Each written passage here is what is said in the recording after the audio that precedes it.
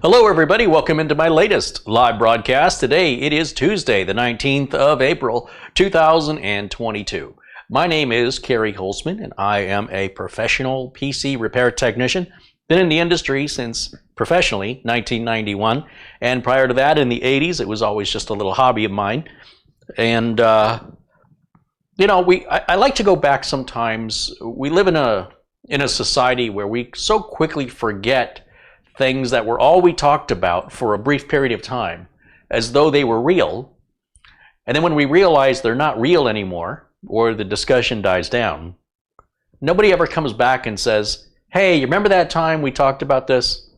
So I like to do that, not to say I told you so, but rather to encourage you to do the same with other subjects of interest that were of your first and foremost thoughts and concerns for whatever reason. And that, for example, would be saying that being a PC technician is dead, that there was no jobs. And you do remember this whole thing that computer repair was dead.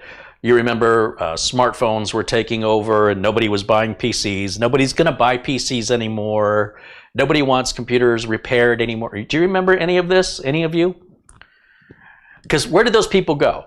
There were a couple of YouTube content creators who used to be techs that said, don't become a tech, the industry's gone, there's no jobs. And I said then what I will say again, which is those people didn't have an issue.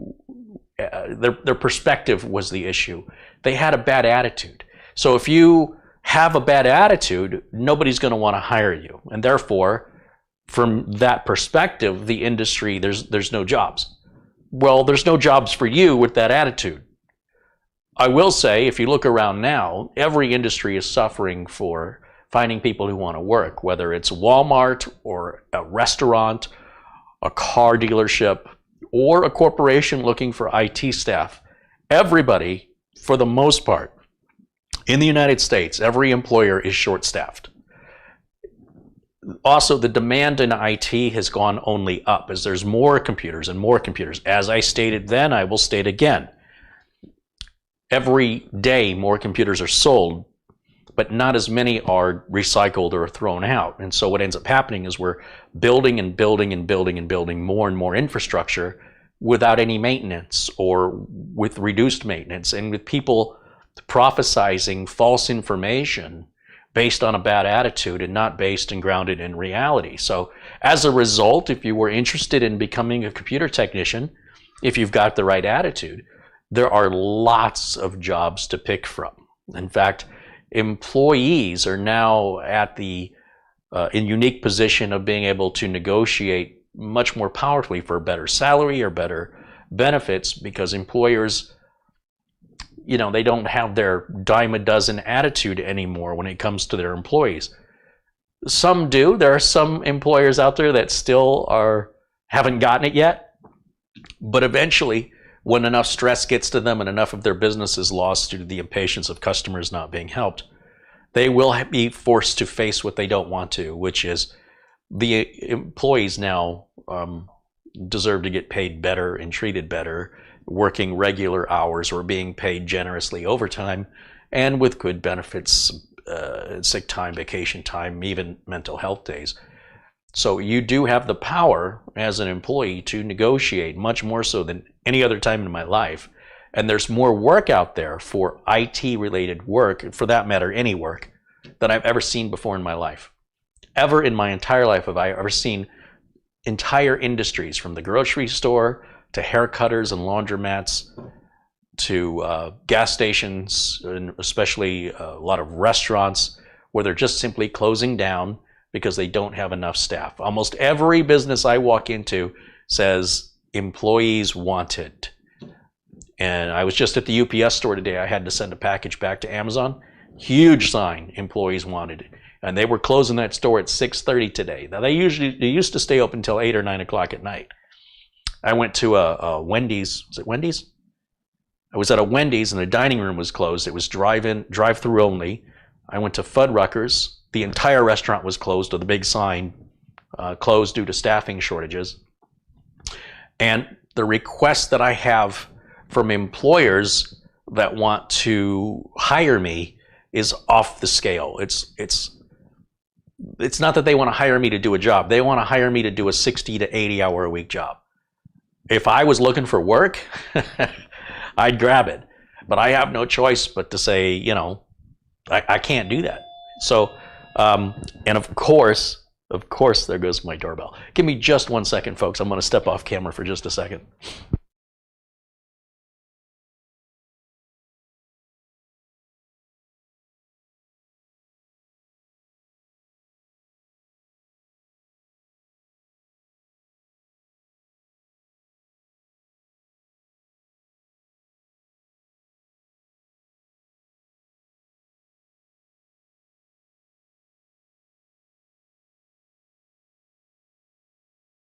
Okay, well, I guess that was good timing because I was kind of done with that subject, and now we can move on to today's video, which is to continue where we left off yesterday. So I built this system, Mitch and I built the system around May or June of 2020, and the link to the original build video here is in the video notes below this video.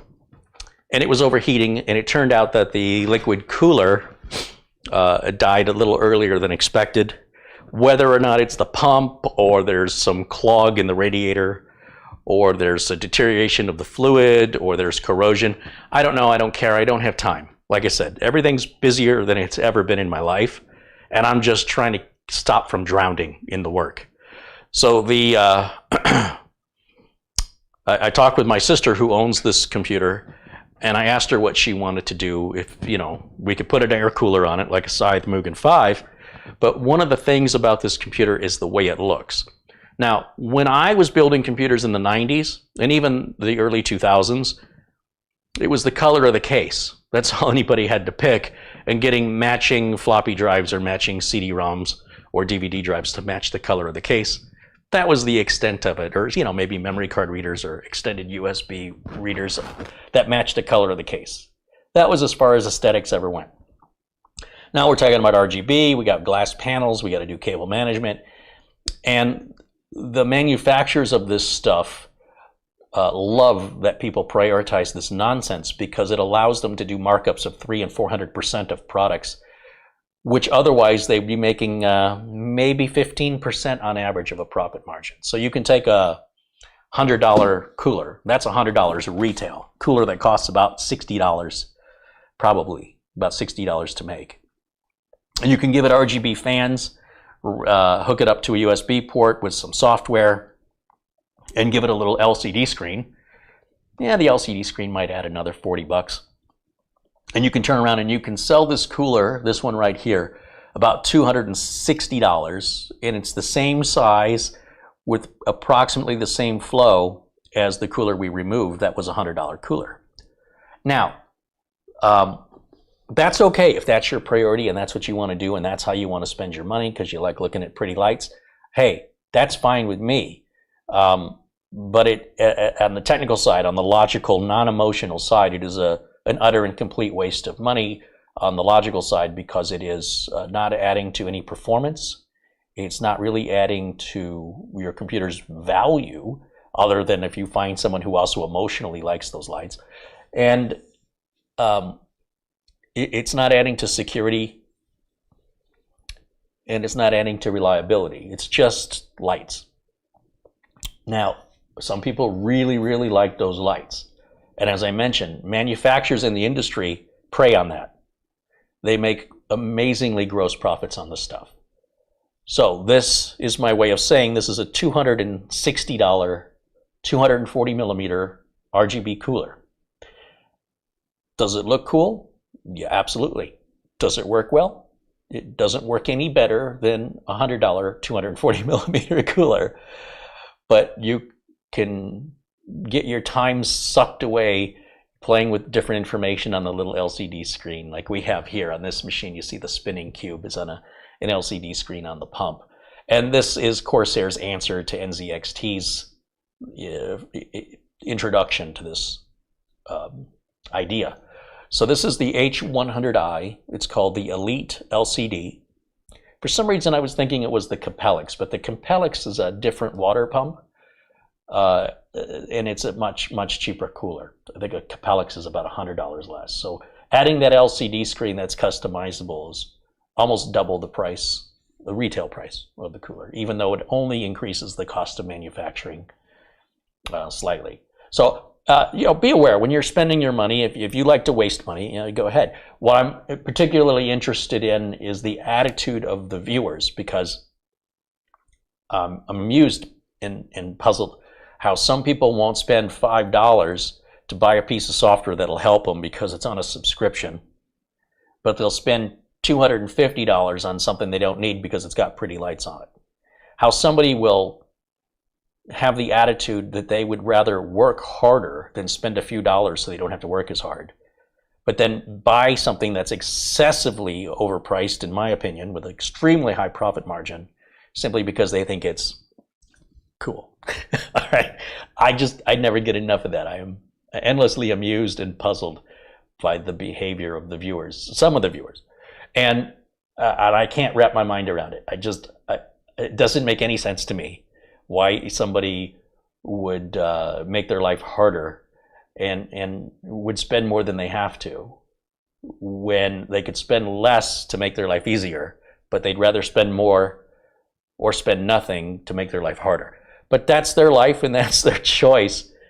But it puzzles me. Now, that has nothing to do with my sister or this build. That's just an offshoot of the consequences of the comments that I inevitably get at the end of these videos, where there's some viewers that are going to drool over this cooler and talk about how it's worth it. And there's going to be other viewers that are going to say, why in the world would someone spend that kind of money for that? Who's looking at the inside of their computer? And people do. There are people, they get a nice bit of chemical serotonin boost or something out of their brain every time they look at it, and it brings them joy. So be it. If that's their thing, that's their thing. This is a market. They sell a lot of them, so it's not like it's only a few people that feel that way. A lot of people really like those lights. Now, I have them here on this machine because I have a YouTube channel. That's not for me. That's basically clickbait. It's a way for people to see it in a thumbnail, or they scroll through the video and they go, oh, that looks cool. They click on it. As a YouTube content creator, I get paid by somebody clicking on the video. They can even hit the dislike button. It doesn't matter. I'm paid the same, but I'm not paid if they don't click on the video. So like if they want to click on every one of my videos to give me dislikes, to punish me, they're actually rewarding me by boosting up my revenue and my view stats. So this is what I'm talking about with human behavior, and how somebody who's a very logical person like me, I'm sort of amused and puzzled at the same time, because I find the behavior to be pointless. The reason I bring this up, and it's not meant to belittle anybody or to make fun of anybody, but it's simply to make those of you aware, if you're considering buying something like this, you're not buying a better cooler. This isn't going to cool any better than a cooler of less than half of the price. The warranty is the same, and its life will be the same. Most liquid coolers have an average lifespan of 4 years. That means some liquid coolers may only last 2 years, and others may last 6 or 7 or 8.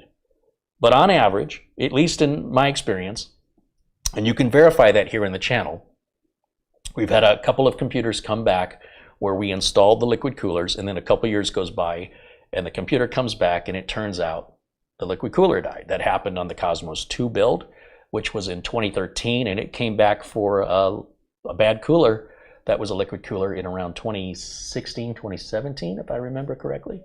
We've got this one. This was built in 2020, the summer of 2020, and here we are in the spring of 2022, and the cooler's bad. It has to be replaced. I'm hoping by going with a bigger name brand like Corsair that we're less likely to experience an earlier failure than the lesser known, less expensive brands. However, there's just your warranty, right? I'd say there's no guarantee, but there kind of is, there's a warranty.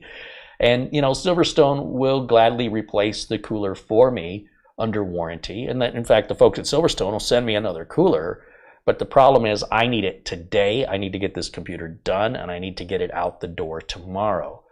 So we went on Amazon, we got the cooler ordered, and had it delivered today. I would have started this video earlier, but somehow Amazon knows when I'm going to go live, so they wait till the end of the day to deliver those packages. It's like a Murphy's Law. I don't know what's going on, but it's happening way too often. If it's a package I don't care about, it's there waiting for me when I wake up.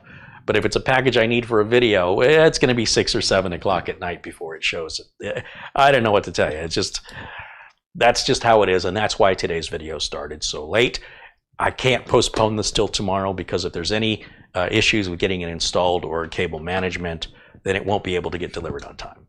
Now, that won't be the end of the world if it wasn't delivered on time, but it's my personal preference because I have other things to do. I'd like to get this done and move on to other projects I have going on. And those projects have to be put aside as I do this one. And those projects that I was doing probably put aside a different one so I could do those.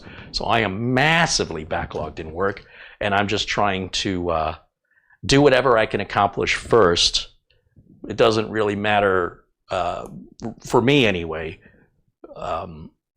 There's not a priority on a specific system so much as there is a priority on doing the simple things first. Whatever can get the product out of the building is the product or is the machine I'm going to work on. If something's going to take an estimated longer period of time, I'm going to postpone it and do something that I can finish quicker so I can at least feel a sense of accomplishment to motivate me to keep going. Nothing's more discouraging than being stuck on one machine for days on end as other machines pile up behind it.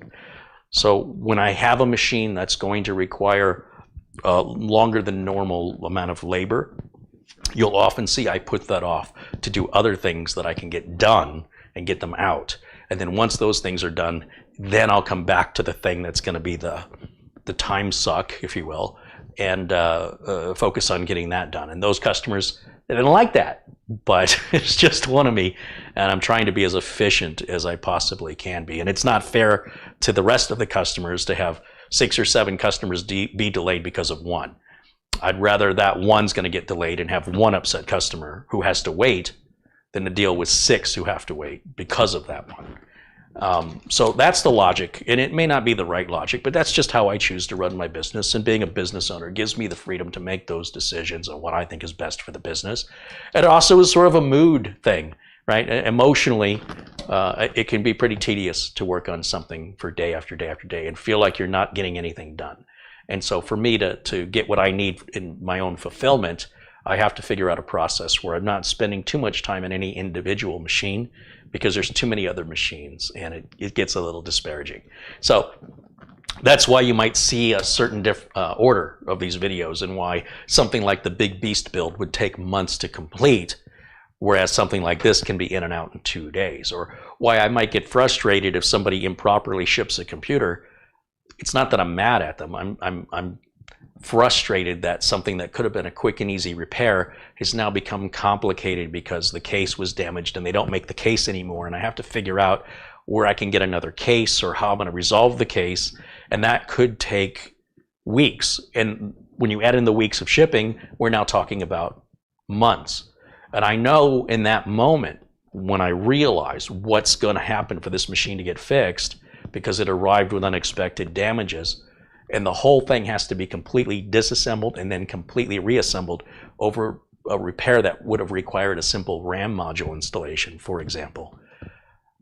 I have a bad attitude because I know that machine's going to stick around here for a couple of months, and it's never going to leave here until I invest the time to sort through replacing the case and doing the labor to completely disassemble and reassemble what I had already assembled. For that reason, I've invited people who are looking for computer repairs or upgrades, if they're local, to contact me. I am discouraging people from sending me things unless they're already an existing customer. My preference is to not do that anymore because people are not having them packed properly, and it's ending up costing me money in the sense of time.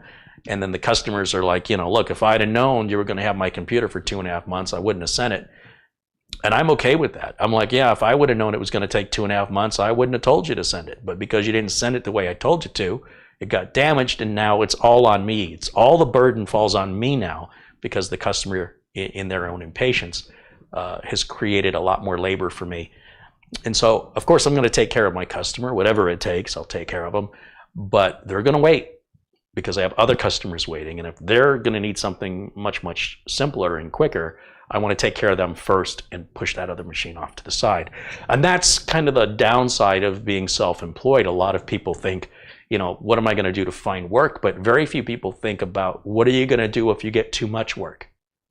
And I think that's a worthwhile consideration to have a contingency plan for if you're sincere about wanting to be successful in being self-employed. You better plan for how you're going to manage your time. I don't do a very good job at it. I don't know what I'm going to do from day to day. I have no idea. It's pretty rare. Yesterday, I knew I was going to do this today, but if this didn't show up, my plans were going to change. And if the phone rings and it's my customer, and that did happen today, and they're having a problem, then whatever I had planned has to stop so I can handle that problem for a paying customer. And, you know, that's why I get paid, right? That's the job. And I enjoy my job, but it is very stressful and it's very much chaotic. It's sort of a fly by the seat of my pants. I never know what's coming, and I'm always the best prepared I can be. And so far, I've been able to not have to hire anybody.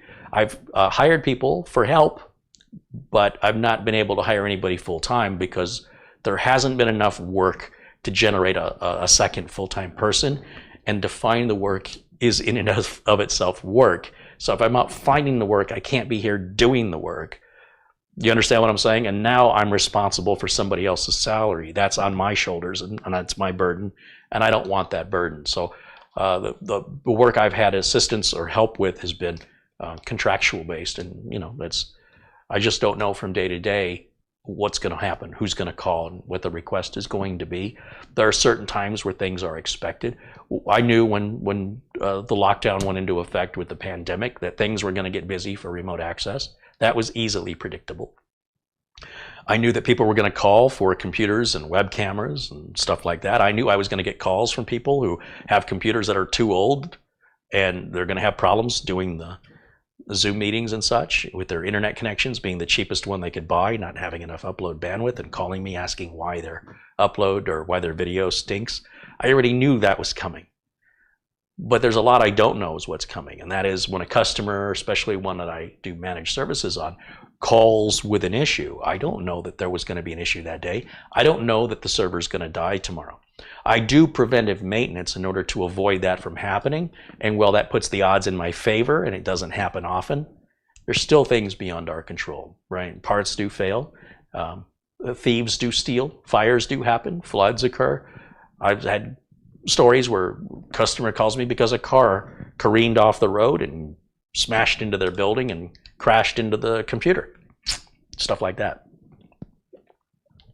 And it's never, you could just get around to that when you have time. We need this yesterday. You need to get over here now. As though I'm just sitting here staring at my phone going, ring, damn you, ring. And I'm looking at the clock and I'm looking at the phone.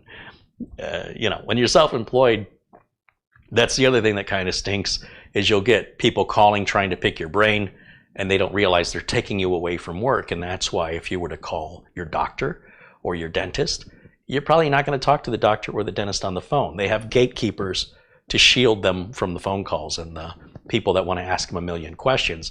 And they have the lovely excuse of saying, you know, the person answers the phone, I don't know the answer to your question, I'm not a doctor, right? So that the customer doesn't get angry that you're withholding information. So if you're working for yourself and you're answering your own phone, you're going to have people that are going to want to pick your brain for free as long as you allow it. And if you don't allow it, then you're rude and you're a jerk. But if they were never a paying customer, who cares? I had a customer call who apparently wanted to joke around with me on the phone, and I don't know who they are. And I was in the car driving, and I was driving to a customer's location that was really stressed out and really desperately needed me over there. It was very serious. Traffic was a nightmare. People were driving like animals, like they normally do. It was over 100 and some odd degrees outside. It was miserably hot. And this person calls me. I've never talked to them before. I don't know where they got my number, and I don't know if the whole thing was supposed to be something for a radio station or a prank call, but I didn't entertain it 1 minute. And so when the guy started to joke around, I made it clear that I was very busy and I would be glad to help them if we could just get to what the situation is, what the budget is, or what it is we're trying to accomplish. And they said, well, that's a bit unprofessional of you to talk to me that way. And I said, well, I'm very busy and I have a process, and it's the same process for everybody. I'm not talking to you any differently than I talk to anybody else.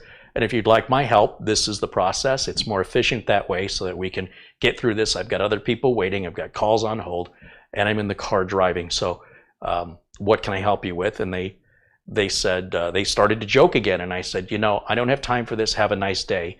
And I hung up on them. So if that was like a radio station playing a prank call, I can't imagine that would be aired back, because there was nothing funny about it. And it was a very short call. I give the person a chance to straighten up and fly. You don't know me well enough to joke with me, and it's very disrespectful to think I got all day on the phone for somebody who's not a paying customer. They were fishing, and if I got nothing else going on and I feel like entertaining that, that's fine. But without having the gatekeeper to answer the phone for me, well, that's something else that keeps me distracted from work. So if you want to be self-employed, you got to keep this big picture in mind and prepare for it. I didn't. And I hope that by sharing it with you, if it's something you decide to pursue, that you can put a process in place to avoid that scenario from ever occurring. Because to this day, I still answer my own phone. There are phone services that are relatively cheap I could hire. But if a client calls me with an emergency, and they're a real client, I absolutely want to be the one that answers the phone. So if I get rid of those managed service clients, then that would be a different story. But I consider that a part of what they're paying for. And yeah, I could get a second number just for those customers. I mean, if I really sat down and thought about it, I'm sure I could solve it. But all that takes me away from actually working. So no matter what I do to deal with the problem or try and solve the problem, it has the same result of distracting me from the work. As I've sat here and talked for a half an hour about my distractions, which in and of itself is a distraction. Thank you to the contributors here in the chat room. We've got $10 from Don Allen, and Don said, here's a little bit for you to use as you see fit. Well, thank you, Don.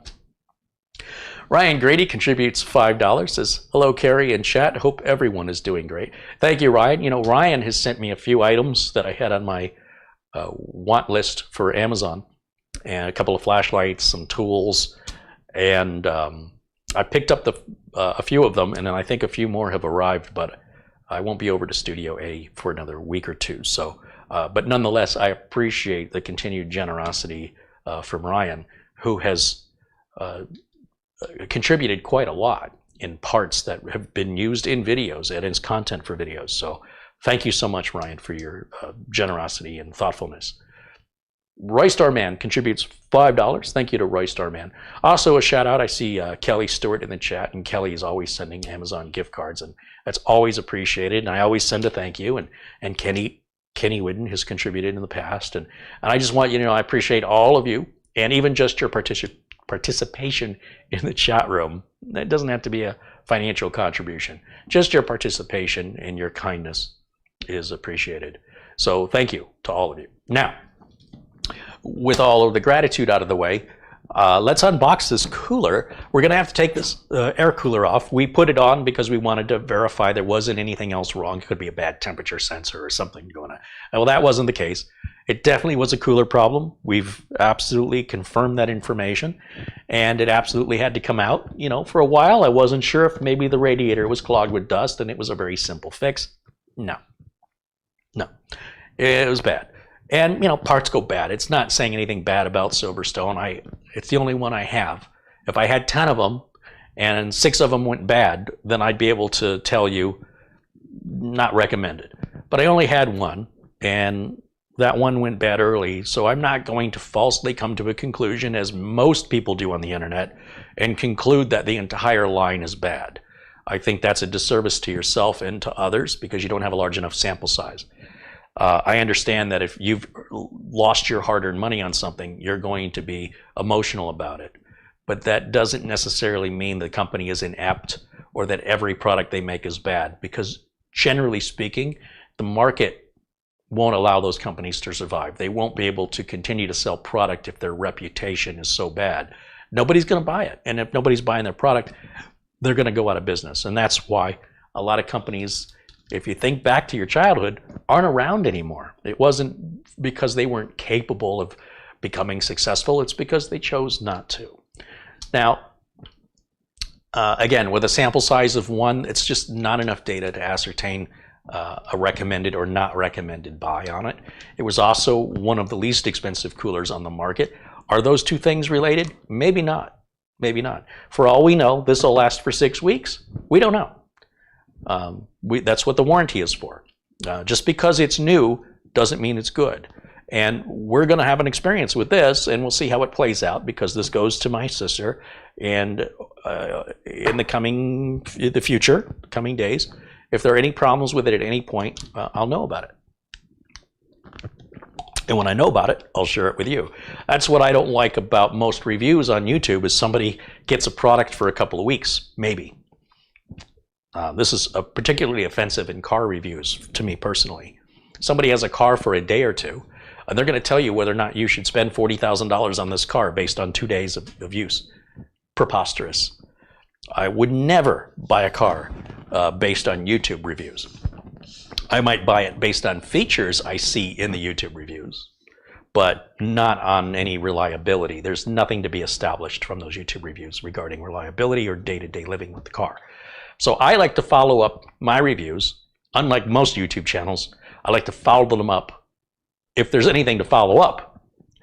In 2013, I built my first Intel NUC, and I started updating you guys every year, every April, about how it's been working. And after about the 3rd or 4th year, I was like, I don't need to do this. There's just no new information. To this day, that NUC I built in 2013 is used every day, every single day, and I've never even had to blow the dust out of it. It's required nothing. I haven't upgraded it, I haven't changed it, it's still running today. So I think having that information is critical, because while you might say they don't make that anymore, so what good is knowing how good it used to be?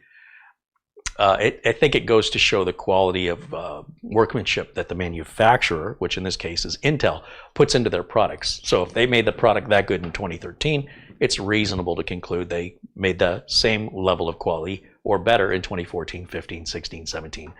And I also recently purchased another NUC, a more recent model, just so I can verify that claim. And that model will replace the NUC from 2013 when I have time. But because the model from 2013 continues to work and is used daily, that user cannot go without it. So I have to have the time to replace it, but it's not mission critical unless something happens to that NUC and they can't work. So as long as that NUC continues to function and work as well as it did on day 1, then that customer can continue to do their daily job. The minute they can't do their daily job anymore, it's going to be an emergency, unless I get the new NUC replaced before that happens. And I think I have plenty of time, and I have other more pressing matters. So once again, self-employed, you got to manage and triage the time. All right, let me unbox this and we'll see where we're at here. Thank you to, was it Scott? Scott's in the chat room there. I just turned him blue today. Scott, I think, is in Michigan, Hamilton. And Scott sent in a contribution the other day, and I thank you to Scott as well for your support. I turned a few people blue today, only because you've all been so nice, and I'm so tired of dealing with jerks. I continue to have people come into the comments who've never made a video to tell me how to make a video, or to tell me how to make it better. And I don't even entertain it anymore. I just ban them. You know, if that's the first introduction and how they introduce themselves, and that's the first impression, they're going to leave a complete stranger. I'm not interested in anything else they have to say. And then when I come in here and I see friendly people, you seem twice as friendly to me now. So, yeah, there's the world of the internet. You know, these people are a lot of entitled people who somehow think that they're deserving of a certain level of content that meets their expectations, as though the content was made for them, even though they paid nothing for it and no one asked them to watch it. But they want you to know what they think in a negative or a challenging way, and I'm just not going to have it, folks. I'm not having it. There's nothing in it for me. So again, that just makes me appreciate the kind people even more. So we should probably thank the jerks. The twisted sort of logic, it's given me absolute renewed perspective and value on people choosing to be kind. And if they have something critical to say, they can keep it to themselves, because there's nothing good that's going to come from it other than getting yourself banned. There's certainly friendly ways to have suggestions for improvement, but talking as though you're coming from a place of experience when you're not, talking to somebody who does, it's like shouting from the rooftops, you're ignorant and you want the world to know. It's very strange. So the first thing we have in the box here is our safety and warranty guide, which, you know, can go over there. And then we've got a little foam cushion there. And inside, packed like every liquid cooler I've ever seen, we've got sort of this egg carton kind of material where everything is seated in, that's placed in the box right here. And so the box can go over there. And again, like every liquid cooler, regardless of who makes it and regardless of how much or how little it costs, we have the same layout. We have the fans, and we have the radiator, which is automatically sealed and loaded with fluid. It is not user serviceable. It is meant for you to just install and use. It does have a limited lifespan, where an air cooler does not. We've got a bag of mounting screws and mounting brackets for different AMD CPUs and different Intel CPUs, depending on which CPU you're trying to cool. You are going to have spare parts left over. Otherwise, imagine how difficult it would be for you to pick the right cooler if you had to buy it specific to the socket type you had. It would make it very confusing for most people. So they include a bunch of different screws and brackets for different models of motherboards and socket types, so it can work universally regardless. Here we've got a what appears to be a USB splitter, USB 2 splitter. I don't know why, but we'll find out as we get into this. This is my first experience with this cooler. And unfortunately for me, and I did not know this when I recommended this cooler, we have one of those, you recognize this from the Big Beast build. This is one of those Corsair fan controllers or RGB hubs, which is going to add to the nightmare of cable management, only because I've got to find a place to put this big block, and it usually has to get stuck on with some double-sided sticky tape. And we don't have a lot of room back here to place this. Although I suppose I could probably remove one of those 2.5-inch drive bay mounting brackets. I hate to do that, but I might not have a choice. And it really makes the cable management a nightmare. But most RGB is going to double or sometimes even triple the amount of cable management you have to do. On the Big Beast build, I worked on that a little over 4 hours just on cable management and went through over 70 different nylon zip ties. And when I was done with it, I still wasn't happy with it. It was better, but I felt like if I had more time and I wasn't so pressed for time, I could have done a much better job. But I really didn't get in this line of work to tie cables. I got in the line of work to build, repair, and upgrade computers. And I'm kind of like the surgeon. I want to come in and I want to do the surgery. You prep the patient. You stitch up the patient when I'm done. I'm going to move on to the next machine and use my skill and my experience to do actual work. It doesn't take a lot of skill or experience to do cable management. There's no rules. You just kind of make it look good, whatever looks good to you. There's some people have asked me, could you make a video on cable management? Well, no, of course not. Every build in the PC world is different. So if you have a different power supply, you have different number of cables and a different length of those cables. And depending on which case you have, if you're working on a different case, you may not have the opportunity to cable manage in the way that I do. And then, of course, what motherboard and what hardware, if you've added a video card or 2 video cards. It creates millions of possibilities of variables that will differ from one PC to the next. And so all you can do is kind of use your own judgment to what you think looks good and to experiment a little. Try moving the cables here, try moving the cables there, and figure out what your preferences are. There's no way to get it wrong unless you cause damage in the process. So for that reason, there's never going to be a cable management video on this channel, other than perhaps showing you a specific build with specific hardware cable managed in a specific way that I prefer, but there's no rules. Now the block on this is pretty large. It's a pretty big block. And I could kind of tell that from the picture on Amazon, on the Amazon page, which is also linked in the video notes below the video if you're interested in buying one. And it looks like we've got some tape over this, some kind of a plastic seal that needs to come off. We have thermal compound already applied. That's a nice touch. This little plastic cover is on here in order to keep this thermal compound clean. So you're not touching it with your fingers and you're not getting any contamination of dust, or you set it on the counter and it comes off on your counter.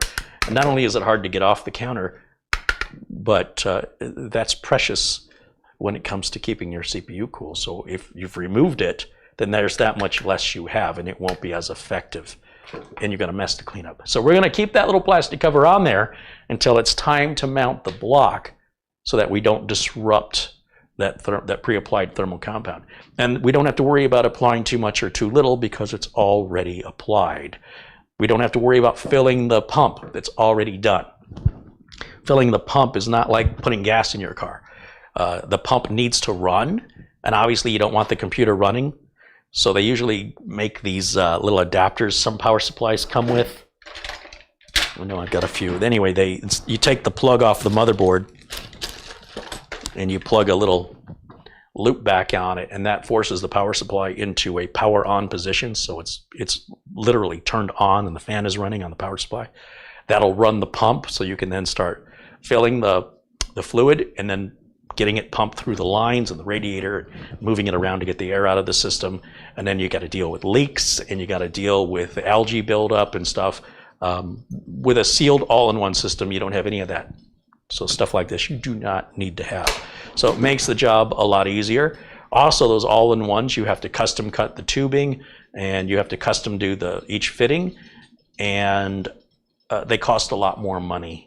So if you think this is expensive, build your own. Go to one of those companies, WK, what was it? I can't think of the name of the company, that makes open loop systems, and you can easily spend $600 or $700 just on your cooling system and add another 5 or 6 hours of labor into it.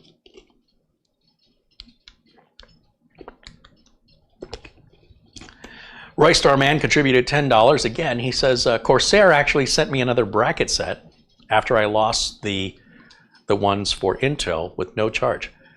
A while back, I was tightening the thumb screws on a Corsair cooler, and I had the torque setting too high on the screwdriver, and I snapped the end of the bolt off inside of the thumb screw. And I wrote to Corsair support and I explained the situation, and I'd be happy to pay for a new set.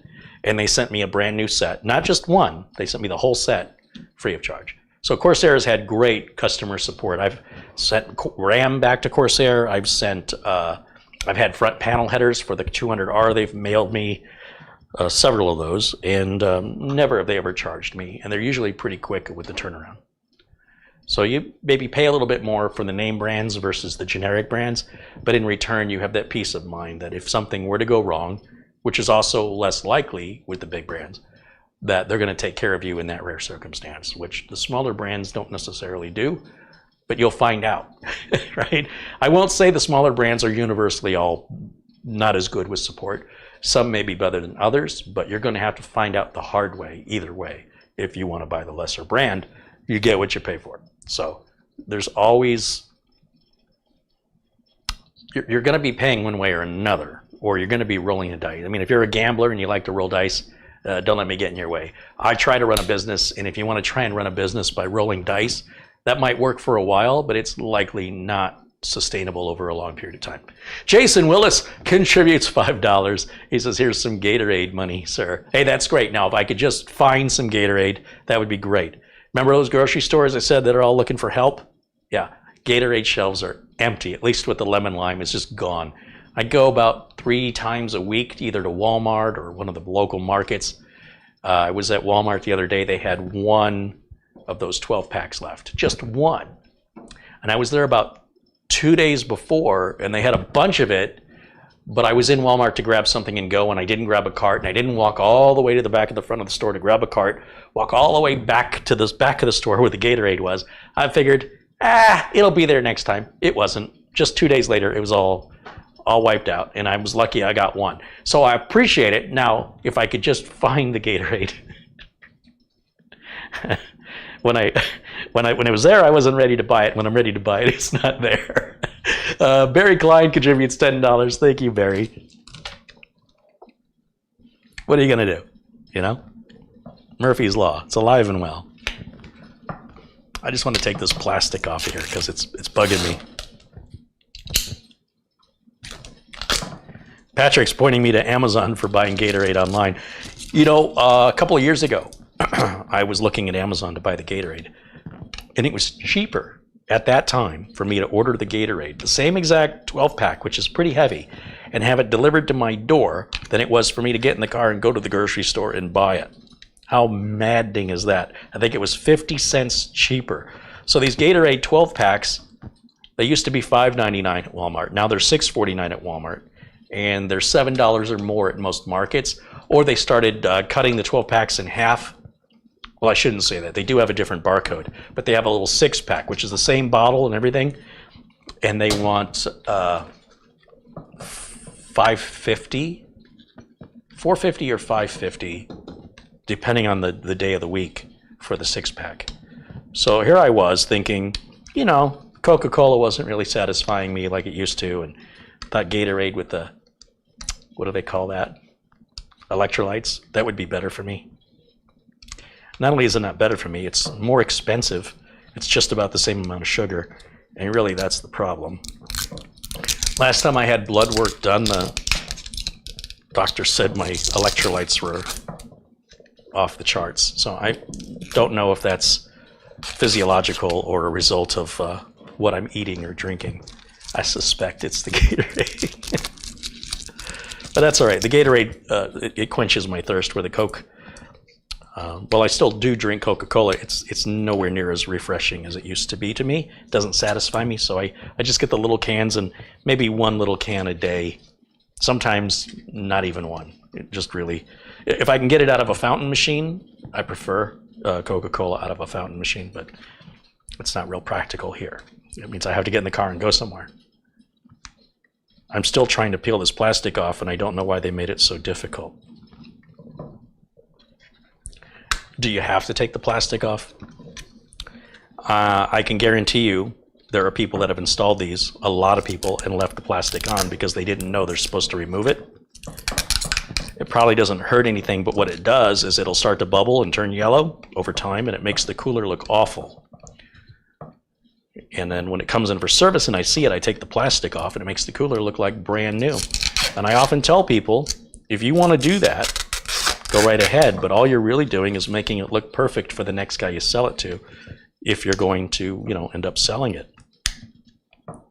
It's going to look just like brand new when the person you sell it to takes that plastic off, because it'll be completely untouched by you or the elements for the very first time. So it looks exactly like new. I think the person who's paying for it should appreciate the beauty of it and take the plastic off. And sometimes, depending on what we're talking about, like heat sinks may be covered in plastic with a company logo. That can actually cause the heat sink to not dissipate heat as well if you leave the plastic on, and can lead to a computer running hotter. I haven't heard of anything overheating, but it definitely runs hotter as a result of that extra insulator. The only reason they put the plastic on there is to prevent it from any scratches during the shipping process, or possibly even during the boxing process in manufacturing. People are going to complain if it's got a scratch or a ding in it and send it back an otherwise perfectly functioning cooler.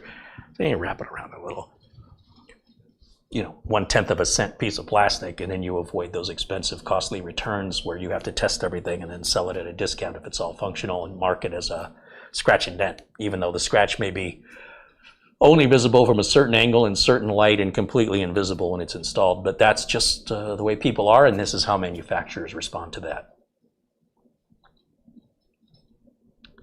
Patrick Russo said the Gatorade's $25 for a 24-pack. So a 24-pack should cost about $14 or $15. But you can imagine how heavy that is, and somebody's going to have to ship it. Somebody's got to pick it up, put it in a truck, and then take it out of the truck and bring it to my front door. Is that worth $10? I don't know.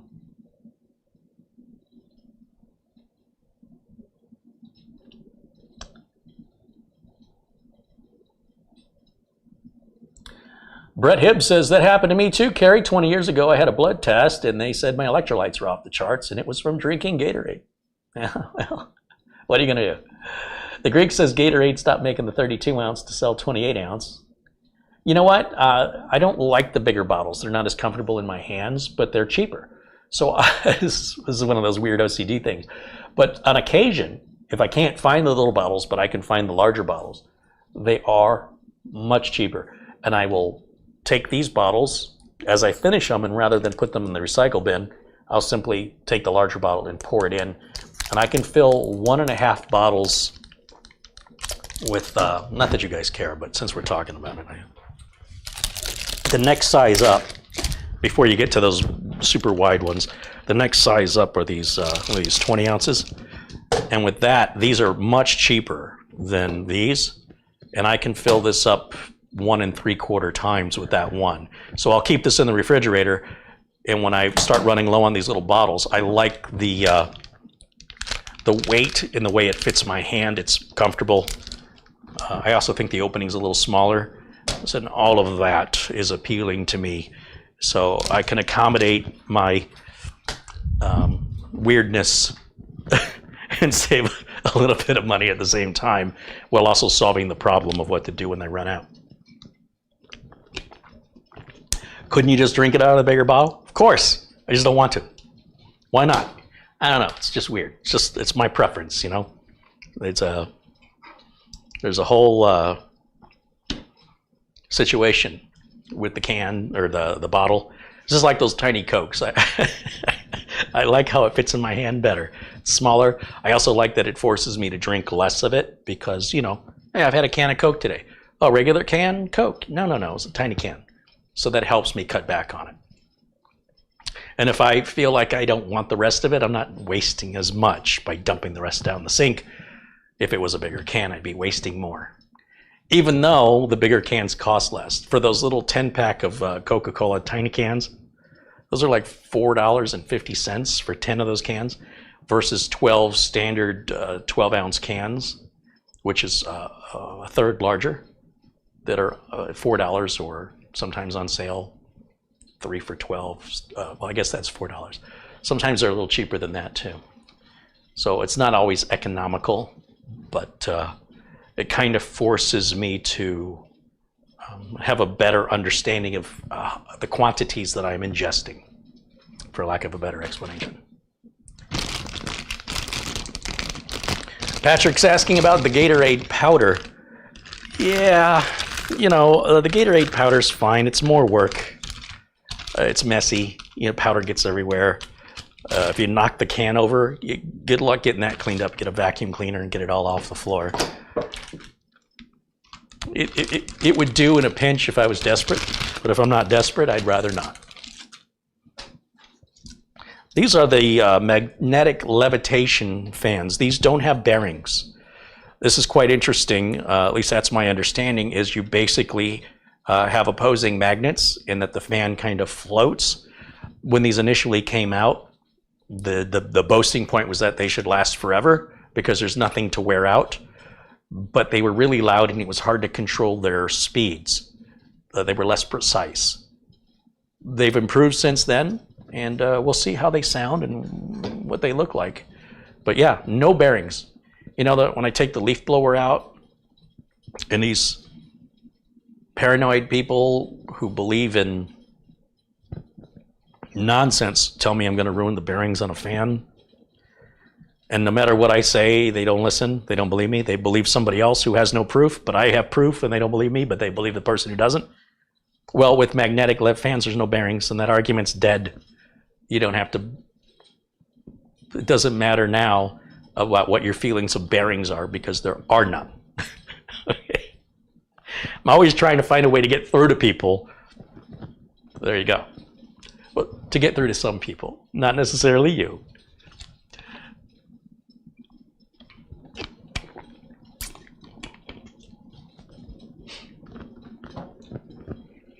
Michael Dane says his doctor told him to drink Gatorade because his electrolytes are low because of the medication he's on. Well, certainly. I would love for a doctor to recommend I drink Gatorade.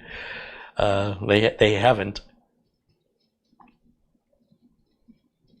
Wesley says he got done washing the Mustang Roush. Ooh, somebody's got more money than me. I've seen those Mustang Roush on the lot a couple of years ago, you know, when they used to have cars on the lot.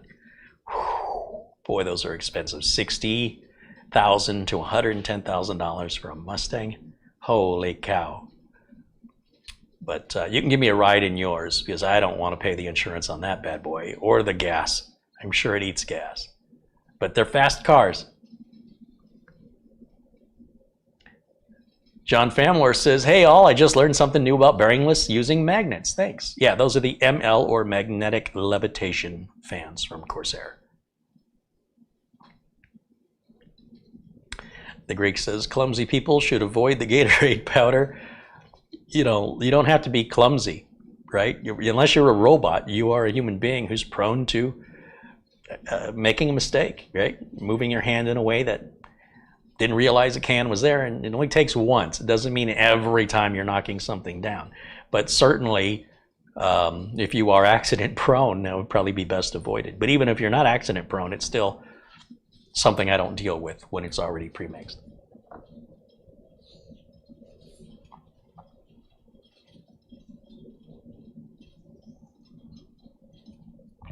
And I just want to look through the chat room here before we start working on this. I've got everything unboxed. We've got everything out here, and I'm just kind of want to take it easy tonight and enjoy our conversation while I work, like every other time I do these videos.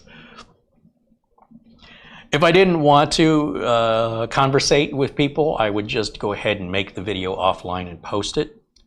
I think some people come in here, usually people that aren't familiar with the channel, and they're like, when's he going to do this and when's he going to do that? And they're missing the whole point of what this video is about, which is about community. And it frustrates me to no end that they don't get it, that they're so much going to defend their personal ignorance. They refuse to understand the concept of what this video is. And if it's not what they want it to be, they're upset, which is sort of like being upset that the earth is round or the sky is blue. It's very strange behavior. I seem to be focused on that today for some reason. I think I've experienced some odd behaviors today from some viewers, and it's kind of sticking with me for some reason. It's a frustration that comes with content creation. It has nothing to do with my customers. It has nothing to do with my business, and it's got nothing to do with the process of making videos. It is the consequence of having made the video that is now available for anybody in the world to watch, and enables them, it empowers them to display their madness. And then I have to deal with it.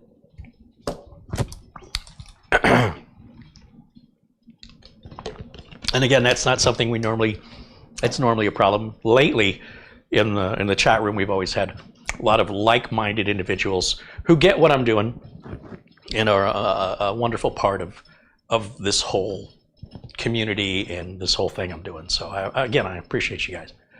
Hey, there's Gianni. Reverend John O'Toole joins us. He says, too much potassium found in energy drinks can overstress the kidneys. 30 days in the hospital with failed kidneys. Wish all is well. Well, I hope you're feeling better, John.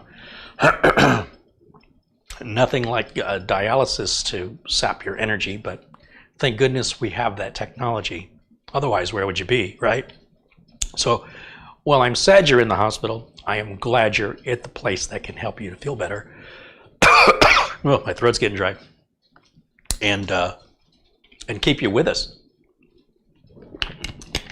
And we're glad you're here with us.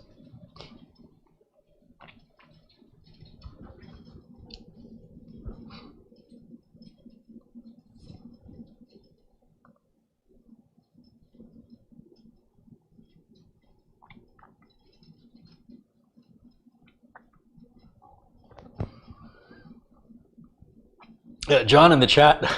So we talk about ignorance, right? So John in the chat says, it appears a custom-built PC is highly unreliable based on the number of PCs built on this channel that need to be repaired. So the number of PCs built, I'm trying to think on this channel, it's got to be somewhere around 300, I think. And those are just the ones I filmed. It might be more than 300. The vast majority of repairs are coming from other people. There's not very many repair videos on this channel. There are far more build videos and upgrade videos. But just to address this, when somebody says it appears, what it means is they don't have any information other than their emotional, instinctive reaction to incomplete information, that they are filling the gaps with negative answers rather than positive ones, rather than actually verifying anything before they say it. This is a very common behavior online. And I don't know why people do this, but if you actually looked at the number of videos I've done of builds and looked at the number of repairs that are of the builds I did, I think there might be 10 or 12 out of 300. I think that's pretty good. The rest of the repairs were not machines I built. A lot of the repairs are in fact pre-built machines. So why anybody would assume that the repairs are custom builds only, again, there's this weird mentality where people just refuse or won't acknowledge that any research should be done before making such bold statements. And then they choose to make the statement negative when it would take as much energy to make the statement positive, or to just keep it to themselves and perhaps, you know, think, oh, maybe I'll pay more attention to how many repairs he's doing and how many builds he's doing before I open my mouth and make myself look like a complete idiot. But this is the internet, and people somehow get off on displaying themselves as fools. I don't know why this is. I don't know when I was growing up, if you displayed yourself as a fool, you were shamed. But people seem to enjoy shame now, and I just find that to be weird. And so here I am making videos, you know, free of charge, helping people as much as I can to share 30 years of experience.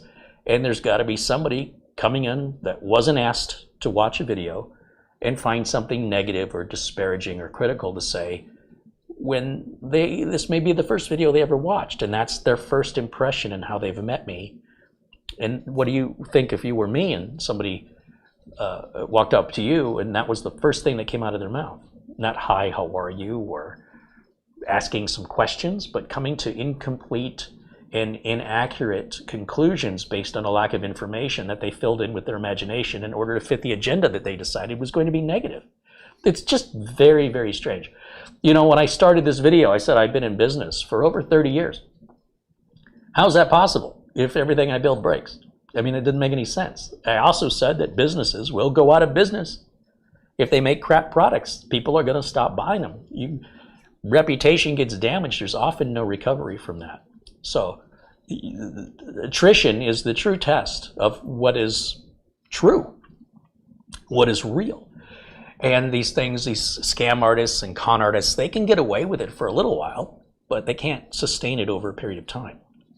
If somebody's been sustaining a career for decades, they must be doing something right, more so than doing something wrong. And the vast majority of builds I do, you never see here on the channel again unless they're going to be upgraded 8 to 12 years later. And there's certainly been a number of upgrade videos where I'm showcasing computers that were built as much as a decade ago that have never come in for repair. And that person failed to mention that too. So, you know, welcome to this side of the camera, folks. This is your reward for trying to help people and to go through the time and the expense of creating the content and sharing the knowledge, because you've got people in the world that just are entitled, and apparently they know more than you, but it's too bad I'm the successful one with the YouTube channel and they're not. The world's such an unfair place, isn't it? How unfair that the guy who actually does the work and succeeds at it is the one with the YouTube channel with all the viewers, and the person complaining has no YouTube channel and no viewers and nobody knows who they are. Boy, the world's a messed up place. So unfair. But hey, you know, bring it on. I got all night.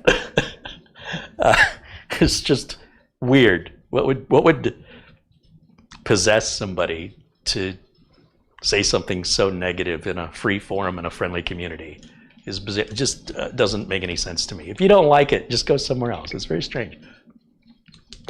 Anyway, negative comments don't change reality, right? I mean, I keep saying I'm a millionaire, I'm a millionaire, I'm a millionaire, I'm a millionaire, because there's this mentality that if you just keep saying it, it's true. Well, I'm not a millionaire, and I'm going to keep saying it because somehow that's the way the world works now. We'll just make up stuff. It doesn't matter if it's true. If we say it enough, it'll become true.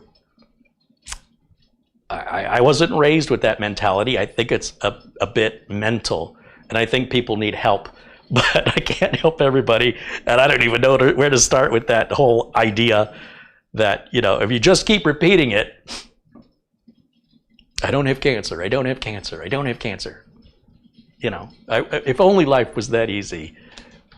All right, let's take this cooler out of here now that I'm done pontificating on the bizarre intellectual behaviors of people who rely more on imagination than reality, and actually do some work unlike them. All right, it's lovely to subject myself to that disrespectful behavior from people who won't even give me a nickel. They'll take what I'm offering and then complain about it. I love it.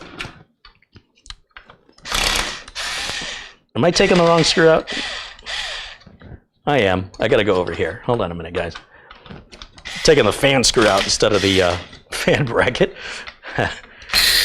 This is why I should wear my glasses.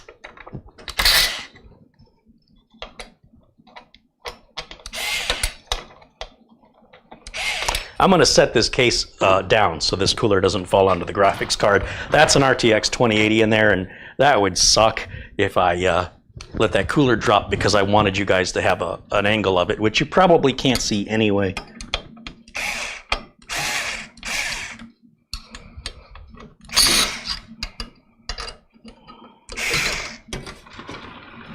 There we go. Now I can see.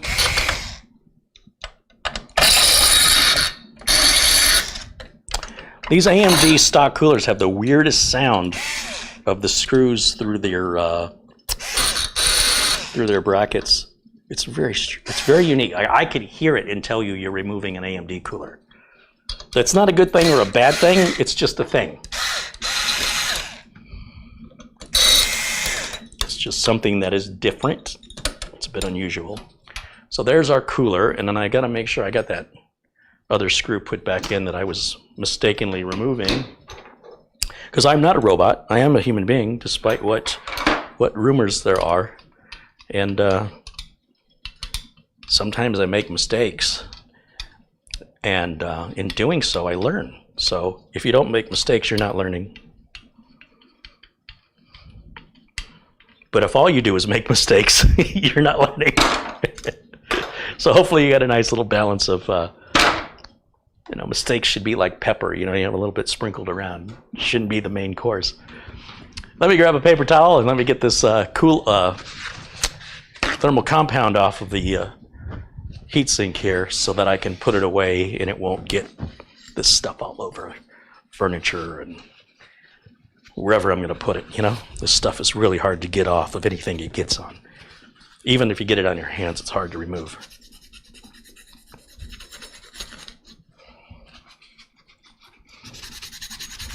Now, I don't need to clean it with rubbing alcohol until I'm going to reuse it, because just having it sit on the counter, it's going to accumulate dust. So it's going to need to be cleaned anyway. There's no point in cleaning it now. But what I want to make sure is that I won't get any of this thermal material on the furniture, even on the shelf or on neighboring parts. Again, it is difficult to get removed. And if you get it on your clothes, it will stain them. Ask me how I know.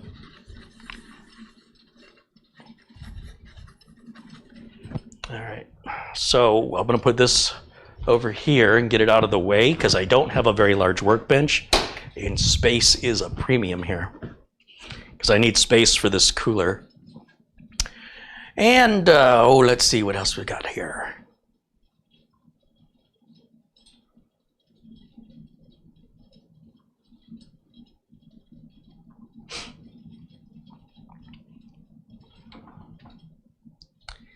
See what I'm missing in the chat. Computer Lens said he's coming to Arizona soon. Yeah, I'd hope so, because if you wait until July or August, this is the last place in the world you'd want to be. It is miserably humid and miserably hot and miserably overcrowded. You combine those three things, it is a miserable place to be. More so in July and August.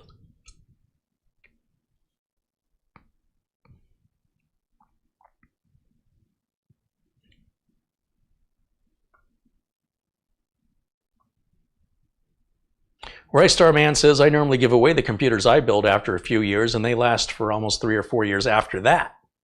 Oh, sure.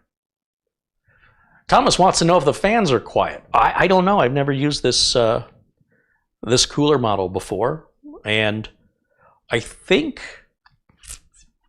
I'm trying to think if the Big Beast build fans, which were Corsair, were maglev fans.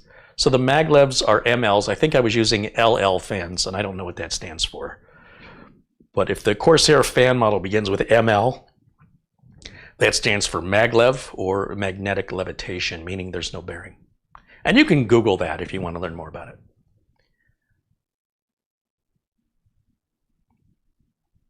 Phil Hoffman says hello in the chat. Hey, Phil. Hello, my friend. Nomadic Nerd says 8-year builds with available parts will be cool. Yeah, all the builds I've been doing lately have been 8-year builds. And, you know, my sister, as I mentioned, owns this computer, but she's got another machine I built that's 3 or 4 years older than this, that's never needed a repair. And she's in no hurry to have this back because she's got the other machine, the older machine.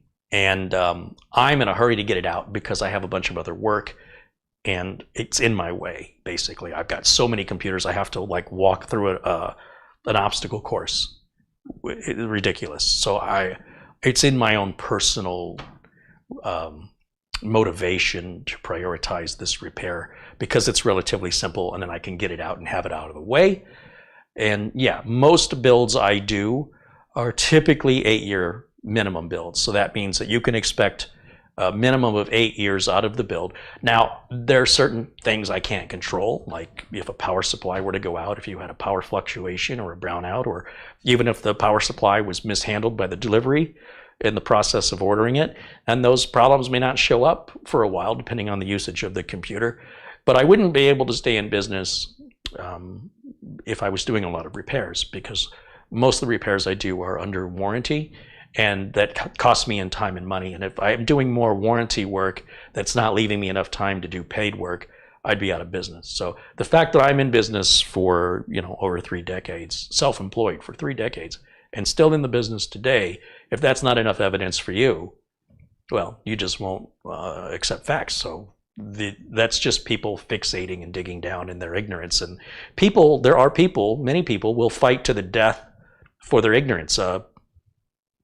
Putin being one of those people, right? They never admit he's wrong, never admit he's got his information incorrect, or that there's a perspective, you know, once he started something, in his mind, he has to finish it or he's a failure. And it doesn't matter how wrong he is. And so we see a lot of this mentality in uncivilized people in society. As far as I'm concerned, they're just not civilized people. And so, you know, don't try and reason with an unreasonable person, because that would be an unreasonable thing for you to attempt. Best to just move away from them. Thankfully, the earth is a big place, and you can move away from ignorant people. It's easy. Just use your feet or your wheelchair and just move away from them. It's so much easier than trying to speak reasonably to an unreasonable person. Let's see what else we have in the chat. Jose Del Nito says, greetings from Chile. Just out of curiosity, what's the retail price of Gator? We just talked about that, Jose. So these come in a 12-pack at Walmart. They're $6.49. They used to be $5.99, but at the market wants another 50 cents or another $1 more than Walmart does usually. And it also depends on the size of Gatorade, but it doesn't matter the flavor. They're all the same price, unless it's the G0 sugar-free Gatorade. That's priced differently, I think. But yeah, the price has gone up and the inventory's gone down due to distribution problems. And so I mean, I went to, where was I? I was at Five Guys the other day, and the Coca-Cola was completely out of both fountain machines. And in the same shopping center, there's another restaurant I went to, and their Coca-Cola was out. They had all the other drinks, and I said, what's up with the Coca-Cola? And they said they're understaffed, and they're servicing their larger customers when they bring the service those fountain machines and supply them with the syrup. And so they're not a high priority, and so they're just getting ignored because they don't have enough staff to make all the deliveries. And so that time, the owner of that restaurant said he was leaving to go to a restaurant supply store to manually buy a box of Coke syrup because he couldn't get it from Coca-Cola because they didn't have enough staff. They would see him when they have time, whenever that was going to be. And in the meantime, he's got a restaurant to run, and he was going to find another source for that syrup. So like I say, the employment situation, it's across the entire nation. And if anybody was ever looking for a job, well, I'll tell you, there's never been a better time to find one, and especially if you want to be a computer technician. I just realized I had that in backwards. All right, let's see what else I'm missing in the chat here.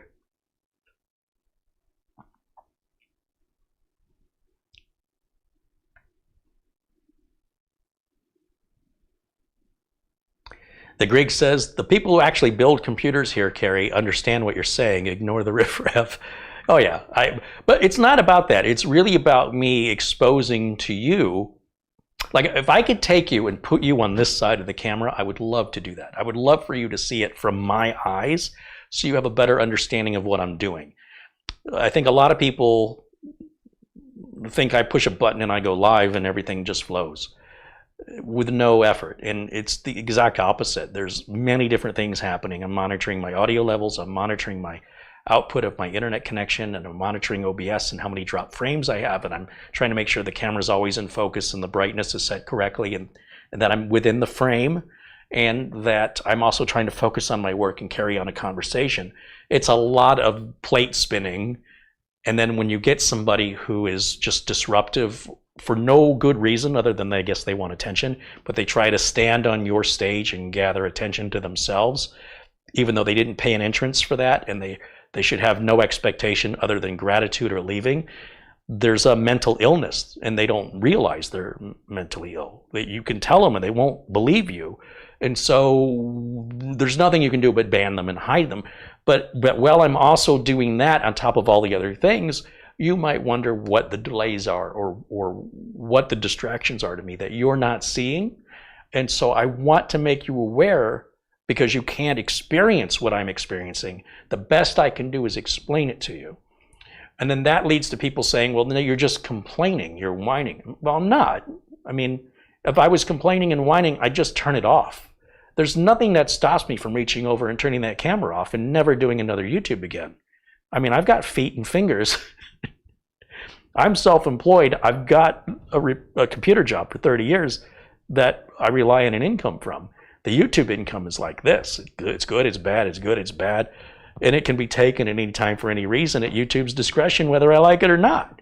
So then I got to take abuse from people who I don't even know, who I've never done anything to or taken anything from. And it adds to my frustration, for sure. But I, more importantly, want the people who are watching and who are actually kind human beings to understand that if this is something you're considering doing, creating a YouTube channel, and you want subscribers and you want viewers, there's a negative side to that, because the more popular you get, the more attacked you're going to get. And if they can attack anybody like your spouse or your kids or your parents, they will go after them to get at you. Why? I don't know why. It doesn't make any sense to me. We're not exactly controversial over here, but we do point out some things that people don't want to hear, and it's in their power to not watch. But they decide that they want to bully you. They decide what you can watch, and they decide that they're going to try and take this channel down, even though they're powerless and they're nobody and they're like a little teeny tiny speck, because they haven't really done anything with their lives. But they have determined that they're going to take my YouTube channel down because they don't want you to watch me. So you should be very offended by these people, because if it was their way, they would prevent you from watching what you want to watch. Even though they don't have the power or authority to make that decision, they will use tactics in disruption, or, you know, usually really bad hacking attempts that are just something they Googled because they're not that intelligent. Honestly, if they were intelligent people, they wouldn't have time for this. And, you know, as a result, we have to tolerate them because their parents didn't raise them properly, and they're using an internet connection on a computer unsupervised when these people should be supervised. In all likelihood, if their parents knew what they were doing, they would likely be punished for it, regardless of their age, unless their parents just gave up on them, which could also be the case. And in some cases, the parents are just like them. You know, the apple doesn't fall far from the tree. But we have this world that can click on something for free and then abuse it out of entertainment. And the reasons behind that are varied, but similar in the fact that it's a mental deficiency, it's an illness, and they're not aware that they're ill. And if you say that they're ill, they're offended by that, and that just makes them angrier. It exasperates their illness. So in any event, my goal is simply to keep you in the loop of what it is on this side of the camera, to try and include you as much as possible. Not just, in most YouTube channels, it's all about what's within this frame. I want to expose what's going on outside of the frame, because I don't think enough people do it. And I think if you realize the challenges YouTube content creators face on a daily basis, and of course the more popular they get, the more challenges exist, you might not want to do it. I mean, it might sound good until you realize the downside of it. There's certainly a novelty to remembering when this channel was much smaller, and I could get to know each and every one of you much better, and I could talk to each and every one of you much more. And as it gets more popular, it's great knowing I can help more people, but I also get more attacks, and I get more disruptors, and I get more losers with nothing else better to do than to harass me because it's their form of entertainment. So when you see this channel go to a membership only where people have to pay, you're going to know why that happened. And there's going to be collateral damage. There's going to be innocent victims that won't be able to watch or participate in these videos. And it's likely that that's going to happen, because as the channel grows and as the internet grows, this is a problem that's only growing exponentially. It's not going away. It's only getting worse. What I will likely do, and not for a while, but where I can see it coming, is I will charge a membership for the live video participation. And then after the live video is done, then people can watch it for free, and I'll just turn the comments off. And then all the giveaways will only be for members only, and I won't be rewarding abusers. And that way only supporters will receive my support and my gifts, and we won't have to deal with these disruptions from losers with nothing else better to do, because very few people would pay to disrupt. However, if they want to pay to disrupt, I'm okay with it, because as long as they pay, then I would say they have a right to do it. But if they're not paying, then I don't think they have a right to do anything other than leave if they don't like what they're seeing. If you don't like a YouTube channel, stop watching it. Trying to shut it down is offensive, because you are not a person who has been gifted with the authority to make decisions on behalf of others. And those others should come at you like an angry mob if they find out who you are. That's what would happen. So they're not even realizing the dangerous position they're putting themselves in if they're exposed. And you know, there are people that passionately follow creators and will go to extreme efforts to protect their creators. And these disruptors, it's all fun and games until they're busted, or until a vigilante takes it upon themselves to do something on behalf of the creator they like, which the creator never asked them to do. And this whole other thing erupts out of it, which can turn into a winding up in a courtroom and getting a lawyer. So that's the joy out of making free videos and trying to help the community, is there's always people that are a bit delusioned, and if they take it too far, there's some serious consequences, generally for everybody.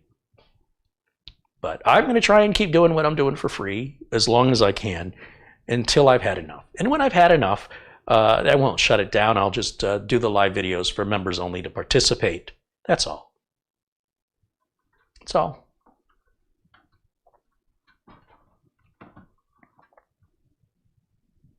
Michael Dane wants to know, what do I need to set a video card vertically into one of the vertical slots?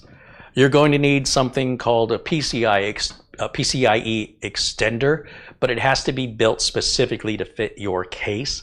So you'll have to look into whether or not the case manufacturer offers that. And if the case manufacturer does not, you hit some Reddit forums or other searches to see maybe if there's a YouTube video of somebody building it, find out what their parts list is if they're using the same case and motherboard that you're using. It matters to the case, and it matters generally, I don't know if it matters to the motherboard. It can. But you know, when I built the big robot's foot computer, I really wanted that video card vertical. I've never been able to successfully build with the video card vertical because I cannot find compatible PCIe extension. I bought 3 different extensions. In fact, Ryan Grady in Nevada sent me one. None of them fit in that Cougar Conquer 2 case, and Cougar doesn't make one. So I had no choice but to put the video card in horizontally. But some cases come with the PCIe extension cable, and most of the time the case manufacturer makes the extension cable because the extension cable has to mount to the case in order to support the video card, and that's where the compatibility issues are, is getting the mounting screws to line up correctly and the length of the cable to be right.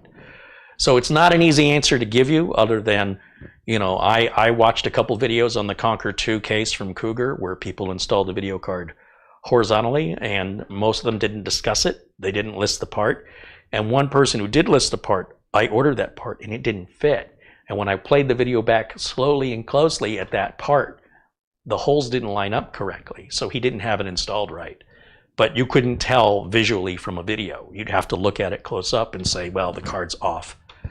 But for that content creator, it was good enough, apparently, and they never mentioned it. It was kind of hidden in plain sight if you didn't know what to look for.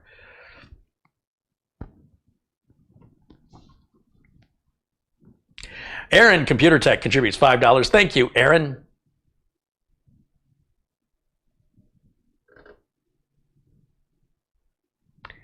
And Find Me in Hawaii with $5.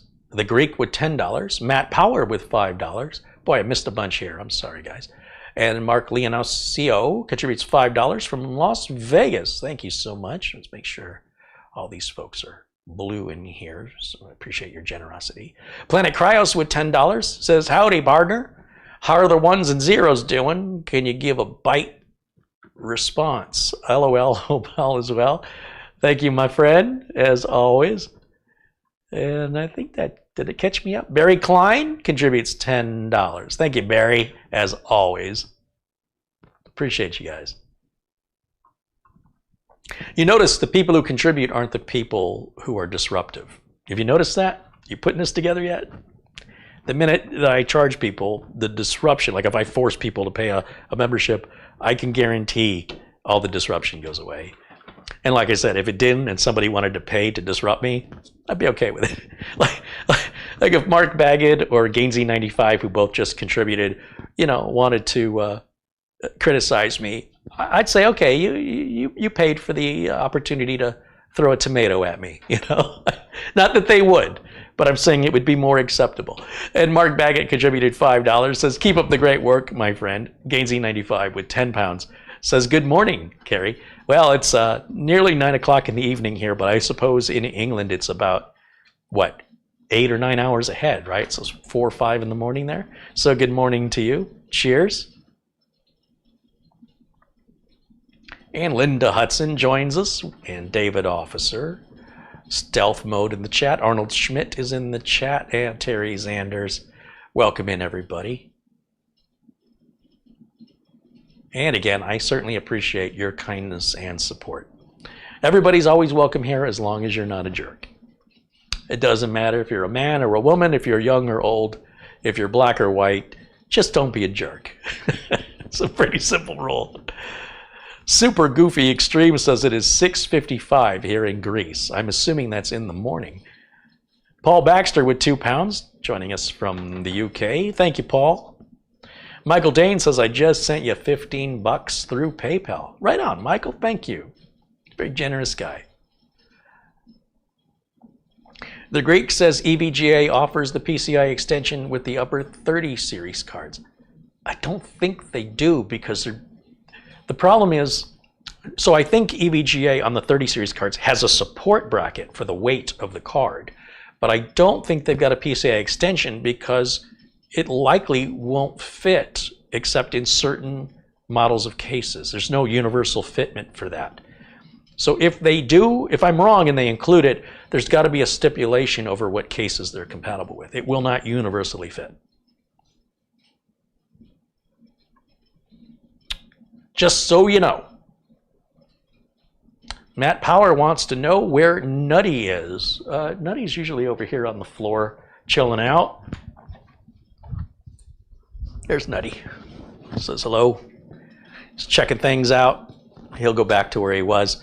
I probably should get some work done. I do enjoy interacting with all of you, though, and it does prevent me from working. So maybe I should just be a little more disciplined and focus a little bit more on the job and find some more balance in this. So thank you. Like I said, I enjoy the conversation. Don Allen with a $10 contribution says, just because. Right on, Don. Thank you again. All right, so we've got the air cooler removed, and we've got wiped down the thermal compound with a paper towel. Now I want to clean the top of the CPU with isopropyl alcohol. I use the 99% here, and I'll just use some Q-tips. We're not doing any polishing. You'll see some insane madness from some people online that'll, oh, you should use a microfiber cloth. That's just preposterous and ridiculous. If we polished it, we wouldn't need thermal compound. The whole point of thermal compound is to get into all the microscopic nooks and crannies that exist in the soft metal that are in the top of the heat shield of the CPU and the bottom of the cooler. It's not perfect, and no matter how much they polish it, within reason, it's going to have microscopic little nooks and crannies. And so what that thermal compound does is it gets into those little microscopic nooks and crannies and fills that little gap, so we have more heat transfer of more surface area, moving the heat off of one surface onto the other. And if we had a perfectly polished material, it would be very expensive material to not be porous, and then we would worry about things like microfiber cloths and scratching. But the point of the thermal compound is to deal with the scratches and the pitting. That's a part of the manufacturing process, and it's there on every consumer CPU and the bottom of every consumer CPU cooler. And so that's the whole point of it. But there are some people, I mean, I think I've got OCD, but holy cow, they're worried about things that just simply aren't in reality a thing, but they'll make it into a thing and they have no evidence to support what they're saying. In other words, if you encounter a content creator who's making these bizarre claims about spinning a fan can make it break or can ruin its bearings, or they're saying leaving a computer on is bad for it, ask them for proof. Just give me some proof. That's all I want. And this is what I do here, is I actually show you live, unedited, unscripted, real work. And I've been doing that professionally. Like I said, I've been working since 1991 in the industry, but here on YouTube since 2008, although the earlier videos were edited because you couldn't go live back then. But the point that I'm trying to make is I made videos to prove anything that anybody would challenge me on.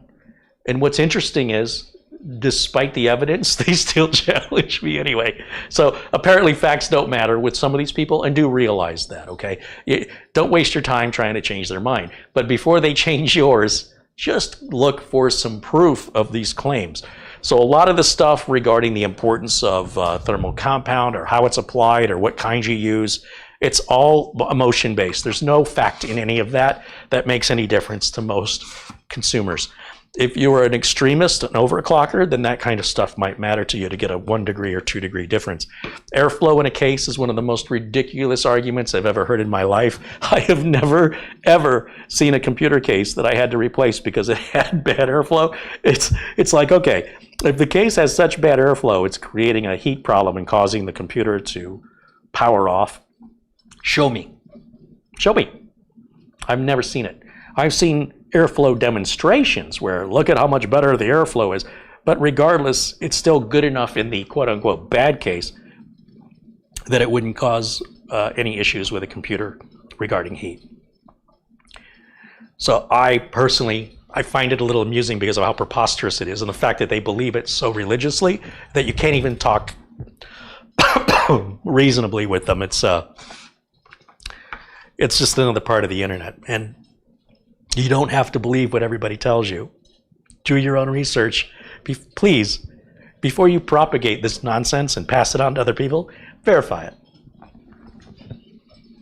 There's a lot of passionate people who care more about their passion than they do about facts. Please don't be one of them. Please. There's so many. We don't need any more. David Officer contributes $7.50 Canadian. He says, can you buy more Gatorade on Amazon? I could. If I was out and I was desperate and I didn't want to buy the bigger bottles and I wanted to pay more for it, yeah, I could. But if I go to the market, it's bound to be there eventually. And I'm usually at the market maybe twice a week. I try to go on Sunday, which is not a good day because that's when everybody goes shopping. And then I try to go during the week as time permits, just to stop in and get, like, I'm not going to do a major shopping trip during the week usually because I got work to do.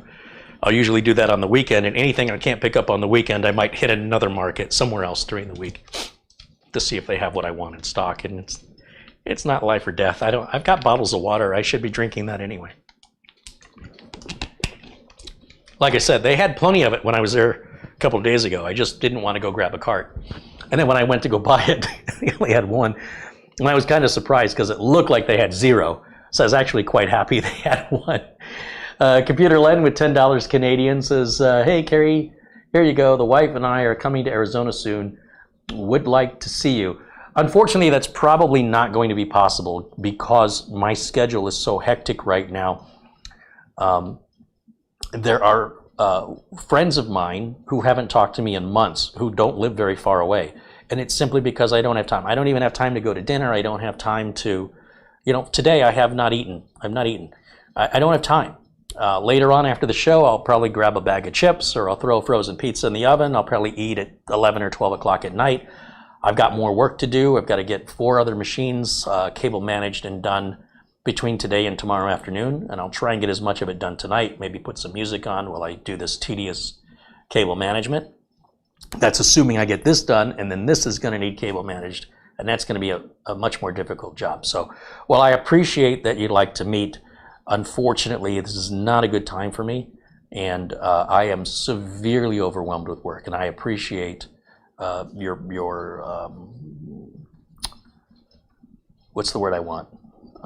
Your understanding that I am completely overwhelmed. So maybe another time when I'm not so stressed out. But I hope you have a good and safe trip, and I hope you enjoy your trip.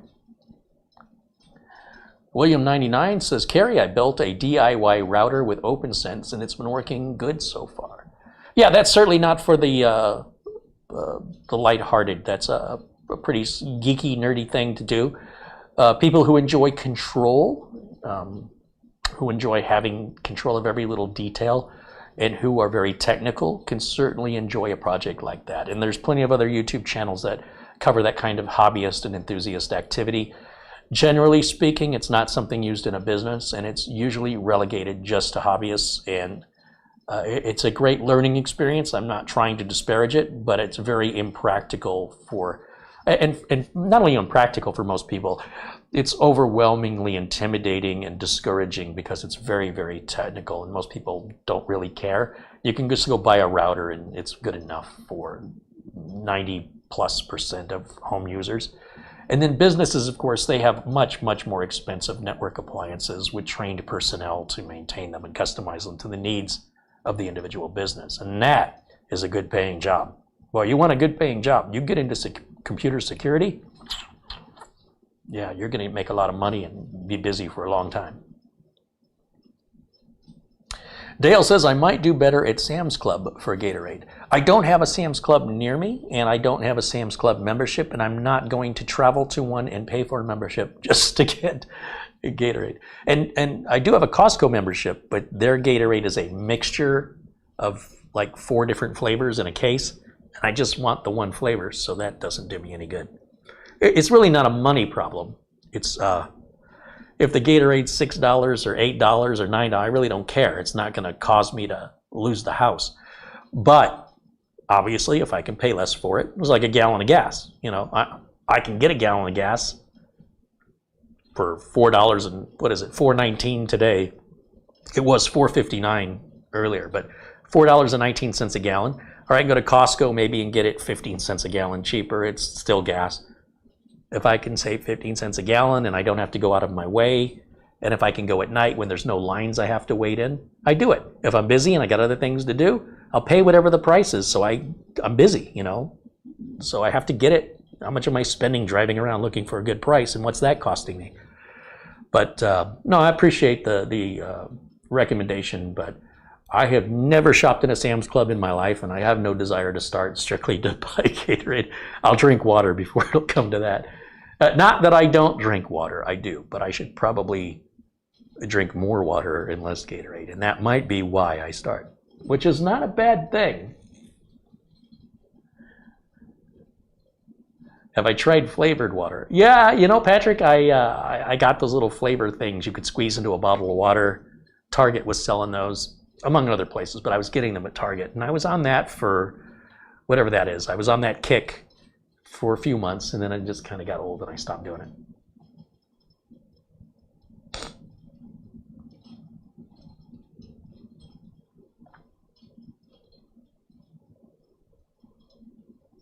Mr. TJP Coins and Jokes says, Carey, what is your favorite Gatorade flavor? It's the only Gatorade flavor you'll ever see.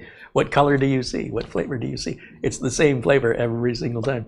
Also, you know, I had selected you to win a computer, and I haven't forgotten about you, but that computer, I need to talk to you, and I just haven't had time, but I haven't forgotten about you, and I appreciate you being patient.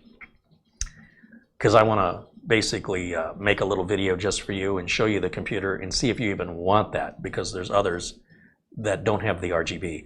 And it's the RGB that's holding me up because of the cable management. And because I have paying clients, the free stuff is kind of being put off. But I haven't forgotten about you or Steve H. Both of you I owe computers to, and their computers, I'm looking right at them, and the cables are sticking out of them, and I just need to be cable managed. Maybe a couple more weeks. OEM99 said he paid $5.50 a gallon for gas in San Diego. California has a very high tax on gas, so your state taxes in your, is it the county? Is it just the state? Are very, very high, excuse me, in California compared to most other states. It's just the tax. It's because you live in California. Your state is what's adding that extra dollar, not the oil companies.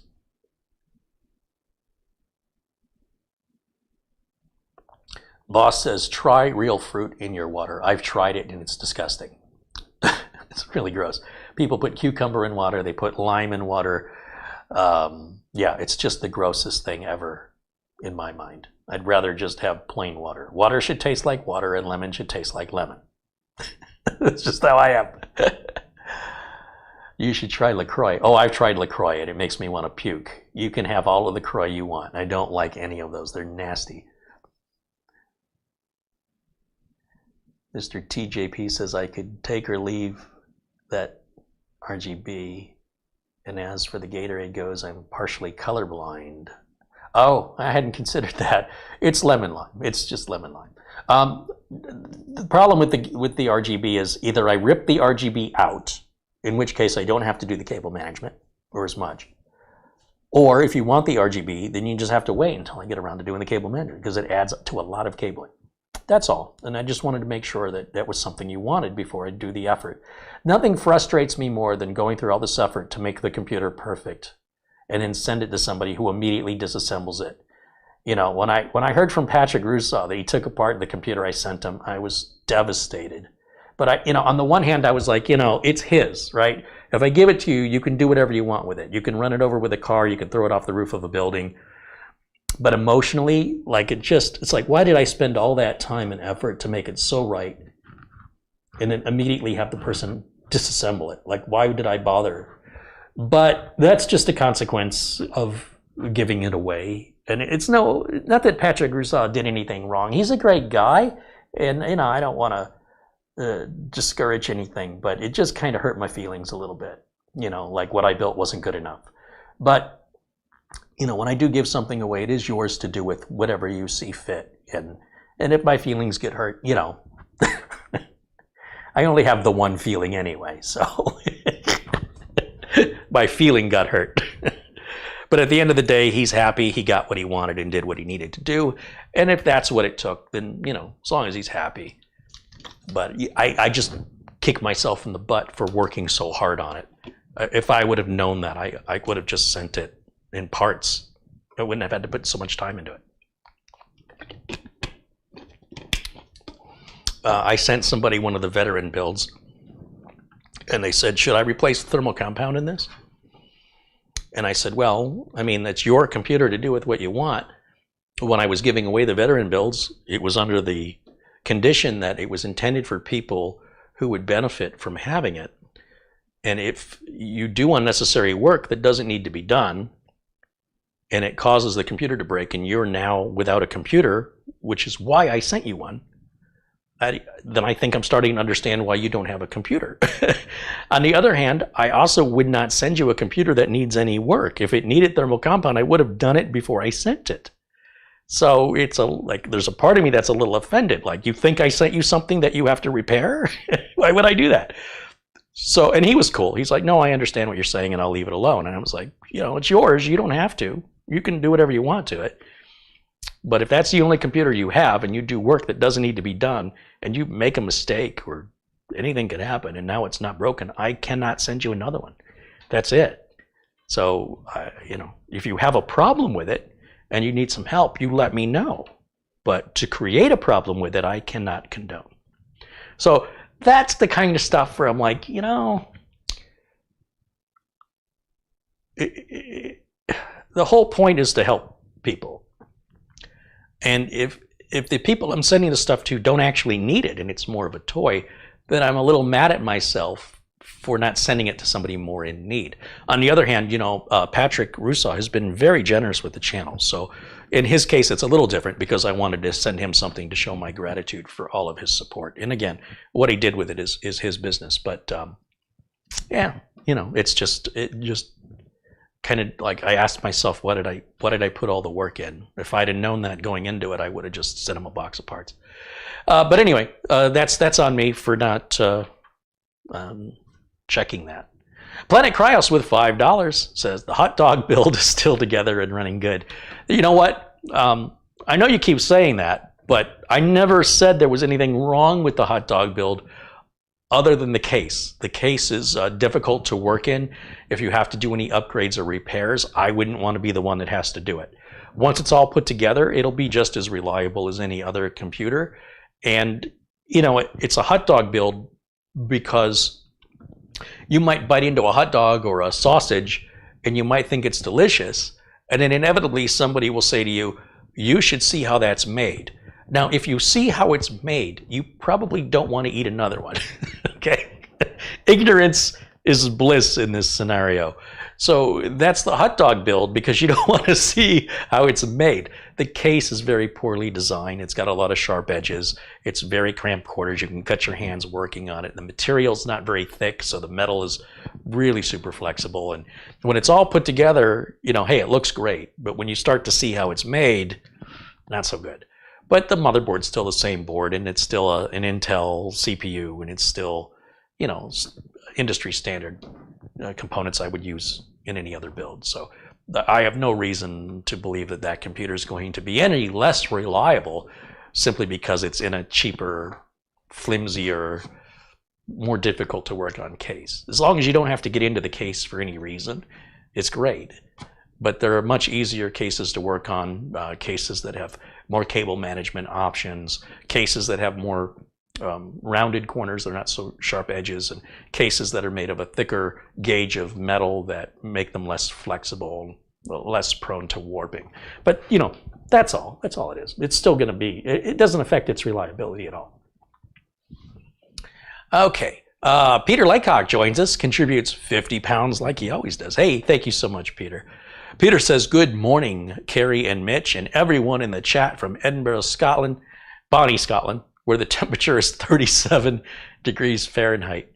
It was 96 degrees Fahrenheit today. What I wouldn't give. You're hearing the air conditioner click on and off at 9:15 at night here in Phoenix because it's still in the 90s outside. I think it is. It's probably in the 90s. Now I'm curious. Oh, it's 84 now, but it's still hot enough to cause the air conditioner to click on. Oh, Wesley sent me a picture of his red Roush Mustang. That's a good looking car. That looks like a speeding ticket standing still. That's what it looks like. That's a car that looks like it's going fast when it's parked. And let's take a look. There, Kelly Stewart sent another Amazon gift card for $50. Thank you so much, Kelly, your continued support and generosity. And there's the $15 from PayPal from Michael Dane. And oh, the folks over at Hollyland, that's the company that makes the wireless transmitter I use on the camera. You know, they sent me this new transmitter, an upgraded transmitter, a couple of months ago. And I think it was around Christmas time.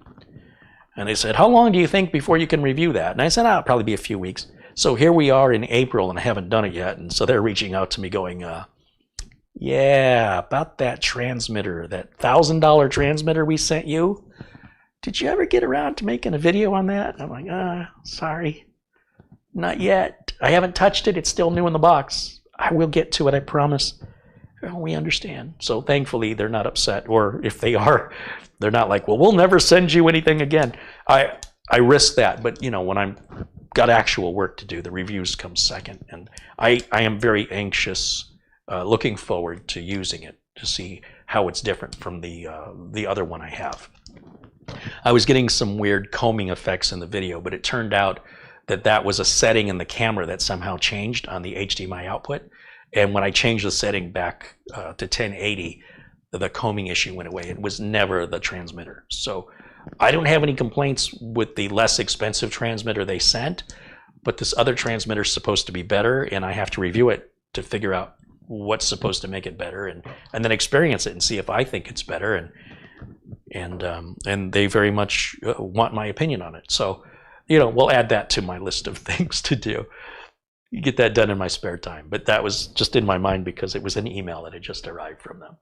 I think they're in Asia, so it's probably their work day this time at night here. But they're great people, and I appreciate their patience. Terry Zanders wants to know if I kept a Nuka-Cola case. Yes, back over at Studio A, I have the Nuka-Cola case, and it has an Intel 8086K limited edition processor in it. I just never finished it. Like, it's built, but I never did the cable management. And I was changing all the case fans and liquid cooler fans to Noctua fans, and I bought the fans and changed, I think I changed the case fans, but not the cooler fans. So I still have new fans in boxes sitting on top of the case with the panel off for the last 2 years. I haven't gotten around to it because I don't have any use for it, but I don't want to sell it. So yeah, that's at Studio A. If there ever is a time when I'm caught up, the Nuka-Cola will get back up on the counter and I'll finish it. But I wouldn't upgrade it. That 8086K is a limited edition CPU, and I intend to keep it for a long time. That's a good question. You've been watching the channel for a while. Mr. TJP Coins and Jokes says, Carey, I take a bunch of surveys online and I get Amazon gift cards. I'd like to use one of them to buy you a case of Gatorade. Well, that's not necessary. I appreciate the thought, but no, please don't do that. I feel bad for the delivery driver that's got to carry that to my door, you know? And it's overpriced at Amazon. But that's a very nice thought.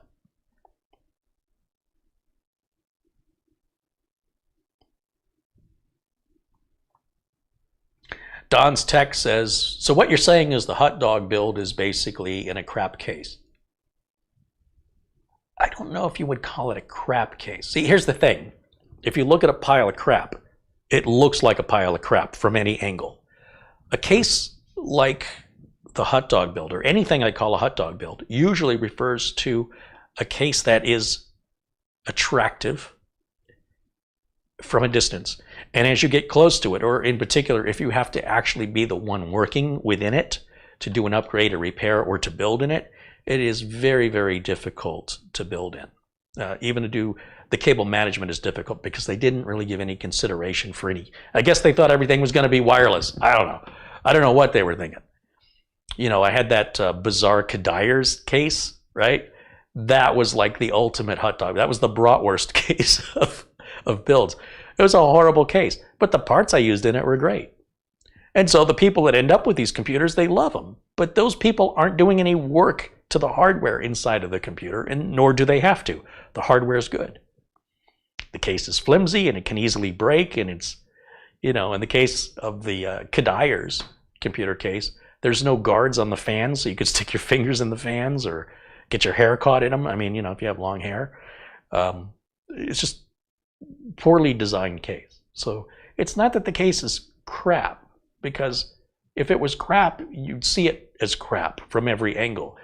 The case looks attractive. People go, oh, look at the shiny colors and look at the fans and look at the glass. But if you're not the one working on it and you're not the one dealing with, how do you hide the cables when an all glass case? If the whole case is glass, where do the cables go? Like a Dyer's case didn't even have a bottom. It was hollow, so the cables just fell out. We pick the case up, they fall through there's no floor. So stuff like that, you wouldn't realize seeing it sitting on a desk, right? You'd just be like, wow, that's a good looking case. Yeah, with crap, you go, well, that looks like a pile of crap. And the closer you get to it, the more it verifies your initial thoughts. This is more trickery, like a hot dog. A hot dog looks and smells delicious. But if you go to the factory where the hot dogs are made and watch how they're made, you probably don't want to reach your finger in like cookie dough and try a bit of that. Just saying, you probably don't want to. Maybe some of you do, but I imagine you wouldn't want to do that like you would at an ice cream factory, let's say. Does that make sense? So there's a little trickery going on there.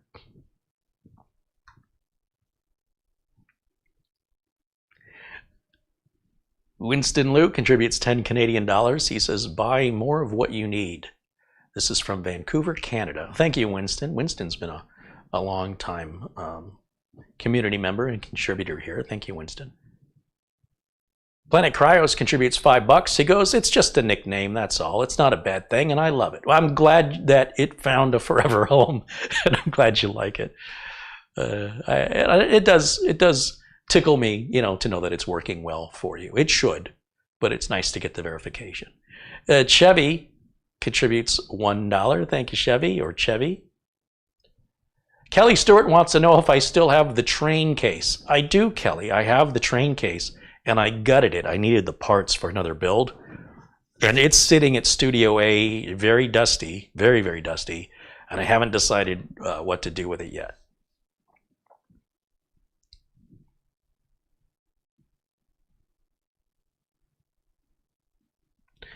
Leadman70 says, hey, Uncle Carey, I'm working on my new build, and I have a power supply that has a switch for the fan to run only when it is needed or to run all the time. What setting do you suggest I use? I would suggest that you let the fan turn off unless it's needed, because otherwise it's bringing dust. You know, your power supply doesn't blow air out with the fan, it draws air in. That's why there's dust all over this bottom of this case. So the power supply fan is pulling air into this power supply, and it's not going in the case. It's going strictly into the power supply, up through the bottom and then out through the back. You can put your hand at the back and feel that air. Well, that's why there's a filter on it. Well, if the fan isn't running, then it won't be drawing in any dust. It also reduces the power consumption, lowering your energy cost, and it reduces any potential noise as well. So, what did this go in? So yes, I would suggest, it's often called hybrid mode, I think on EVGA power supplies. I would suggest turning that on for those reasons. Yeah, let the fan turn itself off of it. What's the point of a fan running if it's not needed anyway? Well, you know, there is one benefit to letting the fan run all the time, and that is a reduced chance of a fan failure. As long as the fan's always running and you never turn it off, it likely will continue running. When problems occur, more times than not, they occur at a power on. What happens specifically with a fan is there's grease in the bearings. Not with these fans, because these are maglev fans. But with a power supply fan, they're going to have a sleeve bearing or ball bearings, and they're oiled. They're greased. And as they bring dust in, the dust inevitably will get into the grease. And as long as the grease is warm and it's a bit viscous, it doesn't matter. But when you turn the fan off and everything cools down, that grease, if it has enough contamination of dust and debris, becomes glue. And then when you turn the computer back on a couple days later, like say you left on Friday, you come back on Monday, that fan doesn't turn anymore. It can't. The glue is hardened. And then your power supply may run hot under a load, and then your whole computer switches off, and you're going to need a new power supply unless you want to open up a power supply and replace a fan, which is a very dangerous thing to do unless you know what you're doing, because there are very large capacitors that could explode like firecrackers and take a finger or really, really hurt you if you don't ensure that they're completely drained. Even if they've been without power for a long time, or what you think is a long time, they're like little batteries and that store power. And so they've got to make sure that they're drained properly, or you've got to be very careful to replace a $5 fan versus buying another power supply. So if you leave the fan run all the time, you're bringing more dust in, and that means you need to blow that power supply out more often. If you let the fan turn off and only run when it needs to run, you're saving electricity. The fan motor is not generating any heat because the fan is off. There's irony for you. And then you're drawing in less dust and debris. So then in that way, you don't have to dust it out as often. So there's no real right or wrong answer here. You just pick the best choice that suits your needs, as best I can tell you. There's no perfect answer. There always is consequences. And that's why it's a switch, and that's why it's not permanently set, so people can decide for themselves.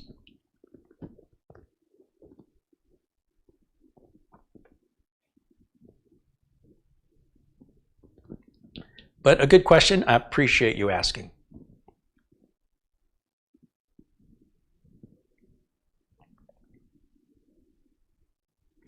Paul Baxter wants to know how long Windows 10 is going to last. Windows 10 expires the same as Office 2016 and Office 2019. They all end support on October 14th of 2025. So how nerdy am I that I can tell you that off the top of my head? You're good until October 14th of 2025 with Office 2016, Office 2019, and Windows 10. It is possible that Microsoft could extend that, but for now they have not. And by then, Windows 11 will likely be a completely different operating system through updates, or potentially even Windows 12 could happen. So we'll have to wait and see.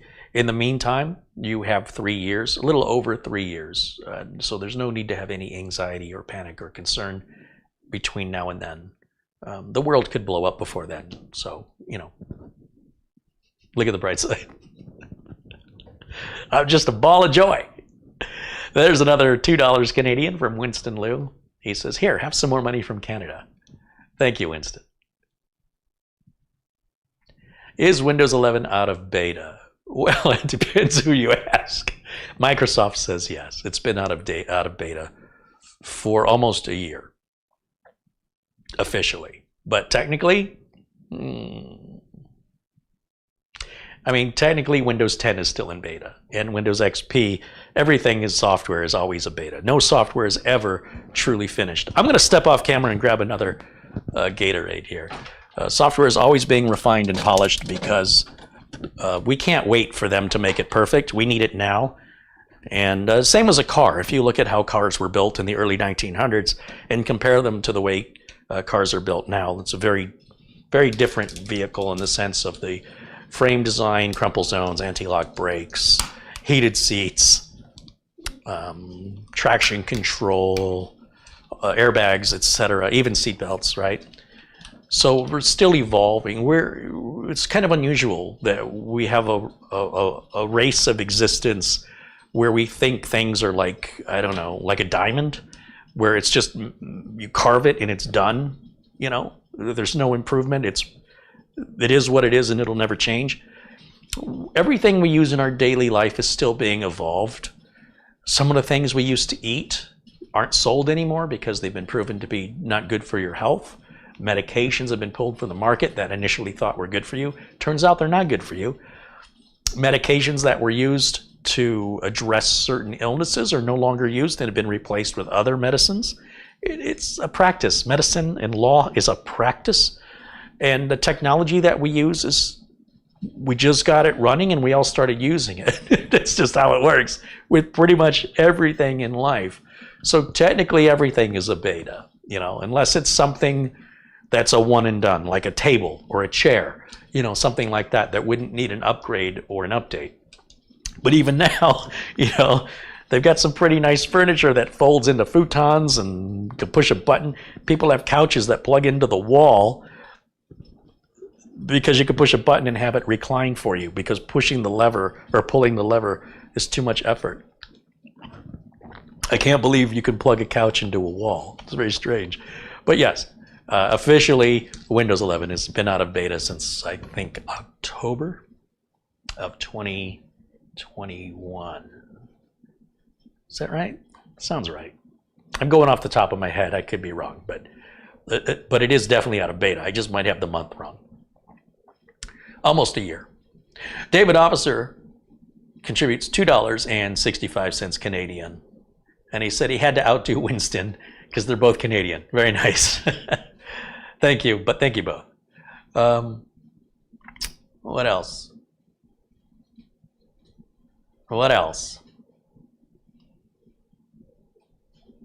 Mr. TJP is going to bed. Right on. Well, thanks for hanging out with us tonight. This is going to be a late show.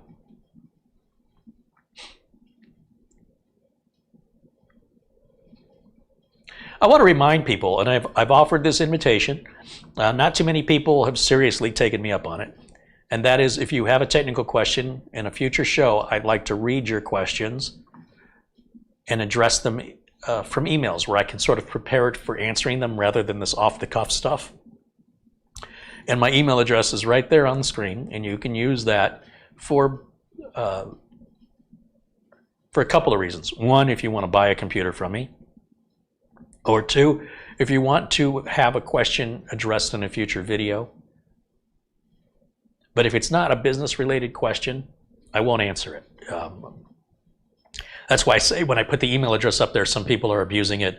I'm not doing free technical support for complete strangers online. But if you're sincere about wanting to send a computer in for repair, or buying a computer, or asking a technical question that you'd like me to address on a future show, please use the email address on the screen for that. Anything that falls outside of that, for the people who aren't listening, you're not going to get a response. That is obviously a very busy email address. It gets a lot of emails, and I just want you to be aware that the purpose behind me offering that is for me to be able to help you under certain circumstances. And of course, business is always going to come first. But I would love to be able to have a stack of emails I could read during a video where I could properly prepare with the answers. And so I won't answer those questions on email, but you can look for me to read them during a broadcast in the near future. If you want to, just use the subject line of support or tech questions, something like that. And then I'll put them in a separate folder and save them for when I have enough. And it's got to be a question I can answer, which, you know, it can't hurt by asking. And then I will do a show just on that.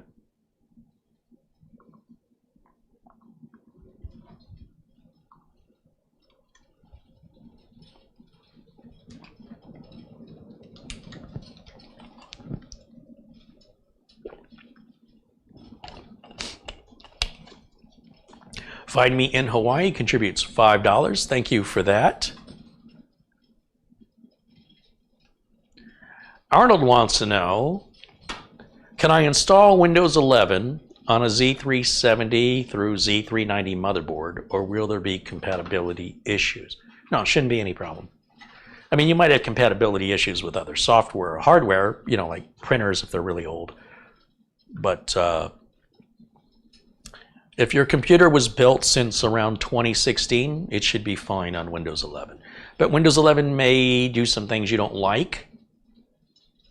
And I don't know why you want Windows 11. Like, what do you think you're going to be able to do with Windows 11 that you're not doing now with Windows 10?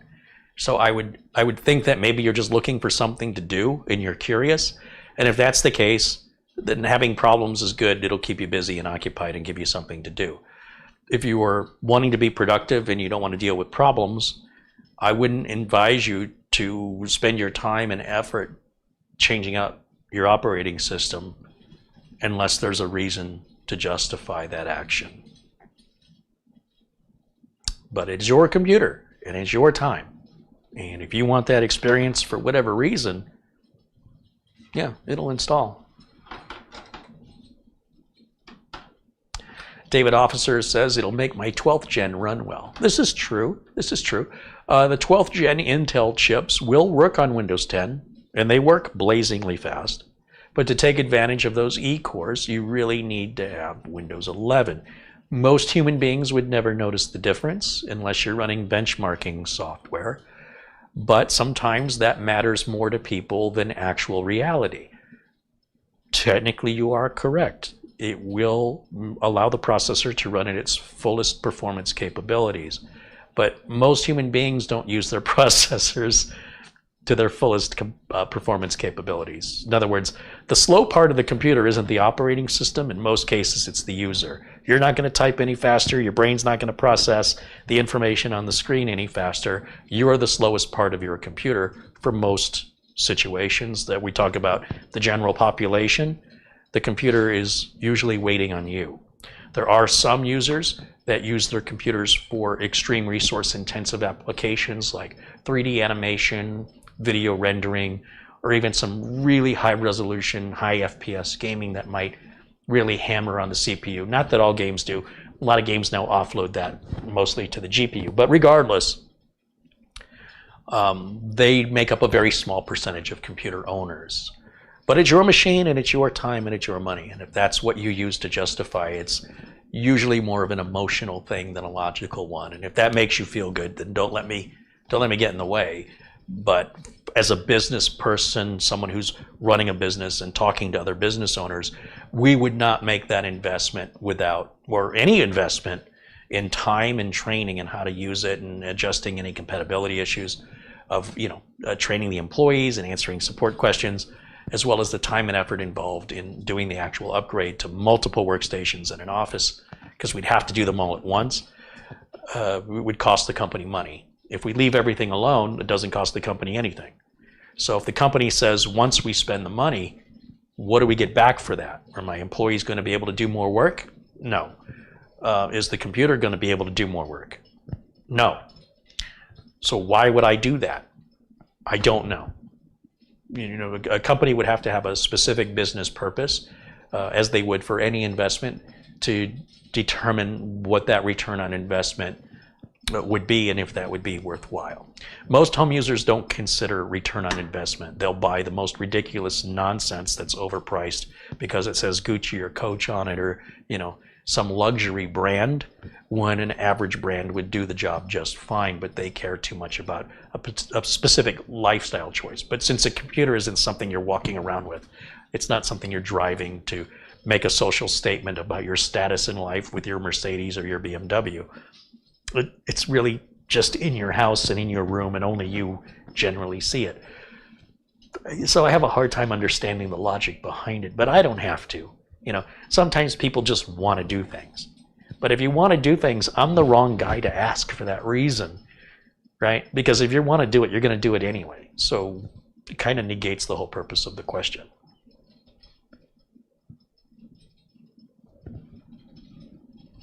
But if anybody can tell me one thing Windows 11 can do that Windows 10 can't, that would justify the time and effort of installing it and the education of learning how to find everything that Microsoft has moved, as well as limiting your ability to do things like customize your start menu or move your taskbar around the screen. Like, there's a lot of things Windows 11 cannot do. I can name that Windows 10 can.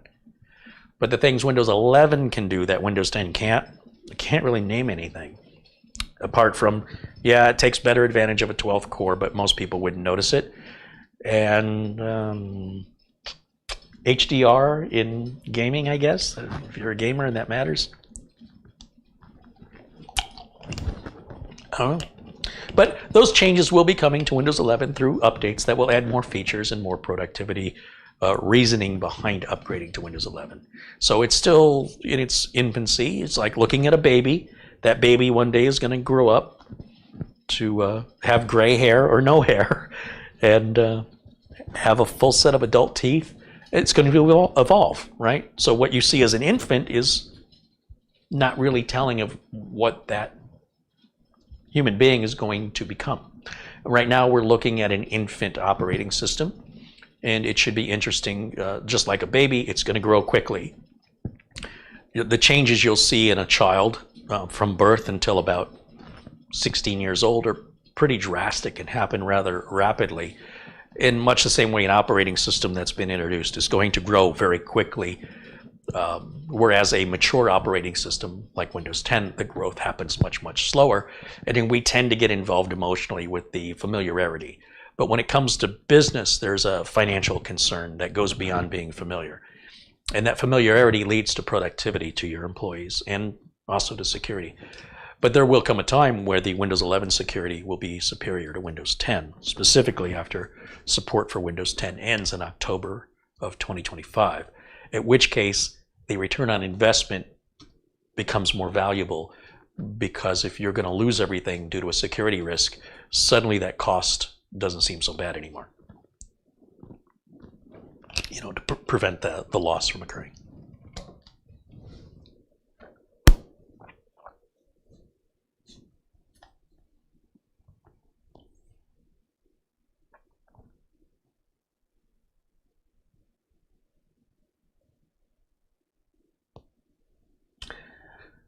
Thatman Gaming says, Intel and I might just go with that. I discovered your channel today and most certainly will tune in more often. Great stuff from South Africa. Well, wonderful. I'm glad you've joined us, and I hope you will come back and be a part of this amazing, friendly, and supportive community we have. Because we're always looking for more friendly and supportive people for this community to grow.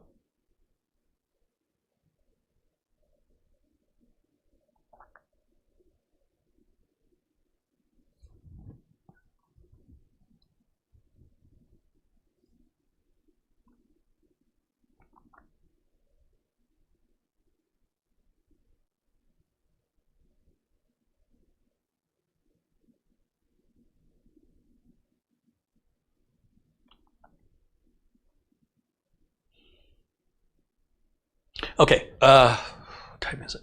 9:45, and I haven't done squat. Yeah. All right. So I clean this. What did I do? I clean the CPU.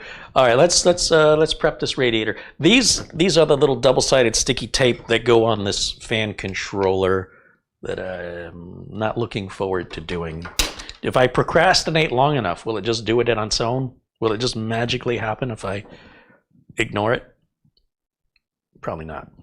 Let me step around here and see if we can take a look at what's going on with this radiator. We're going to put this radiator in exactly the way the other one came out, which is in this direction. It's going to go that way. And so when we put the fans on, you got to remember we're going to flip this thing upside down, so everything in the front is going to be on the back. In other words, when I decide to put these fans on, I want this where the support bars are. See how the center doesn't turn here when I spin the fan? That's the side the air is coming out of. This other side that doesn't have the supports, where the fan is completely visible without those support brackets, see how that center turns? That's the air that is the side of the fan that's pulling air in. So the air is moving in this direction, and we want the air to blow through the radiator. We're going to take the air inside of the case, pull it through the radiator, and out through the top of the case. So when we put this in, we got to think about where these cables are going to go. I want the cables facing the back of the case. And since when I put this in, I have to flip it upside down, the front of this is actually going to be the back when I install it. So that you have to visualize this as you put it together. Otherwise, you'll be taking it back apart and redoing it. I've done that a few times. And because these are RGB fans, they can cycle the colors. So if I tried to rotate this fan differently so these cables could be closer together, then when this one's blue on the left, this one will be blue on the top because it's 90 degrees off. Well, that wouldn't matter on any other fan. With an RGB fan, to synchronize your colors, they have to be installed with the exact same orientation. So if that cable's coming out on the right side, then this cable also has to come out on the right side. If I didn't have any RGB, I would rotate this fan 90 degrees so these cables would come out together, making for a cleaner cable management final result. But since more people are looking at the RGB than are going to be looking at the cable management, because the cable management goes behind the motherboard where there's typically no glass, and if there was, no one could see it anyway. They are in fact going to see the RGB. And if this one's blinking different colors in the circle, and this one's blinking colors in a circle, but they're not lined up, so blue is here and blue is here, and as this becomes red and this becomes red, it's off and it's not going to look right. So even though it's not ideal for cable management to have both cables coming out the right side, that's the only way you're going to get your synchronization of your RGB to look right. Hey, Peter Laycock says he's going to work. He says goodbye to everyone in the chat. It's time to go to work. Catch you later. Hey, Peter, thank you again for your generosity. I hope you're doing well, and I hope you have a great day at work today, and thanks for hanging out with us in your morning. And I have to go to the packet of screws here and find the long screws that go through the fans and into the radiator, and that should be in one of these bags here. Not that one, not that. These are all brackets. This right here, that's the bag I'm looking for. A contribution also came in from Winston Liu again. $5 Canadian. He says, does the Vinci... Oh, wait a minute. Let me rephrase this question. No, it's not a question, it's a comment. The DaVinci video editor works better with Windows 10. Okay. I have no idea. I don't use DaVinci, so I'll take your word on that. As I mentioned, there's more things I can tell you Windows 10 can do that Windows 11 can't than the other way around. But that doesn't really help anybody who's installing Windows 11 strictly on an emotional need, right? They're just curious, they just want to experience. Go ahead, knock yourself out. But if you do that, please don't come asking me for help, because I'm going to tell you, if you decided to do that, then you decided that you were going to deal with the consequences of that decision. If you don't want to deal with the consequences, guess what? Neither do I. So don't expect me to help you out when you install Windows 11 when you didn't need to, and created a problem you didn't need to have, that you didn't have before. That's for you to solve, because that's what you signed up for when you install. I guess that's all I'm trying to tell you, right? Like, if you want to do that, then be prepared for the potential problems to solve on your own. You've got Google, you can go there and ask people for help. But I don't have time for it. I'm very, very busy, and somebody's just goofing around looking for something to do. I'm not going to tell you not to, but I'm also not going to help you with that because I can't.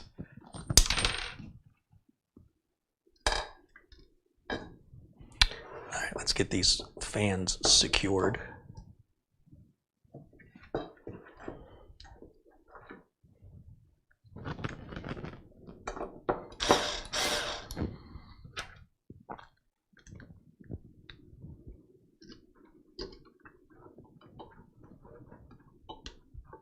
I think sometimes people don't realize, if you're not a customer of mine and you're asking me for help, it's like walking into a restaurant and saying, make me a free cheese sandwich. Restaurant's crowded, they got paying customers. Who are you? Now, if you're a regular at the restaurant and the restaurant wants to do something for you because, you spent some time and money with them, that might be different. But it's like, well, you've got the cheese and you've got the bread, so just make me a cheese sandwich. Why is that so hard? Well, because you're not a paying customer, and I've got paying customers waiting behind you who I would be ignoring if I were to help you for free, and then they would be upset because why would they pay if you don't have to? See, I don't think people sometimes understand that support is not expected for free. It's costing somebody money. And so I always take care of my clients first and foremost. And if people self-create problems, I don't have time for that. Ain't nobody got time for that.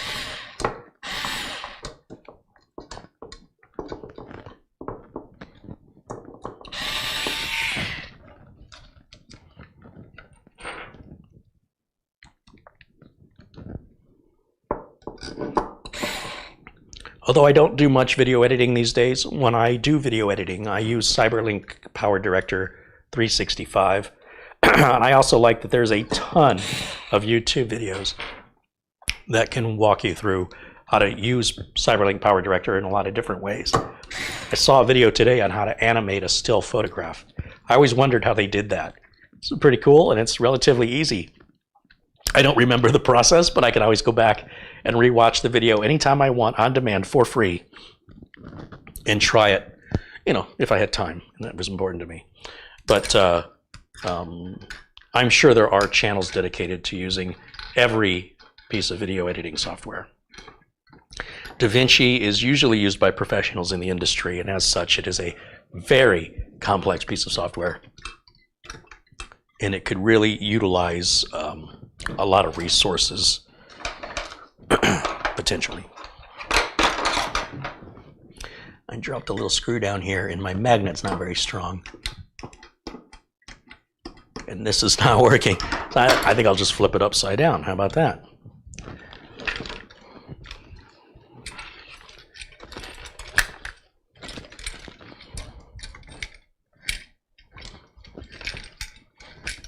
Something that should be simple. I can't see it. That's half my problem. So I'll grab my glasses and I'll grab my flashlight. I got my Milwaukee flashlight and my Milwaukee screwdriver. Boy, Milwaukee should be giving me some money. Oh, I can see the screw now. It's right there. I somehow managed to lodge it towards the other fan. So of course it wasn't going to come out. And what I need is a magnet. These screws may be aluminum. The magnet doesn't seem to be sticking to them. So I will grab some needle nose pliers and I can reach down in there because I don't want to damage the fins on a brand new radiator. Where's my pliers? Here we go. Needle nose pliers do the trick every time. If you do any small electronics work, you're going to have a pair of these. I feel like I'm playing that old 1970s game called Operation. Come on now. Boy, it's really in there. The head of the screw is jammed up against the blades, and then the length of the screw is jamming it underneath the frame. So I've got to figure out a way to angle it just right to get it out. And again, I don't want to damage. The fins are very soft metal. They're very easily damaged. And while that doesn't really create a problem, it just looks terrible. And it's a brand new, inexpensive liquid cooler. And I would prefer not to be the one who scratches it up or dents it. Oh, it was so close.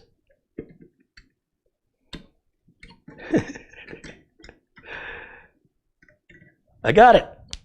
I was about ready to take the fan out. Of course, that's the fan I put all 4 screws in, right? The other one has 2 screws. Could I take that one out? No, it had to be the one with 4. It's always the worst. I noticed there's some washers here for these. Well, I don't know if it's for all the screws. It might be. And before I assemble it, do we have any documentation? It just occurs to me, all we had was a warranty thing. We didn't have any actual documentation, but there was a QR code when we opened the lid. And a lot of companies these days, they want you to pull up a PDF file. They claim they don't want to waste paper, but what they're really doing is they don't want to spend any money. Oh no, we're really concerned about the ecology. No, you're concerned about the cost of it. You don't care about the ecology. They're lying. I like that they've given us some longer screws. That I've run into some cases that were a bit thick with the material, and the shorter screws on some of the older Corsair coolers, and you'll see it in some of my past videos, they won't reach. You can only get like maybe a thread or 2 in. So I like that they've lengthened these a bit. That's fantastic. I do see a bunch of washers. I have to assume it looks like there's enough washers for every screw, which would imply to me they want you to use them on every screw, not just the long ones or not just the short ones. There's a lot of washers here. And I can't see any harm in using the washers, so why not? Let's use them. Can't hurt anything. That gives you a little more surface area for the screw to hold the fan down, right? Because the head of the screw is only so big, and when we put the washer on it, then the head of the screw gets sort of bigger, right? The surface area of which it's securing whatever you're screwing down is bigger. But I gotta tell you, it doesn't look as good. There's a hole, sort of a carving out in the rubber grommet that the screw goes in, that the head of the screw fits perfectly in, and if we put the washer on it, then the screw doesn't sit flush anymore. So now I want to know, so let me pull up a website and pull up the documentation and see what Corsair says officially regarding these washers. At the end of the day, it makes no difference in the performance of the cooler. You can or choose to use these washers or not use these washers. It won't affect the effectiveness or the efficacy of the cooler. It's mostly securing it in like shipping situations or maybe an aesthetic. So let me just look and see what they say. So I'm going to go to Google and I'm just going to type in, what is this, an H100i Elite. And the word I want is manual. Wait, was there another word on here? RGB? I don't know. Manual. Let's see what it pulls up. The IQ H100i. It calls it a Capellix, but the other thing didn't call it a Capellix, so I don't know if it's a Capellix or not. Anyway, looking at the instruction, I'll tell you what, let's share these instructions with you. I'll show you what I'm seeing. I gotta find, I gotta pull up my OBS settings and then choose to share the browser and then turn it on. Okay, so installing the fans and radiator, I see washers.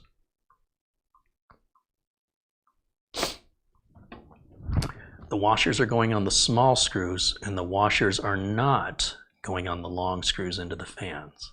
So why did they give us so many washers? How many washers do I have? 1, 2, 3, 4, 5, 6, 7, 8, 9, 10, 11, 12, 13, 14. And how many screws do I have?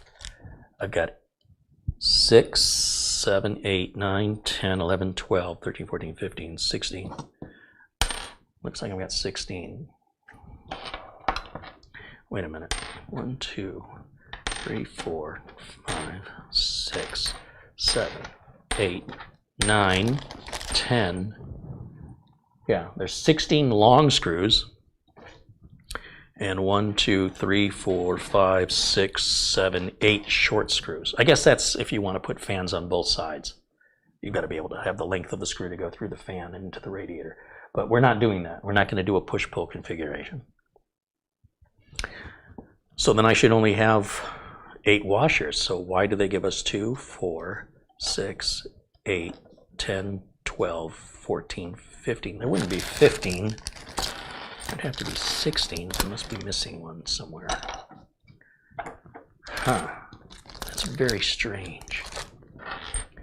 Very strange. But okay, I think it looks better without, when you put the screw into the fan, there's a little recess in the rubber grommet that it fits in. The screw head perfectly fits in it. It just looks very lovely. So, but on this side of it, this makes more sense because this has got the weight of the radiator and the holes in the case could be a bit larger than the head of the screw. And by adding that washer to the screw, it's giving it more surface area so it doesn't fall through the hole in the case in some case designs. And since they don't have any control over what case you're putting this in, that makes total sense to me. But what doesn't make any sense is why they gave us so many washers unless they're used somewhere else.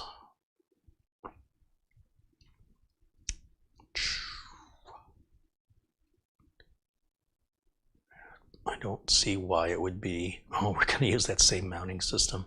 So I got to put those plastic brackets back on that I took off because this clamps down onto the plastic AMD brackets.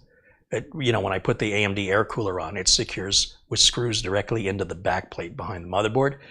But to do that, I had to take these plastic pieces off. There's a screw here and a screw here. On every AMD motherboard, they come with these on. But some coolers require you to take these off, even the AMD cooler, as I demonstrated. So I have to put those back on. We're not doing Threadripper, so this doesn't matter. Yeah. I'm scrolling through this rather quickly. I don't care about the FAQ. Let's go right back up to the top. It does say it's a Capellix. Interesting. The Amazon link never shows that name in the title, so I was confused. 16 long fans, or 24 if you get the H150i, but we have the H100i. So that checks out. 8 radiator screws, 16 washers. So why is there 16 washers? That's all I'm saying. If there's 16 of these, you'd think the washers goes to these. Logically. That's not how it works. So what are the other washers for? They give you 24 washers with the H150i, but that's adding another fan. So I don't know. I don't know. ML fans, that's magnetic levitation. An alternative pump cap. Oh, yeah. They give us a little plastic bag with a different lid we can put on the top. I think one's black and one's white. And then the commander core and an Allen head, an Allen wrench to take the cap off if you want to switch the color out. And we're not doing Intel, we're doing AMD, socket AM4. But 1, 2, 3, 4, 5, 6, 7, 8. So that only shows 8 washers being used. So why did they give us 16? I don't know. It's very, very strange. But okay, that's why, you know, I have to look at the documentation to figure this out.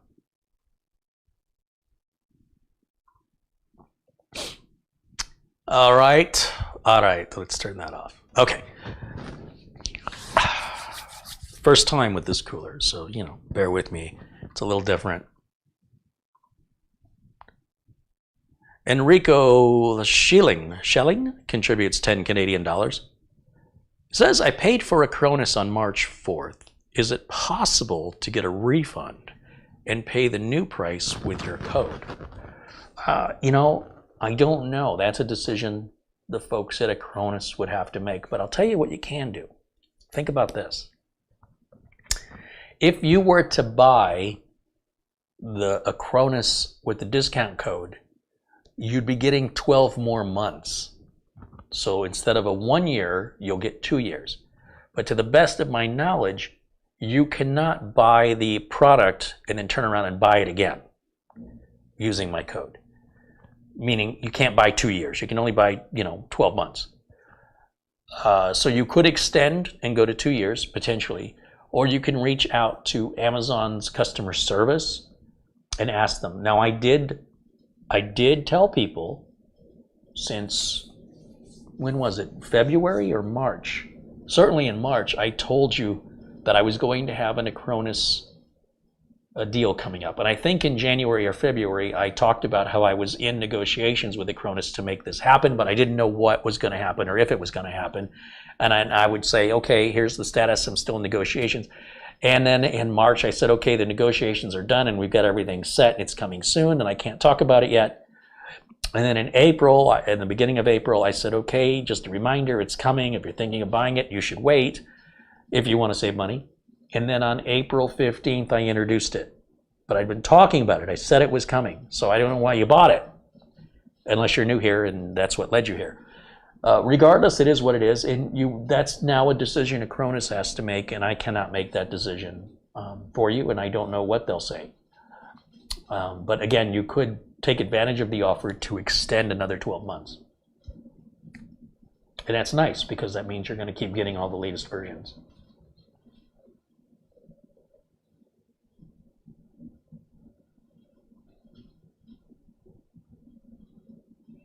Stealth mode suggests washers go between the fans and the radiator. I don't think so, because that would allow air to escape. Let me look back Let me just look again at the documentation.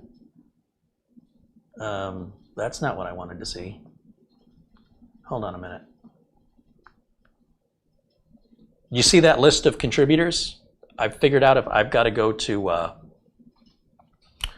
setting in the YouTube page called Viewer Activity. If I don't actually click on it, it doesn't do anything. So when I tell you YouTube has not been giving me a list of the contributors, it's because I didn't click on the Viewer Activity link. If I click on the link 3 hours into the broadcast, any contributions are not in there. I literally have to click on the link and keep it clicked on, or it doesn't work. It's the most annoying thing. So anyway, let me go back to the documentation. There it is. And yeah, there's no washers shown here. I don't know why you would say that.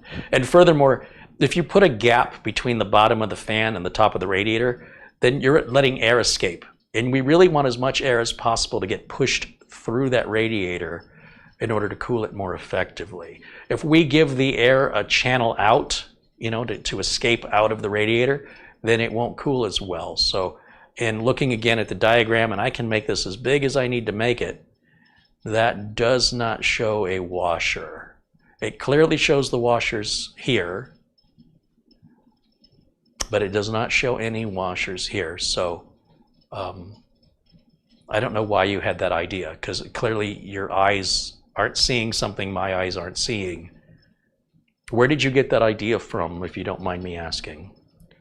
Did you just make it up?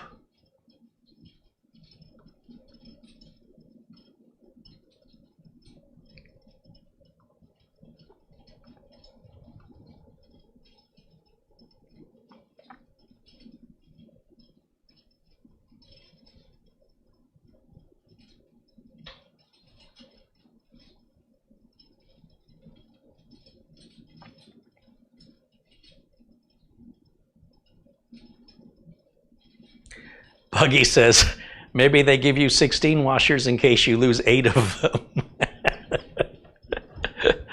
Oh, that's funny.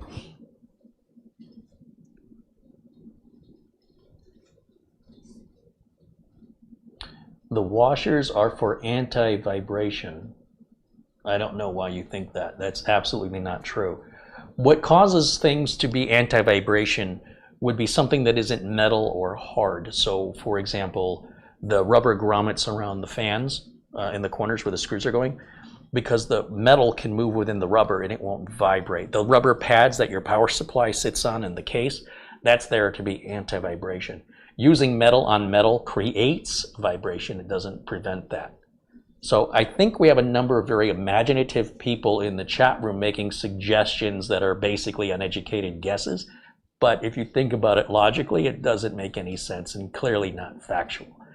But there is only a need for 8 washers, but they've given us 16. But we have a total. We have a total of 24. How many screws do we have? 24 screws and 16 washers? That doesn't add up. So I don't know what they're thinking. It's very strange.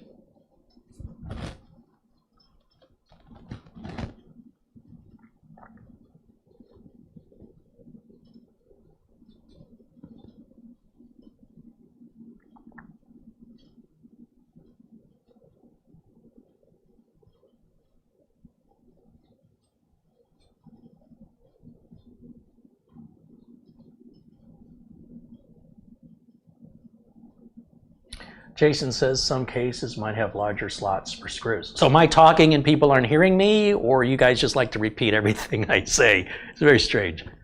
Okay, yeah, I already said that. Let's see. You might be able to use 2 washers instead of 1 to shorten the depth of the screw. Well, why would you want to do that? Why in the world would you want to have less threads into the radiator? That doesn't make any sense at all.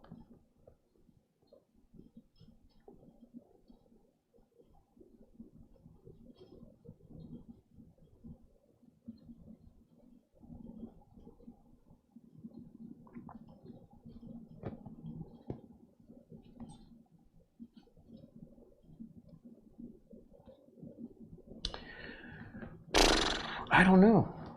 That's really strange. if the washers were needed as part of the water block installation, then they would be included with the water block mounting kits. So we have mounting kits for Threadripper, we have a mounting kit for AMD, AM4, and we have a mounting kit for Intel, and all the screws and washers required for each socket are in the bags. These washers and screws and thumb screws are for mounting the radiator and mounting the fans to the radiator. So I'm just kind of puzzled why they've given, obviously you guys don't know the answer, and that's fine, you can say that. I'd rather you did that than just made up stuff, because it's, I think you're being serious and I have to look it up and realize you don't know what you're talking about. But at least I'll tell you, I don't know. It's just weird. It seems like a waste of expense of materials to include parts that aren't used. But it's not important. It's a minor detail. That's kind of an OCD thing. I like to understand why I'm doing what I'm doing, and I don't know why they've included so many washers. That's all. Okay, so that will remain a mystery. Perhaps I'll talk to somebody at Corsair in the future. It's not critical. It really doesn't matter, but it's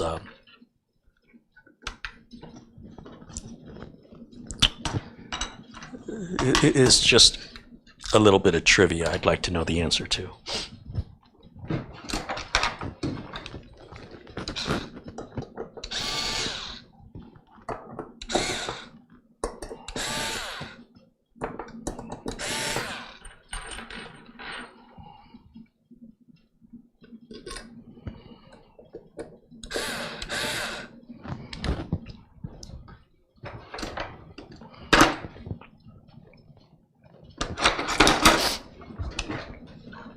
Okay.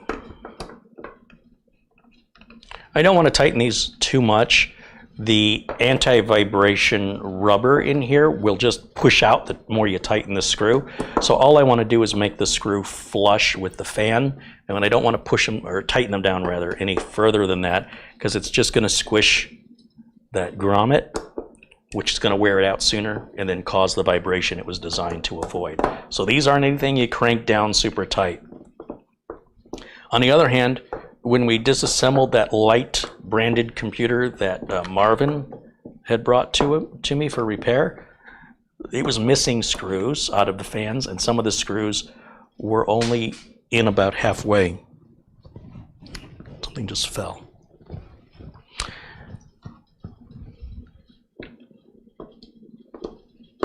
You definitely don't want the screws as loose as they had them. I mean, how his computer wasn't just vibrating constantly with the fans hanging by the screws, how it even stayed cool, I have no idea. But that was clearly an issue in installation. The screws won't unscrew themselves that distance just in shipping. But I just want them flush, because I think they sit right down into this recess and they look beautiful when they're seated correctly. I'm still trying to figure out what I just knocked over. I need a bigger workbench.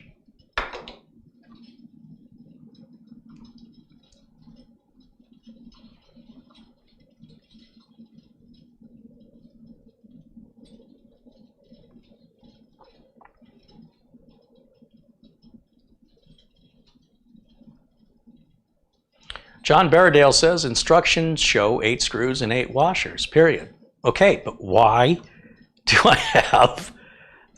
I didn't ask you that. What I asked was, why did they give me 16 washers? I thought maybe somebody would know, but I guess not. So it's not just me. So there's a little bit of vindication there, but it's very weird. What else do we have in the chat?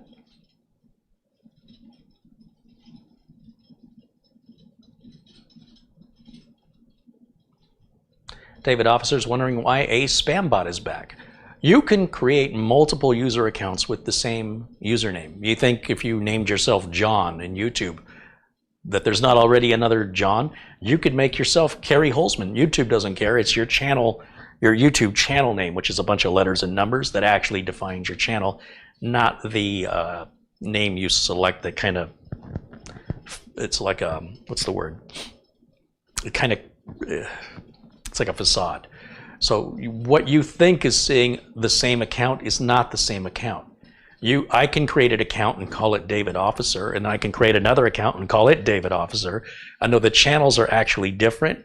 If I choose the same avatar and the same name to anybody else, it might look like the same account keeps coming back after being banned, when in fact it's not the same account at all. YouTube lets these spammers and harassers create multiple accounts, and I suspect the reason for that is it makes YouTube look like they have more users than they really have, and that makes YouTube worth more to advertisers by claiming they have more eyeballs than they really have watching the ads. And when the advertisers wise up to this and start holding YouTube accountable, then they're going to pull their advertising, and YouTube's going to have to do the right thing. Right now, YouTube is doing the right thing for their pocketbook. But when the advertisers get wise to it and force YouTube to verify these accounts, then YouTube will have no choice but to have a much more thorough verification process. But for right now, it's in YouTube's benefit to have more users than they really have, because it increases the value of the advertising to that illusionary number of users. So you can understand why YouTube is not in any rush to correct that. The more fake accounts people make, the better it is for YouTube, until the advertisers wise up to it. But those are all different accounts. Every time you ban the account and it comes back with the same name, that's a different account. They just changed the name. It's probably a copy and paste on the name. It's real simplistic stuff, real super simple. You know, if you're 6 years old, I'm sure you could totally do that. Nobody intelligent does that. That's a very simple-minded, basic thing to do, and don't think much of it. They're not clever. They're probably extremely limited in their education.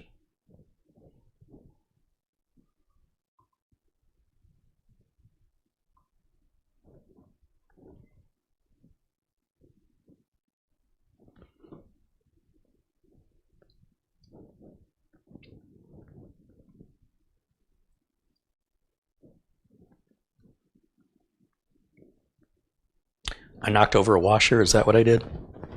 Oh, good. Good. A black washer on a black floor. I'm sure that'll be super easy for me to find. That's okay. We don't need them. How many do I have? 2, 4, 6, 8, 10, 12, 14, 15. You're right. I'm a washer short. That's all right. We only need 8 of them. Maybe that's why they give us 8 extras that we can knock over and lose. I have no idea. Very strange. I'm going to try and figure out how I want to put this radiator in. Now, clearly, it's got to go in this way. And I think it might be easier for me, although not very visually exciting for you, for me to put this in with the case lying flat.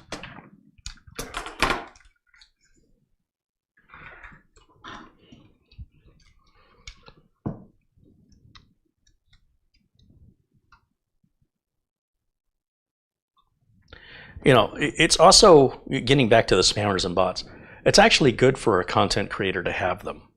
For the same reason it's good for YouTube. The illusion of having more people watching your videos is good for a content creator, right? When you see the number of views a video have, it doesn't differentiate those views being from spammers or bots from legitimate people.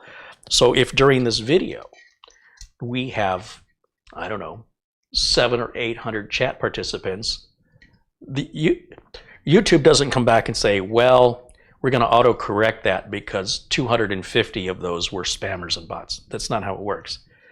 And then, of course, when a potential advertiser sees how popular your channel is, then that's directly related to the value of what your channel is worth for them to pay for advertising.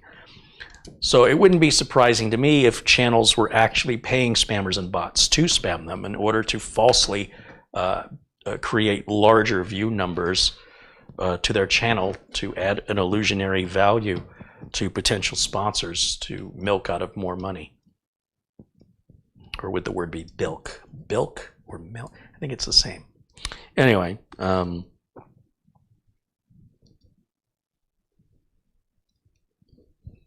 that's why I say these are very simplistic people. They don't seem to understand.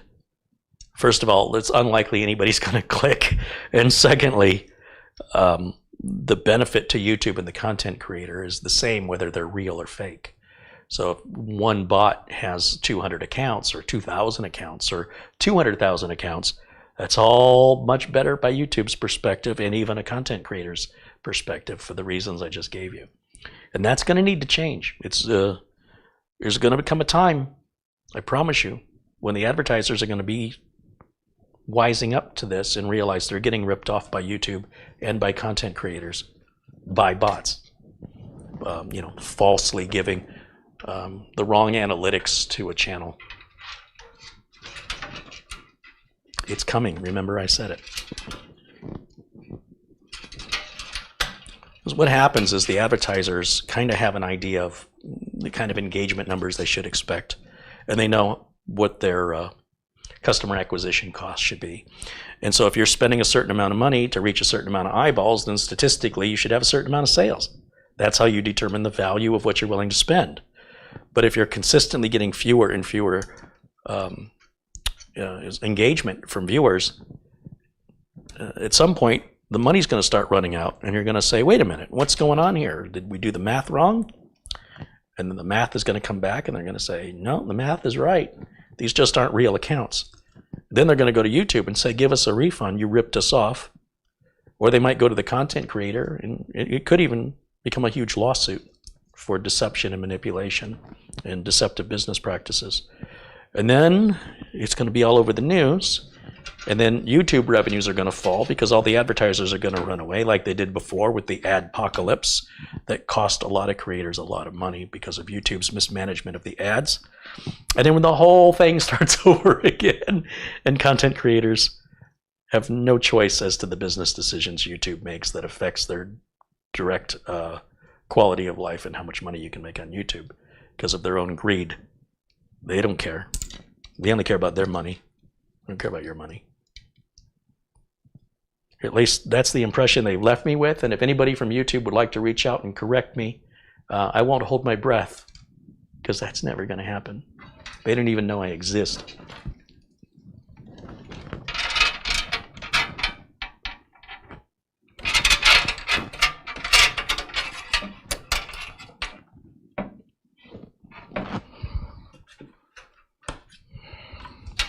I just want to run these cables through the back right now.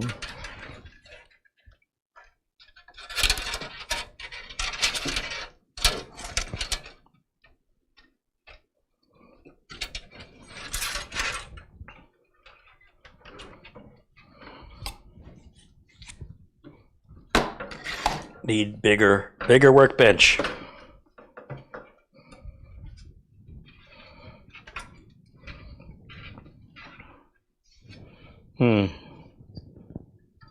Well, if I set the case up right, the cabling will be easier, but the installation of the radiator will be more difficult. But if I don't run the cables through, then the installation of the radiator will be more difficult because the cables are in the way. So no matter which way I choose, it's going to be a little bit of a challenge either way. So normally I do set the case up right, and you guys, can see a lot better from your perspective. And then that's the back plate. That's another issue. The back plate needs to be secured on with those plastic, these plastic pieces that I took off, go around this AM4 socket. I obviously have to do that before I can put the block on, but this has to go in first regardless.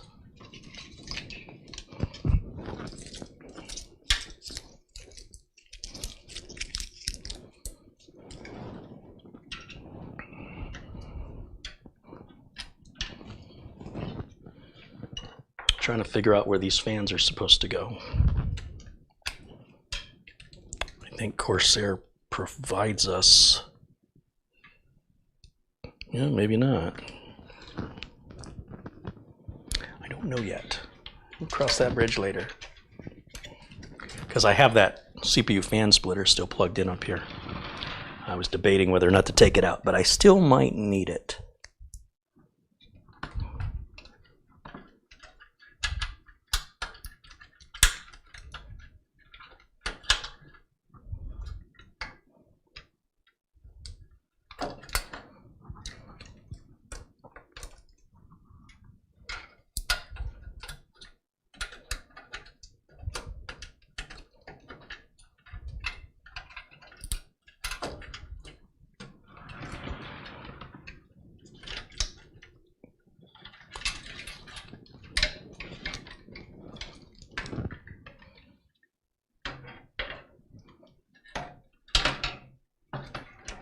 Okay. How do I want to do this?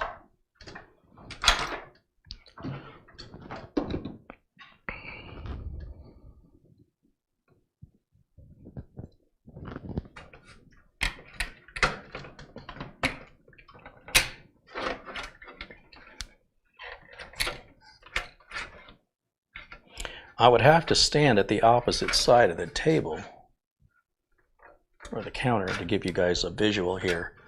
And I'm choosing not to do that right now because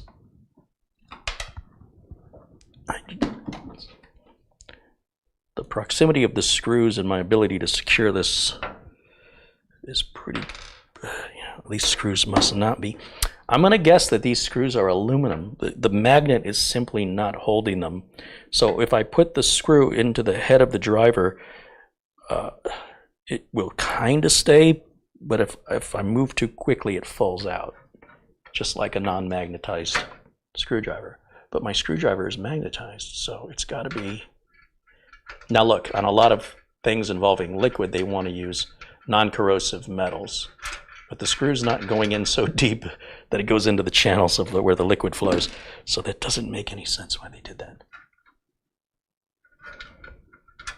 Just makes it more difficult than it needs to be. So I'm going to try and start these couple of screws by hand.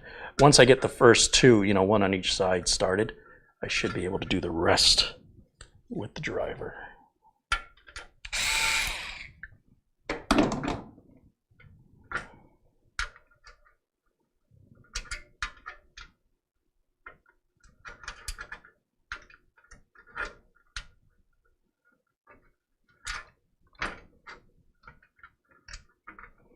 I'm supposed to put the washer on here, aren't I? That's all right. I can see why. The head of the screw looks like if it was angled just so, it'll fall right through the slot in the case. And that washer will give it a little more surface area. So what I'm going to do is just start these so it holds the radiator in place. And then I'll secure the other screws with the washers, and then I will take these two right back out once the other 6 are in and holding the radiator for me, so it won't fall out. And I don't need to tighten them, I just need them holding the radiator up for me. And now I can slide the radiator within the grooves to adjust it where I want the position. In other words, I can move the radiator further back, which I prefer not to do because of this fan and any proximity of reaching up into this corner to do any cabling work. I'd much prefer when I do builds to push the radiator as close to the front of the case as I can. But sometimes when you push it that far forward, the other slots on the top of the case are too far back for the holes. So then I have to pull it back at least till I can see the mounting hole through the slot. It's not one long slot running through the top of the case. It's 4 slots of varying lengths. So now I can use the washer and put it onto one of these shorter screws and then go ahead and secure them down as they should be. And hopefully by using 2 hands, I can hold the screw onto the end of the driver since the magnetism isn't working. Now, you know what? I still haven't slid this further. Wait, no, I got another problem. It's not aligned for some reason. It's sitting sideways. I've got to twist it. There it is. So I've got to push the back that way so it kind of straightens the radiator. It's sitting a little sideways. But again, I can hold the screw with one hand since the magnets aren't holding it, which is really harder than it needs to be. And prep the next one and repeat this 6 more times, 8 more times. Yep. You know, I think I'm gonna put my glasses on. This one especially just keeps wanting to go sideways. You know what I think is happening is I think the cabling, like the 8-pin CPU power connector and stuff, is back there. And I think it's hitting the side of the radiator and it's pushing it out this way. And that's why the back of it's swinging out a little bit. And so putting the screws into it when it's properly aligned isn't hurting anything. It's just going to make sure it stays straight like it should be. But it may mean that if we have to adjust some cables back there in the future, the radiator may have to come out. But that's pretty normal unless the case is very tall.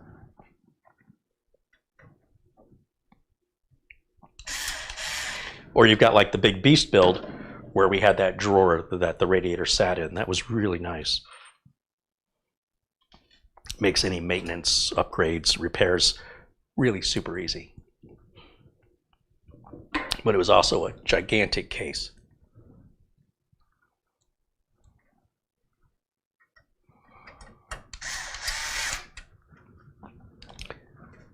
I don't want to tighten that. I want to keep it a little bit loose because now that I've got these rear screws in, actually I'm going to start all the screws and then I can slide the radiator as far forward as the screws will allow this in the slot, and then I'll tighten it down.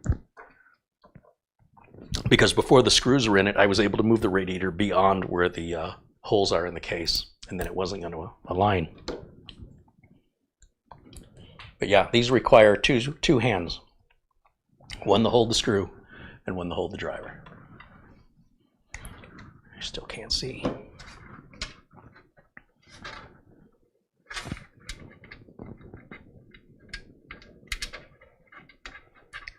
Here's one. Let's grab the other one.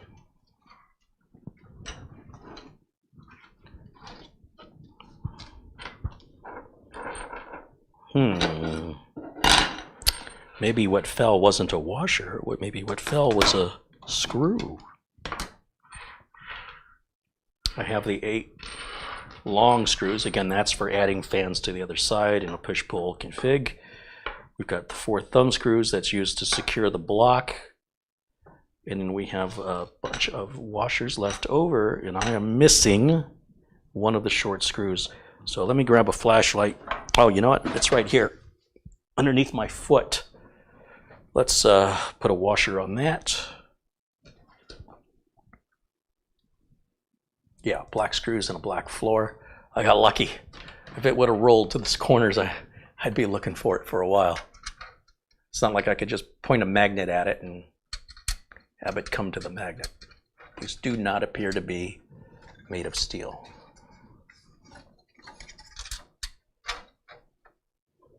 You see a lot of fixtures in plumbing are brass, and they do that. Even though brass is a soft metal and it's easily stripped out if you over tighten it, it's anti-rusting, anti-corrosive, but it's a much, much softer metal. But you'll see that a lot in plumbing.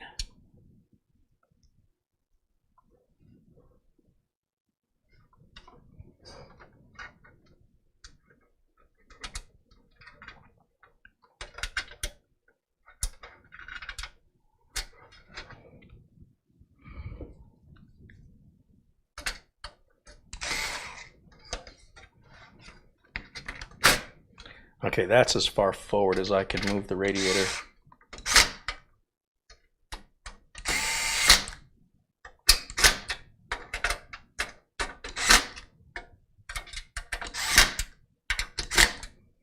Now I'm going to take the first 2 screws out that I put in because I have to put washers on. But the other 6 screws are now secured, holding the radiator not only in place, but in the right position in the case where I want it. So this is relatively simple now.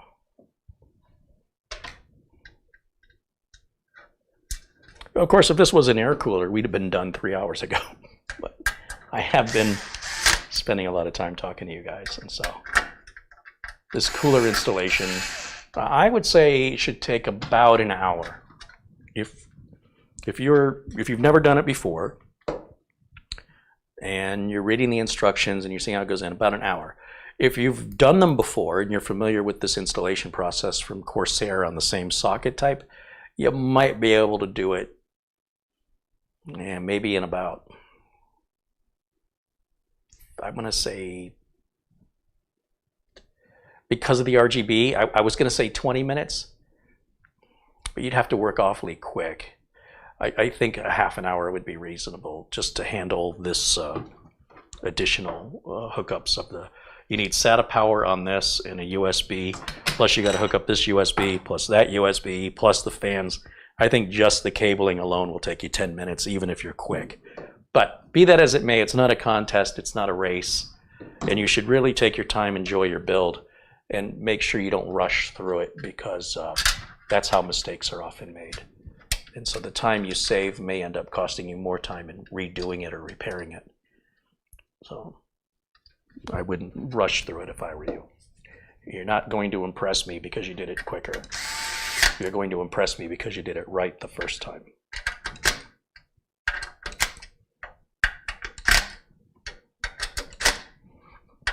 Just double checking all the screws to make sure nothing has changed. Okay, now you're like, what has he been looking at? That's what it looks like. I have to put the back plate back on. That's going to go back here behind the CPU. And let's just set that in, and I'm going to have to hold that in with a hand while I put one of these little plastic brackets back on.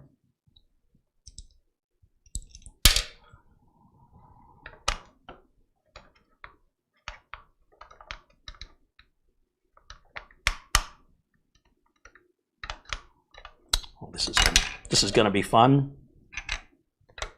Once again, by holding it up right, gravity just wants this little plastic piece to fall. If I set it down, then the motherboard backplate will fall.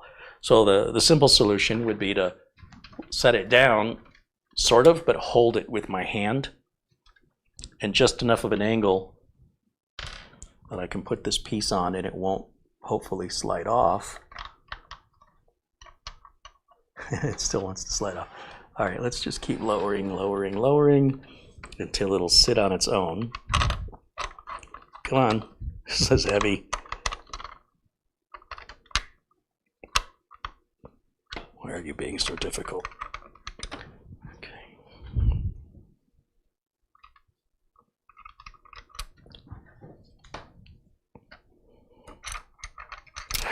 Now these are magnetized, and it pulled the screw right out from where I had rested it with my hand. I love it. Okay.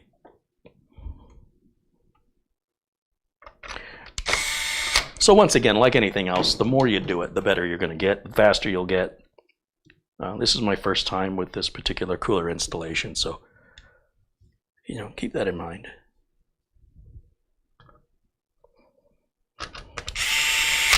Okay, so there's the one bracket, and the reason I put both screws in is that will hold the back plate in, so I don't have to hold it in anymore. And then we've got the other two screws to hold the other side in.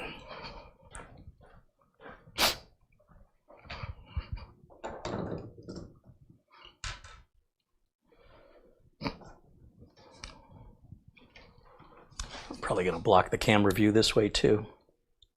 I don't think I can win here, but I'm going to just try and get it done.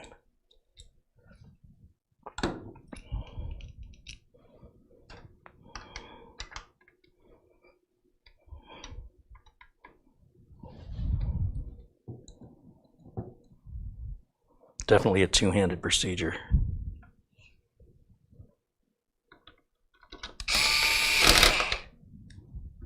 These wire ties stick to the magnet just fine. Let's get these out of the way. Like I say, clutter on the workbench is just not ideal to doing good work. It makes an easy job more difficult when there's obstacles in your way. Okay. Now the screwdriver is set to a pretty low torque setting of 3, so I just want to tighten those down a bit more because they're pretty critical. We want those to be nice and snug, a little more than snug to be honest. So I'll tighten those by hand and check the tension. You don't want to torque them down so much that you crack the plastic on them, but you definitely want more than the torque setting of 3 on these because they're what's holding the water block onto the top of the CPU, and there's got to be a certain amount of tension that puts these under pressure. Okie dokie, artichoke.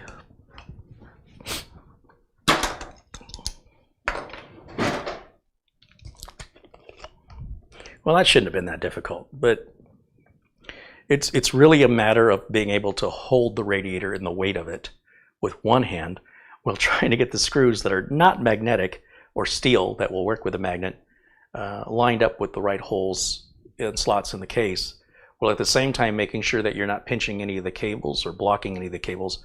You've got 2 cables coming off of each fan in addition to the existing cabling back behind the motherboard.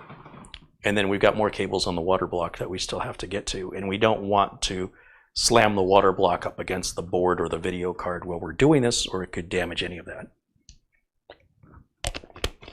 So if it seems like I was slow, it's because I was being careful. If you're more careless, I'm sure you could do it faster.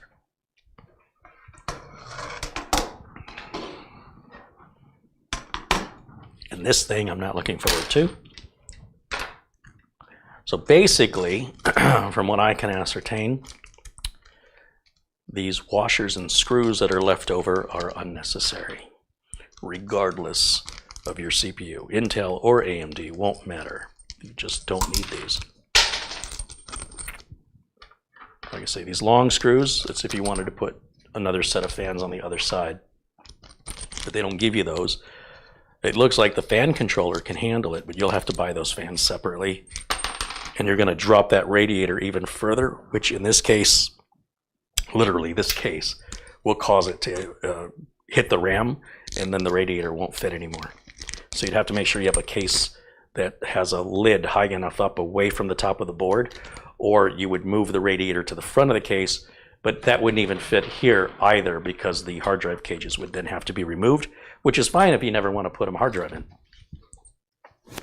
So, pros and cons, pros and cons.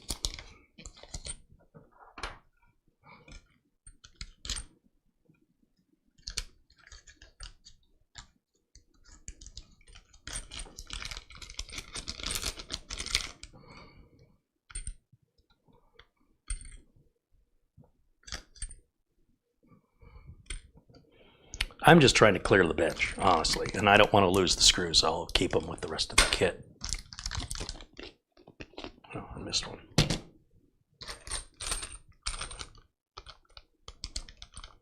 Yeah, there should be 8.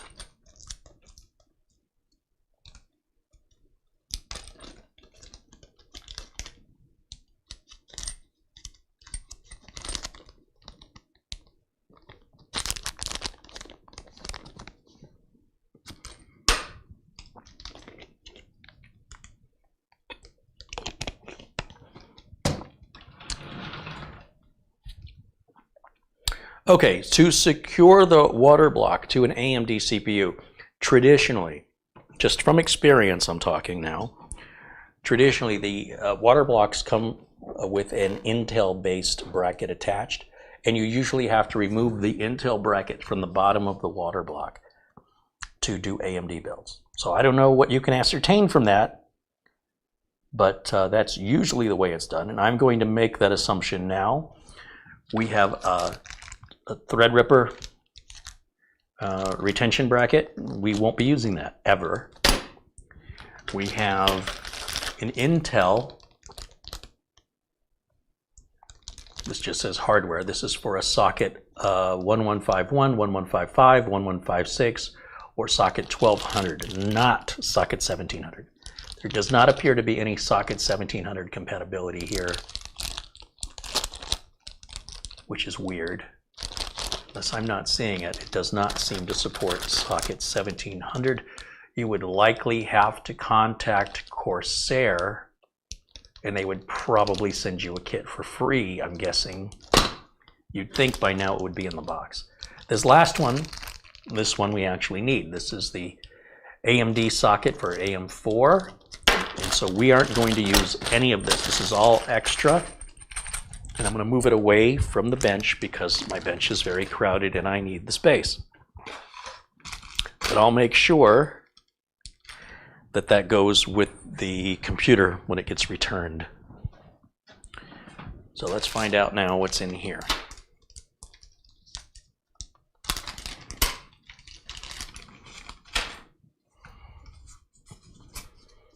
I don't know why this is put in this. This doesn't make any sense.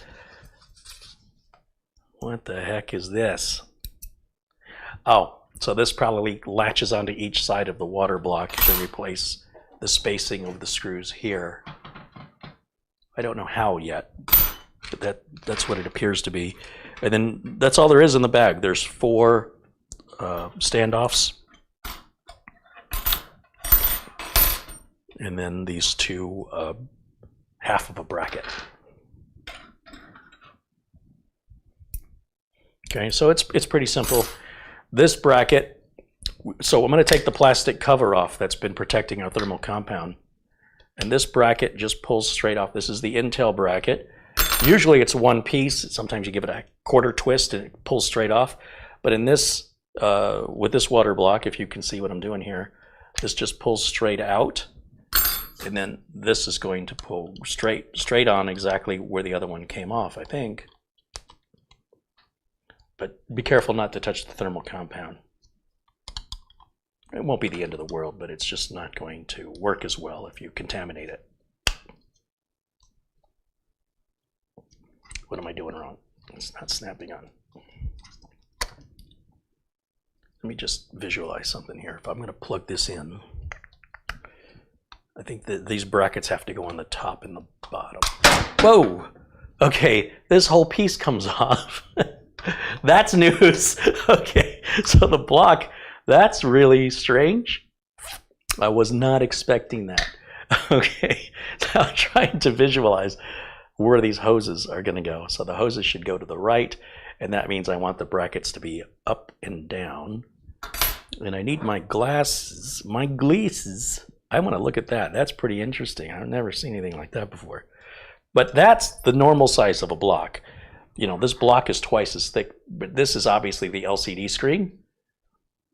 I was just curious if these brackets say top or bottom or anything on them.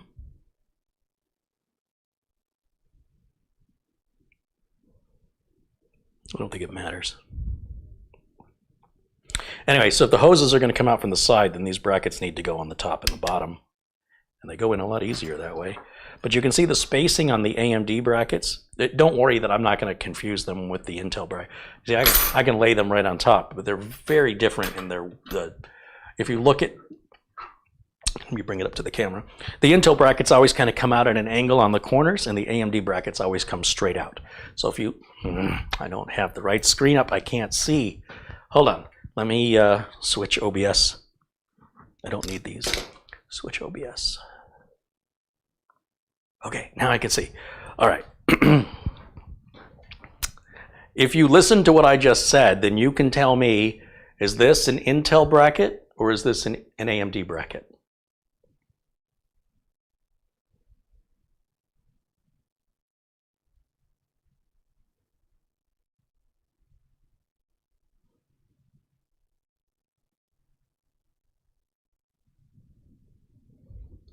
And this bracket, is this an Intel bracket or is this an AMD bracket? This bracket, where the holes come out on an angle from the corners, and it's wider, that's Intel. This bracket, where the holes come straight down and it's narrower, that's AMD. So that's how you can tell. It's very easy. And that's universal. The socket isn't going to change because of the cooler. Okay, so those just slide on. Now, as a result, you should know that this cover that's protecting our thermal compound wasn't designed for the straight brackets. It's designed for the angled brackets, so this won't help us anymore. See? He's no good. So we're just going to have to be careful from this point forward to avoid that area.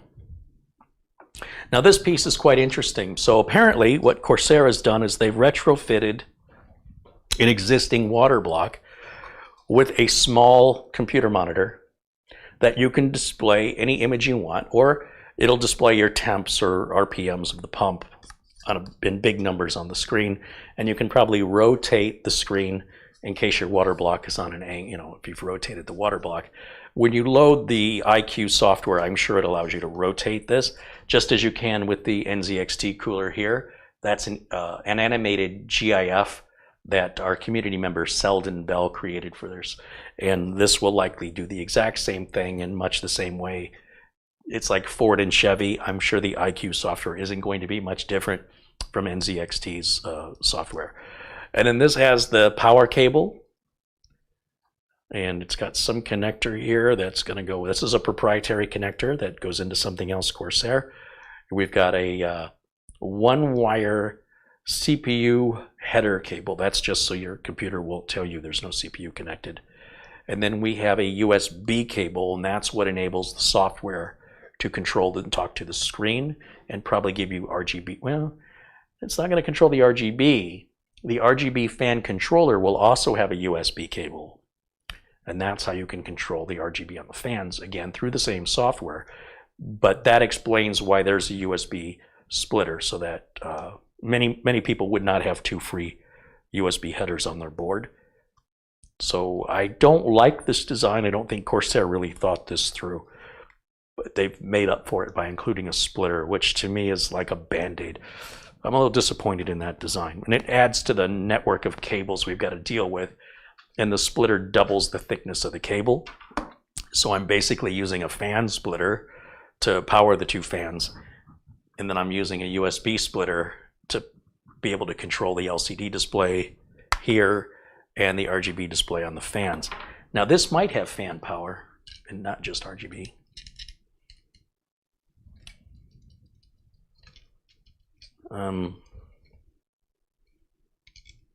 It does. So I don't need the fans. Okay, so I do not need the fan splitter because this is going to get power from the power supply.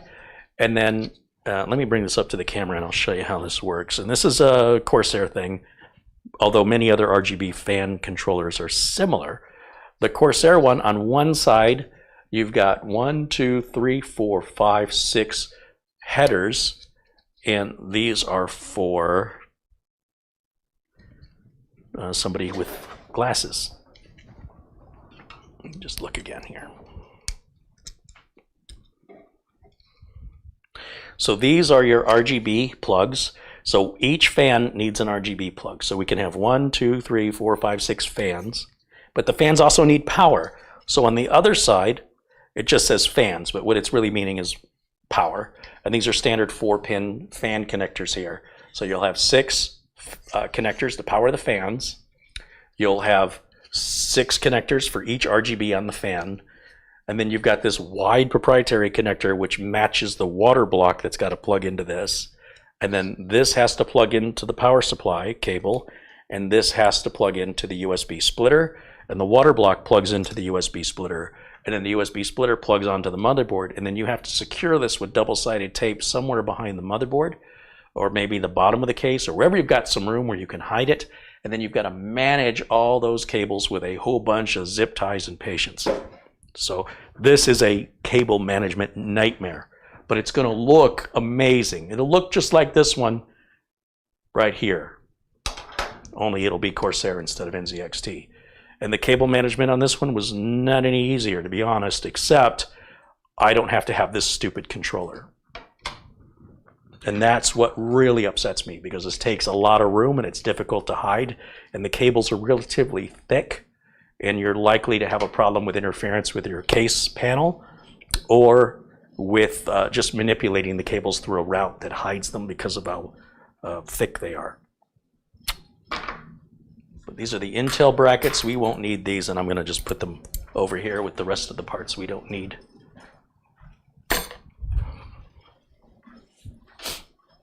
There's a small connector right here inside of this cover that when it seats on top of the water block, there's a connector on the water block that just connects it in, and that's how it's communicating with the pump.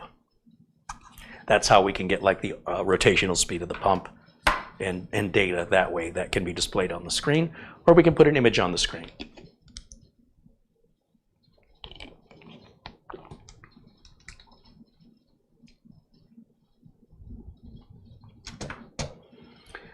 This is not an AMD situation. This would be the same cable management situation regardless if it was Intel or AMD. That's just the design of the pump. We're going to use the same pump and the same fan controller and the same fans and the same screen on an Intel chip. So the cable management is nothing at all to do with AMD.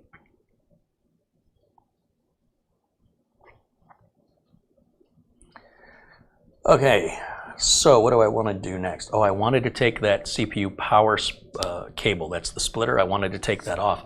You see, I was asking about that before I put the radiator in, because the radiator is sort of in the way now. And I don't want to take it back out just to remove a cable. So I'm hopeful that I'll be able to figure out a way to reach up there. I think I can.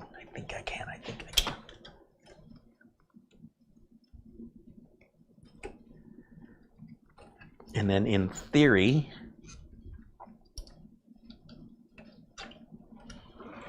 figure out how I can get this cable out. So with the radiator out of it, this would have been a no-brainer, super easy, barely an inconvenience. But with the radiator in place now, it's much more difficult to finagle the cable to get it out through the cable management hole, because I can't see it. I gotta feel it. It's gonna snag on everything, and if it snags on a connector, it's gonna bend the pins.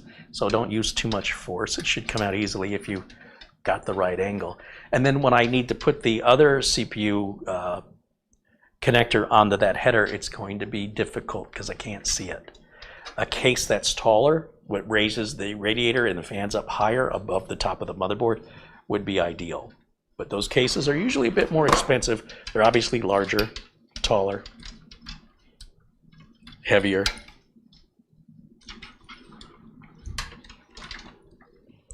Okay, there's our, you could see the time that it's spent in that position. It's kind of remembered it.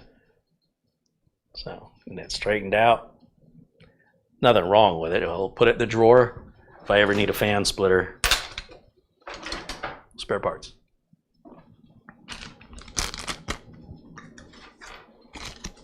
Once again, trying to keep the workbench area clear so I don't knock stuff over, and makes it a little less frustrating to work on.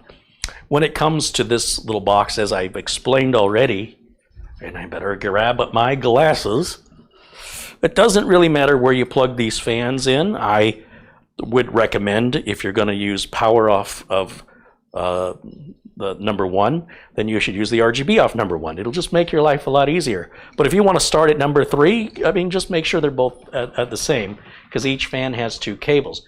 Now, you don't have to if you don't want to, but it just seems to me it's going to be a nightmare to work on it if fan 4 dies and you've got it plugged into fan 2 on the RGB and fan 4 on the power. It'll work, but it'll be difficult for you to decrypt that when you're trying to replace one of the fans.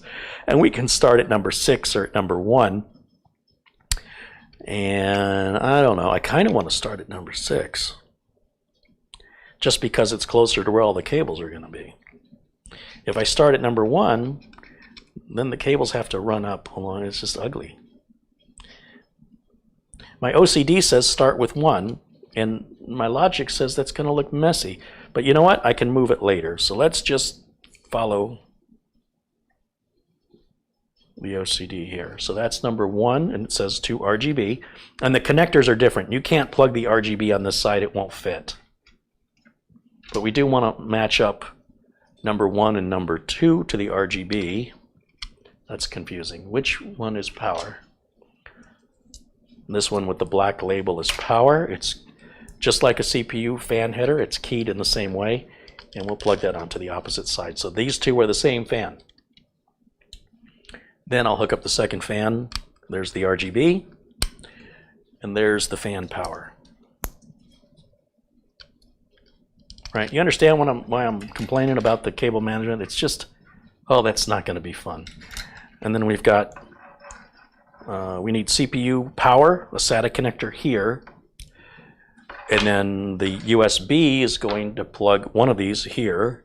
And what's interesting is this is keyed, but this is not keyed. There's no notch. However, there is a missing pin and a blocked pin, so you still can only plug it in one way, right there. And then the water block, or the LCD screen, is going to plug into the other side, and then this part is going to plug into the motherboard. So we have to figure out a way to route this cable through one of these cable management holes out to the front of the board where our where our USB header is. So if I just shove that in there, oh, that's going to be ugly. So I got these giant plugs, and there's no way I can think of to get them flush against the back of the case, And if I push them through the other side, then you can see them. Which is worse? And our USB plugs are all the way over here. So I don't have a choice. This isn't going to reach unless I push it all the way through.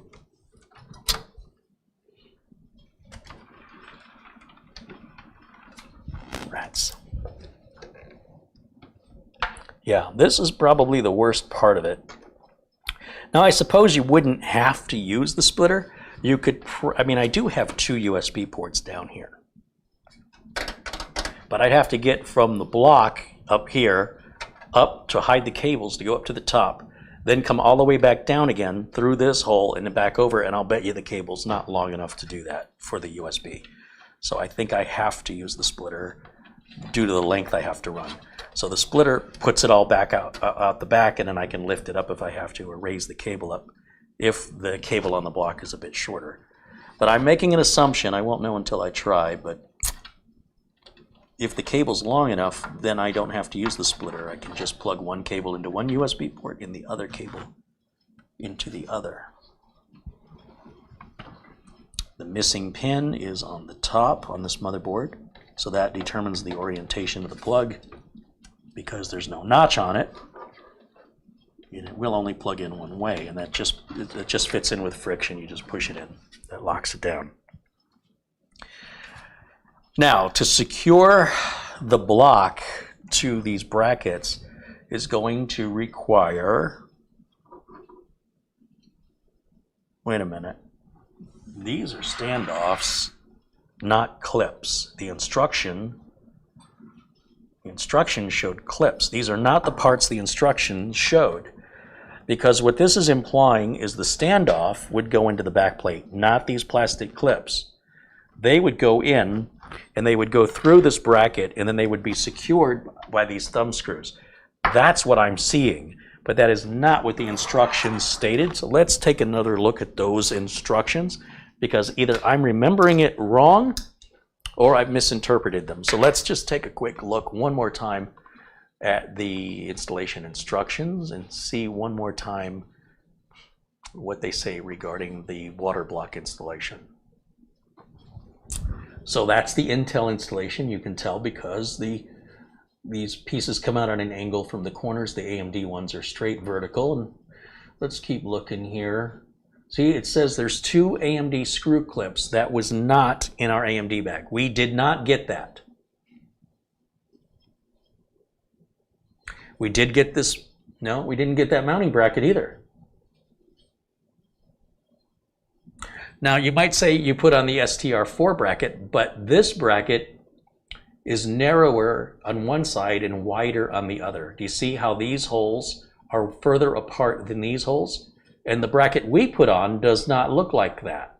It's even on both sides. These holes, it's an exact symmetrical look. This is asymmetrical. And I don't have the alternative pump cap.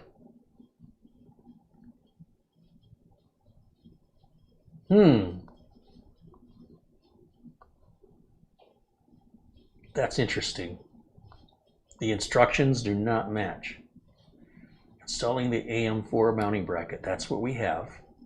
Remove the integrated Intel mounting, we did that. Install by pushing both sides, we did that. The rest of these are other languages, French, Denmark, Netherlands, Polish, what's PT? I don't know. Spain, Italy. I don't know what PT and PL are.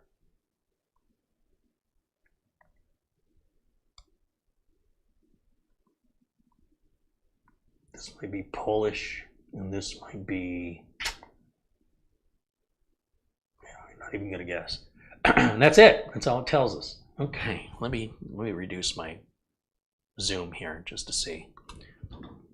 It says this is your Intel bracket, this is your AMD bracket. This is not our AMD bracket. We do not have that bracket. So did I pull up the wrong documentation? Remember I said it didn't say Capellix on the Amazon website. It just calls it an IQ-H100i Elite. So maybe these aren't the right instructions. Or maybe they updated the cooler install and didn't change the documentation, but that doesn't seem likely. Let me take another look for, let's search Google for IQ H100i Elite, but I don't want Capellix, just Elite.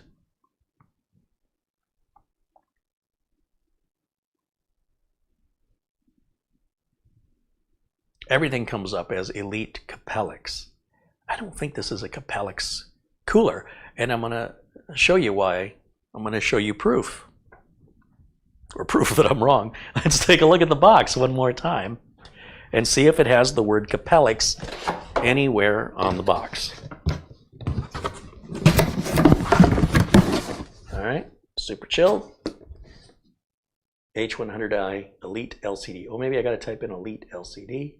Extreme performance, 240 millimeter liquid CPU cooler, LCD liquid. Nowhere does the word Capellix appear on this box. Other than that, it looks exactly like a Capellix.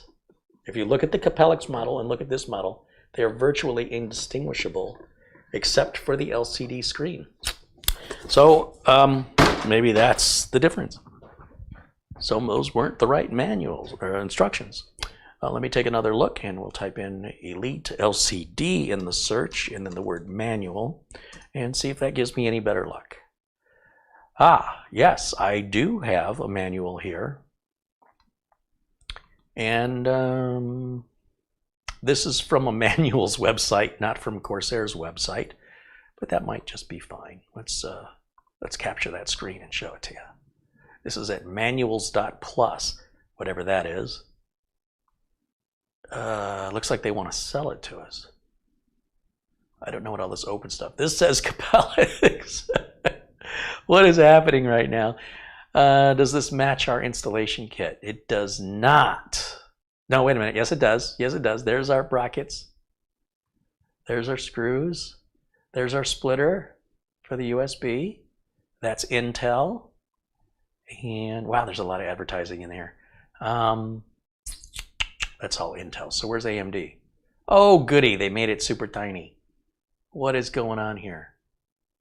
Look at all these parts. What is this? Putting together an HVAC system and a Honda Accord? I don't know what this is. That's way too much going on there. What the heck is this? I'm going to click on it. I'm probably going to regret that. I wasn't far.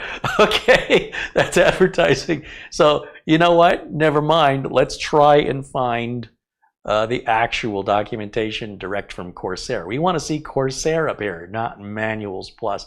That's a rookie mistake there. That's bad Google foo. But they're paying Google obviously to come up as a first result.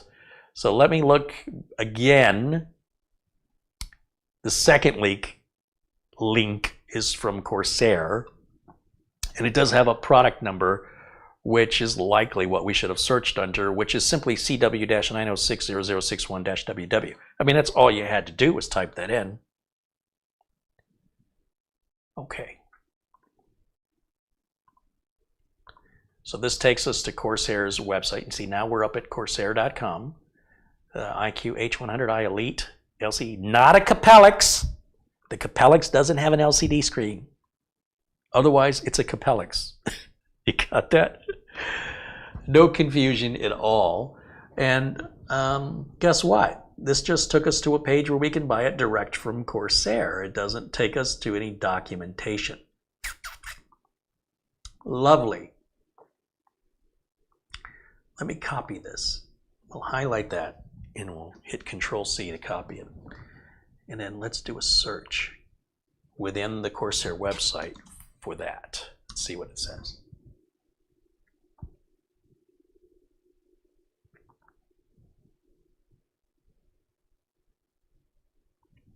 RGB pump caps. So I guess you can just buy the cap to make your Capellix an LCD screen if you want to spend $100 just for the screen.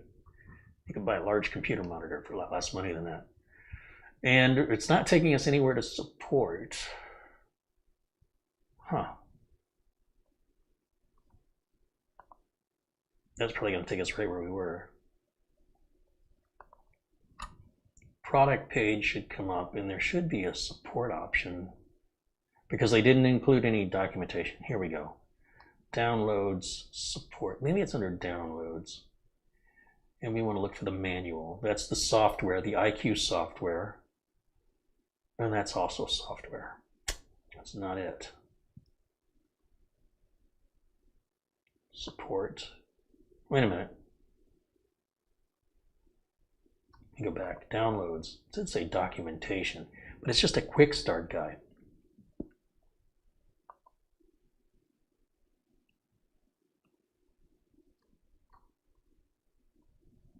Oh, PT is Portuguese. AR is Arabic. RU would be Russian. SC would be South Korean would be SK, right? I don't know what that is. Italian, Polish, Netherlands, Dutch, French, English. AMD, AM4. Okay. Much better than another website. Okay, we installed the AMD bracket. We installed the fans and radiator.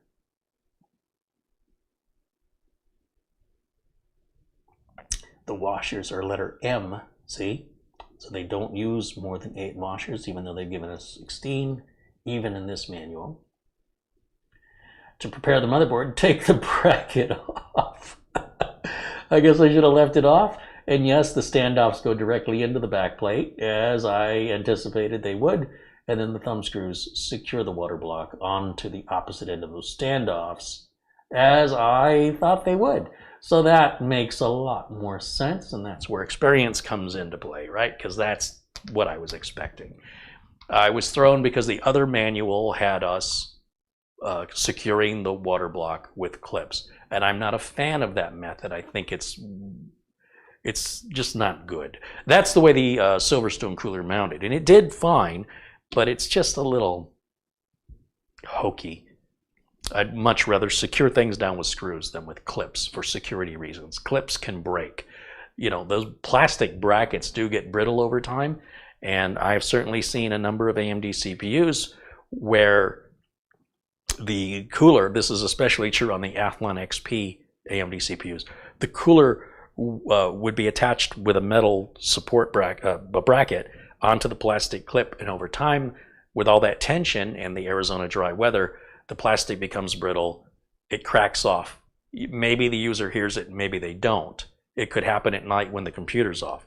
Then you go to turn the computer on, and the fan's turning, but now the cooler's hanging off one clip, and it's not cooling the CPU anymore, and those CPUs did not have any thermal protection. And then what would happen is you'd smell something burning, and by then you've reached over 300 degrees Fahrenheit, and the ceramic casing that is the core of this, the whole CPU casing is usually ceramic for high heat. It'll crack in half, absolutely crack in half, split the die right in half. And then, you know, it's not a warranty issue, although normally it wouldn't happen within a warranty period. This takes time. But regardless, it's not a warranty issue. And then you have to buy a new CPU, and you have to get those brackets replaced. And by the time you invest all this money, if you can find a new CPU by then, you might as well just buy a new motherboard, which typically means you got to buy more RAM because you might have gone from DDR2 to DDR3. Anyway, it's a mess. With screws, you tighten them down, they stay tight, you're done. Not a fan of the clips, just so I'm clear.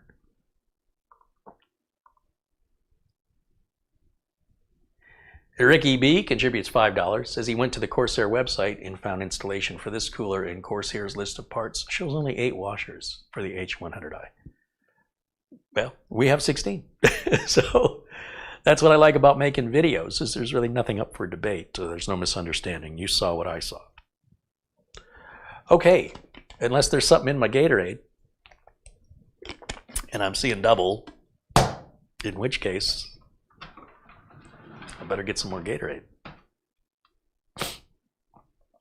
So those brackets I put on and I tighten down, I have to take off now. I'll tell you, here's what I'm going to do. If I take both brackets off, the plate is going to fall off So I think I'm going to take off either the top or the bottom bracket and then replace it with the 2 standoffs on each, one on each side. That way the plate won't fall off when I take off the bottom bracket and use the other 2 standoffs. Huh? Genius.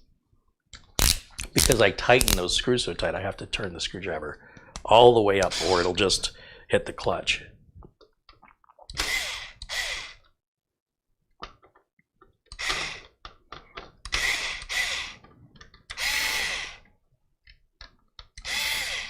Okay, so that's back out again because I had nothing else better to do but install unnecessary parts and then take them back out again. It's getting late. Both ends of the standoff are exactly the same, so you don't have to worry about using one side or the other. It doesn't matter. I'm going to go ahead and put those in where these screws were. There's no tool for this other than your fingers, so you've got to have good dexterity, and these are not turning very easily. Let me just flip it the other way just to make sure I'm not lying here. The threads should be the same. Apparently the threads are not the same. Okay, well, that made a liar out of me.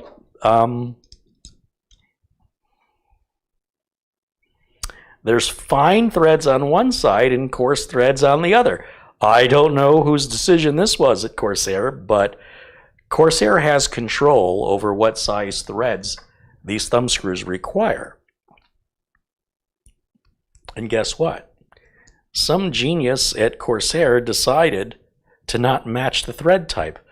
And you'd think the coarse thread would be preferred. It's a stronger, thicker thread. And that's what AMD wants in the bracket, is the coarse side. But some genius engineer at Corsair said, let's use the fine thread for the thumb screw. Now I'm going to take this up to the camera, and I want to show you, because you can't see it with any detail from that distance. You got to appreciate just how much detail you've got to be looking at when you decide to choose this cooler to install on an AMD bracket. Can you see, let's see if I can hold this so you can see the different type of thread at the top. They look identical, don't they? But if you look very, very closely, the thread at the top is coarse and the thread at the bottom is fine. And this here on my thumb, that's thermal compound that I somehow, that's not off the new cooler. That's when I was cleaning it up. Remember I said how it gets all over everything and it's hard to get off? Yeah. So, coarse thread on top, fine thread on bottom. Coarse thread goes into the CPU socket, and the fine thread is what the thumb screw screws onto. That's a fine thread. It will not thread onto this side. So that is dumb. And there's nothing on here to indicate direction, like a down arrow to say this side towards the motherboard. Nothing. Now, you wouldn't have this problem on an Intel board, so I don't know why they chose to do this. Well, I take it back. You might have this problem on an Intel board. I think an Intel board is also coarse. So this was a really bad decision. There's no reason Corsair should have to do this. It should have been the same thread on each side to avoid the installation difficulties that I'm going through right now. It's just unnecessary and unjustifiable. It also adds to the expense in manufacturing when you've got to design one end differently from the other end. If both ends are designed the same, then they can go through a machine in theory, much faster. However, I don't know their manufacturing process, and maybe they're doing it in a different way. I just think it's stupid. Why do I think it's stupid? Because it's not necessary. They could have just made both threads the same and just made sure that these were configured for the coarser thread. That makes no sense to me. It's like, is there a way that we can make this more expensive and more difficult for the installer? Well, we could design it with different threads on each side, but make it so minute that you'd have a very close You need a very sharp eye and look at it very close to see any difference. That should throw even people with good vision for a little bit of a loop. How much does that add? Oh, quite a bit of cost. Okay, let's do that. That sounds good. We don't want to make it too easy. I think that's what the conversation was like, if I have to imagine it in my head. Okay, take the bottom plastic bracket off.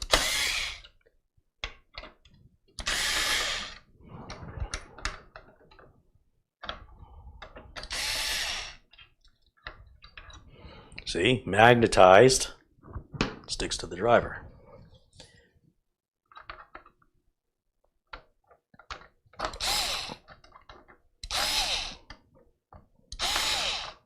Okay, and you go there. And I gotta remember to turn this down, or I'll be ripping the heads off of screws later. Now these, you don't need to torque these down. You wanna, when you tighten these down into this back plate, just get them as tight as your fingers will allow. Don't get any tools. You can crush the motherboard.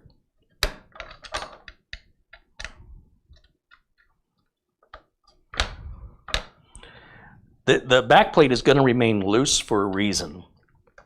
And that is when these brackets screw on to the opposite side, so the fine thread is going to come through this hole. And then what's going to happen is when you put this thumb screw on it, it's going to put downward pressure onto those brackets, and it's going to sandwich. It's going to force the back plate to move up and meet it. And so that's going to create the tension we need on the CPU for the effective heat transfer.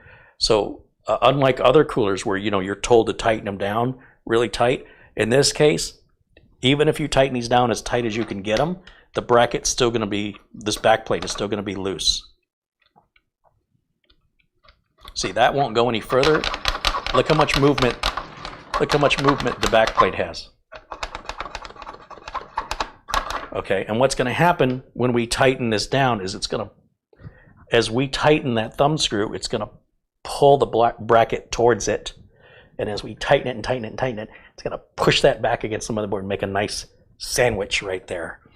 And that is really disturbing that it's that loose. You'd think thered be something, but that's, again, I think they had the same meeting probably at Corsair, and they said, the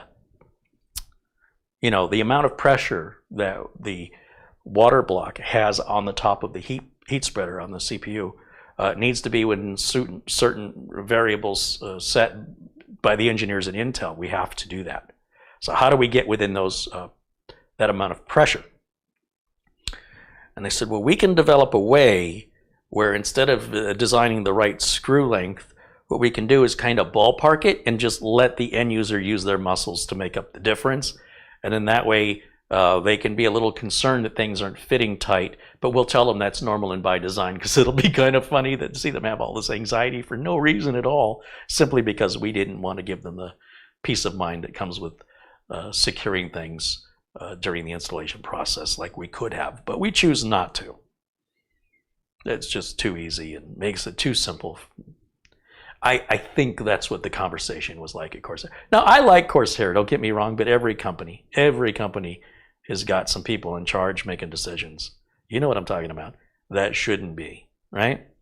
And I think that's the case here. Something's going on. Very, very strange. Somebody said, we're going to use clips on the AM4 on this cooler, but we're not going to use the clips on that cooler. Which is it? Can you make up your mind? Can you pick one? That's what I think the answer was. I think he just said, we want to make more parts. It costs money to fabricate original parts. If we keep making the same part in bulk, it's only going to be cheaper and easier. So let's not do that. It's the same AM4 socket. It's the same AM4 socket that uses the clips, that uses the screws. And we pulled up an instruction manual for a cooler that's remarkably similar to this one that has a completely different mounting technique for the exact same CPU. If we were dealing with a different company, like if we were comparing an NZXT cooler to a Corsair and the NZXT used the clips and the Corsair used the screws, fine. but Corsair uses the clips on one, uses the screws on the other. Make up your mind. Me personally, I prefer the screws, but this is disturbing to see that much play, but that's normal for this type of design. So get over it. I guess I'm telling me that. I'm kind of upset by it. We don't have that kind of manufacturing precision. All right. So this is going to go this way, right? And that's going to go right on top of these standoffs. And then I can start one right here. Just like this. Come on now. Trying to keep downward pressure. Normally you would do this with the case laying down. I'm doing this so you can see my back apparently. I like to show off the back of my head. It's my best feature. Okay, just need to get it started. You don't want to tighten them down because as it creates that tension, it's going to make it harder to start the other ones. So just get them started. A couple of turns is all you need here. And you'll see I've got to use quite a bit of downward force to bend that bracket to get it to reach the screw underneath. And then that's why I don't want to tighten these too much yet until I get all 4 screws or thumb screws started. And the most difficult one is always going to be the last one because now we've got the 3 seated, which is going to pull this one up. So you are going to have to put some downward pressure. And this one wasn't too bad.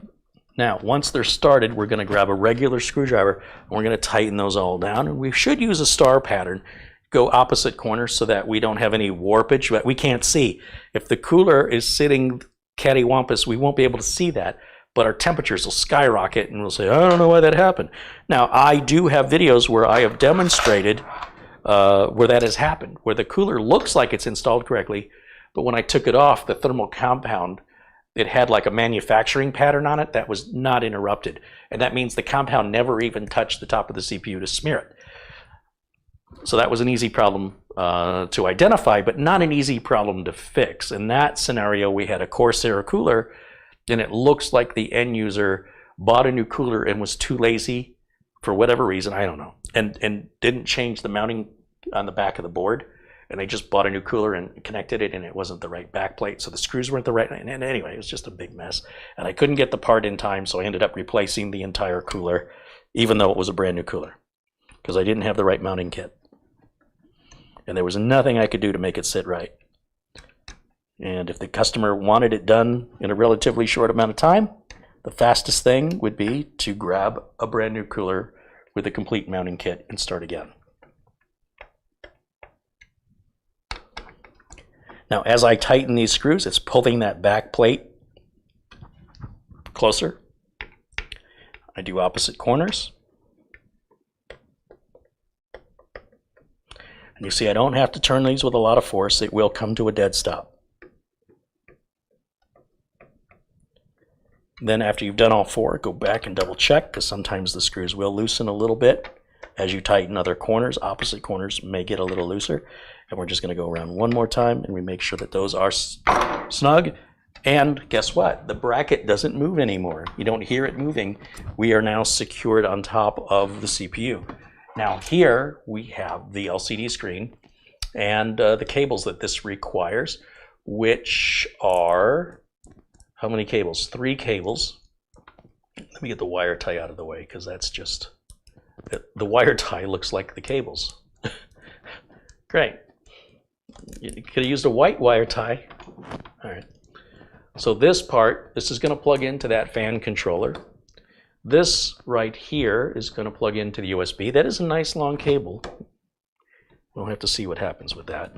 And this single wire here is going to plug in to your CPU fan header to report to your motherboard that there's a CPU fan connected. Some boards won't boot. They'll protect your CPU if they don't detect a CPU fan. That's why there's only 1 wire on it.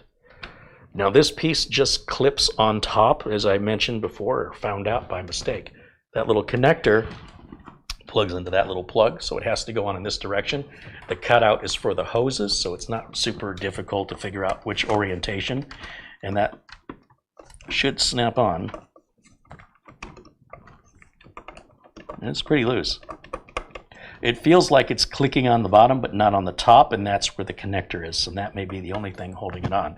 Again, not a fan of how loose this is. This little CPU fan, remember I mentioned getting up in there behind the radiator was going to be difficult? Well, here we are. And then this cable and this cable, which are together in this braid, split after about, what is that, a foot and a half of cable? That's got to be routed somewhere where we're not going to see it, because this is ugly. Which means I have to find the wire management hole up behind the radiator, and the radiator's in the way. I don't know how I'm going to do this part, but let me clear off this stuff from the counter and grab a flashlight in my glasses. And once we hook that up, we should be able to turn this machine on and, you know, run Prime 95 on it. I'm not going to install the iQ software and mess around with the screen because it's 11:30 at night, and my video has been running now, for 4 hours. So I think here in the next few minutes, we should be able to wrap this up and verify everything works. As for the configuration, the software, the RGB settings, getting the little screen, like by default, the screen should probably show something, I don't know what. But if we want to put the logo in there or something, we do that through the software, and I don't want to spend too much time on it. My sister is certainly technical enough that if I'm running low on time, she could absolutely load the software and configure it. I could at least load the software and verify that it's communicating. But other than that, I don't want to spend much time configuring, you know, the screen and stuff. So as far as getting up behind that radiator, I don't know. I just don't know. Okay, so this is the CPU fan, and it needs to go somehow, some way. I've got to figure out how I can get up in there. How's this going to happen? So, man, if I had a case with a pull-out drawer, that would be wonderful. I could just slide the radiator out of the way. If I had a case that was taller, it kept the bottom of the radiator and fans away from the top of the motherboard, this would just plug in 2 seconds. But the case choice is very important if you want to install a liquid cooler and you don't want to have to go through all this hassle. Could I have put the block on first and the radiator in second? I don't know. That would be kind of difficult with the radiator hanging. But maybe. Not quite sure which directions, which order the directions had it in. But again, it really is dependent on the case, so the directions may not really be relevant as far as order goes of putting the radiator or block on, depending upon the variables of the case you're using. Yeah, this is difficult.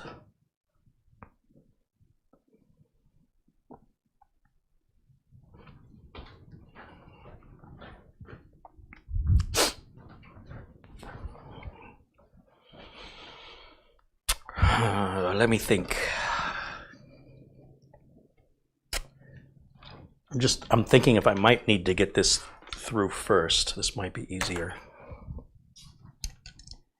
That radiator is seriously in the way, like in a major way with this case.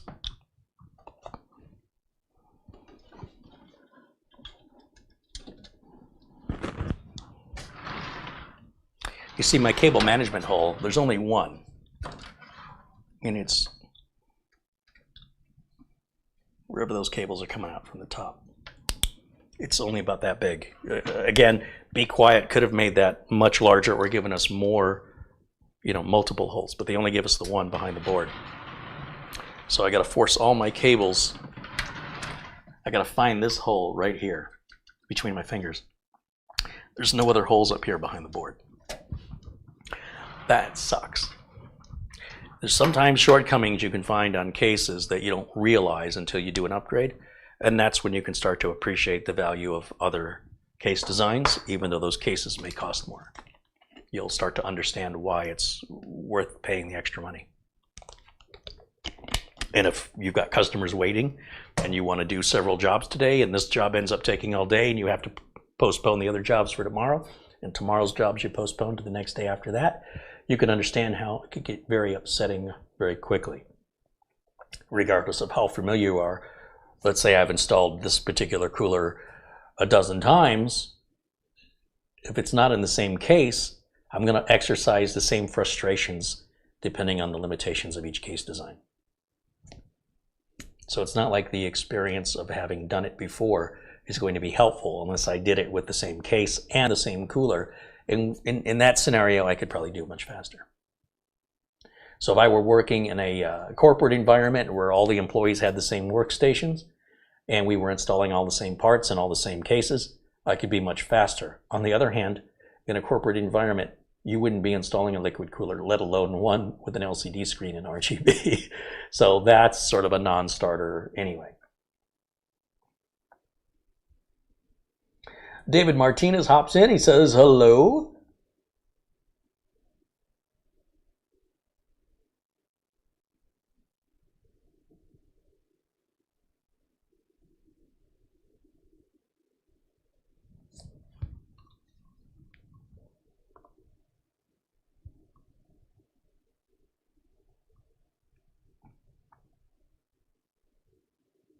Master Singleton says the SC language listed in the manual is simplified Chinese.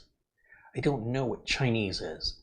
I know what Mandarin is, and I know what Cantonese is, but I'm not familiar of a language called Chinese. I don't know what that means. Strange.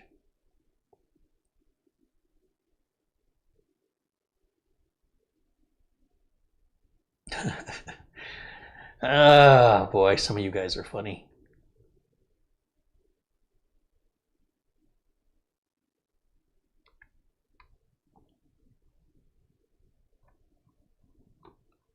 Boy, the chat room really quieted down, huh? You guys get quiet at night, or did we just lose a bunch of viewers?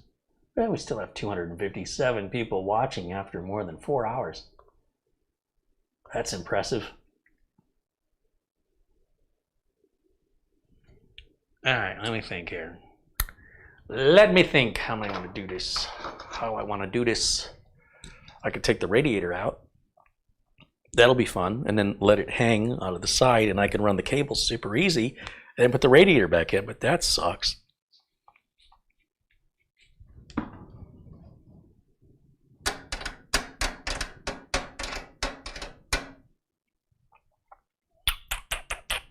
You know what? I think I'm going to do it. You know, it's more labor, but I think it'll be faster than me trying to fish a wire through a hole in the back of the radiator that I can't see. So again, I get to undo work I've already done, but nothing makes me happier than to do the same thing 3 times.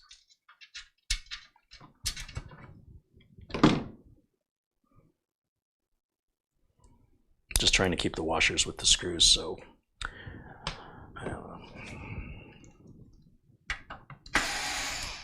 The washers are staying behind, and I don't want them to drop. So this is becoming a little tedious.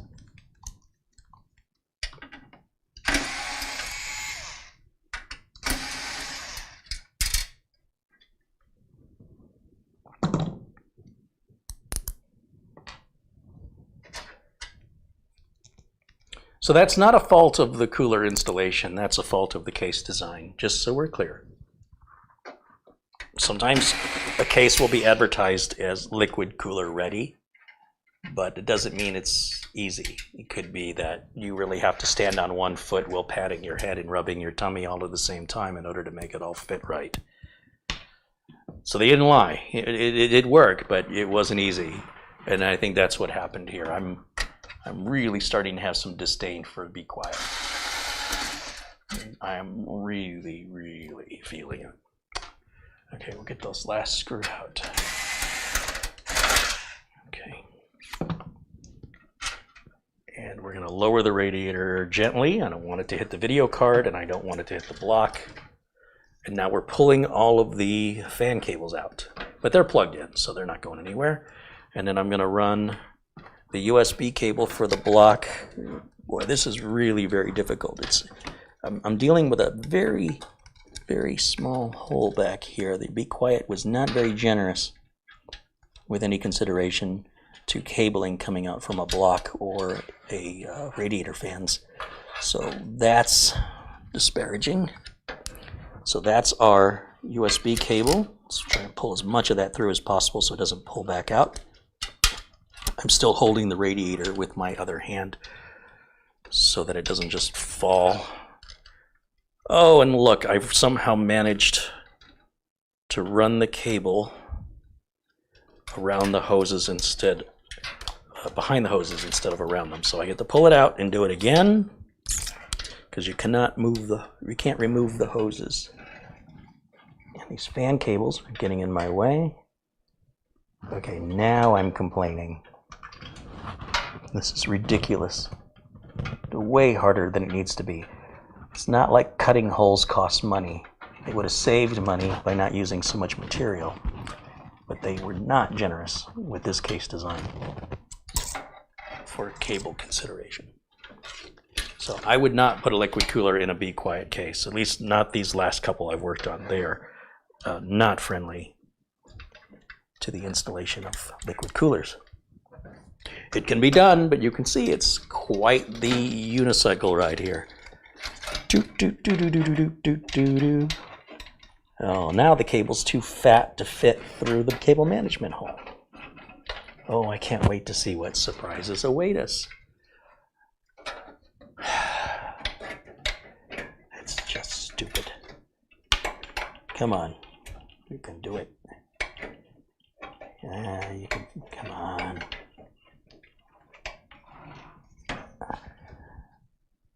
What is happening right now? There it goes. There it goes. It just takes a little bit of motivation. Wow, that is just awful.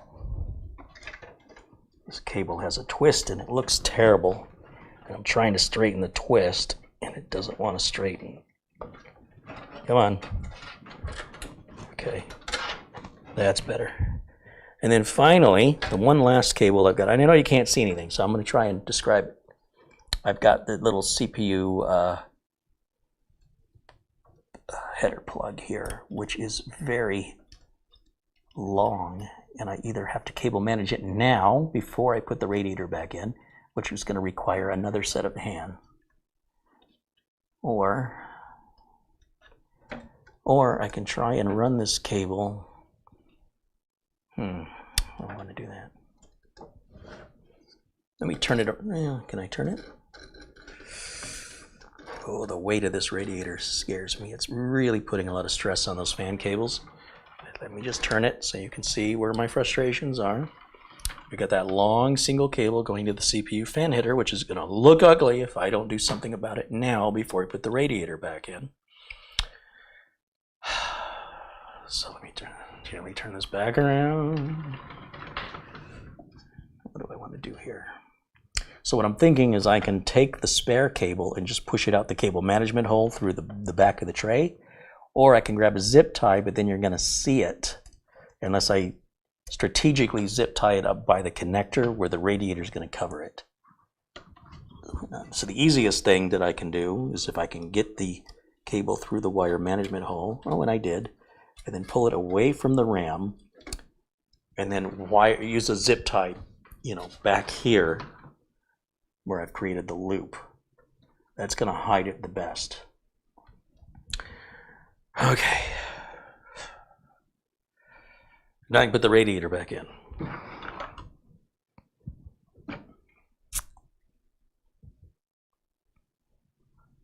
The radiator with the non-magnetized screws.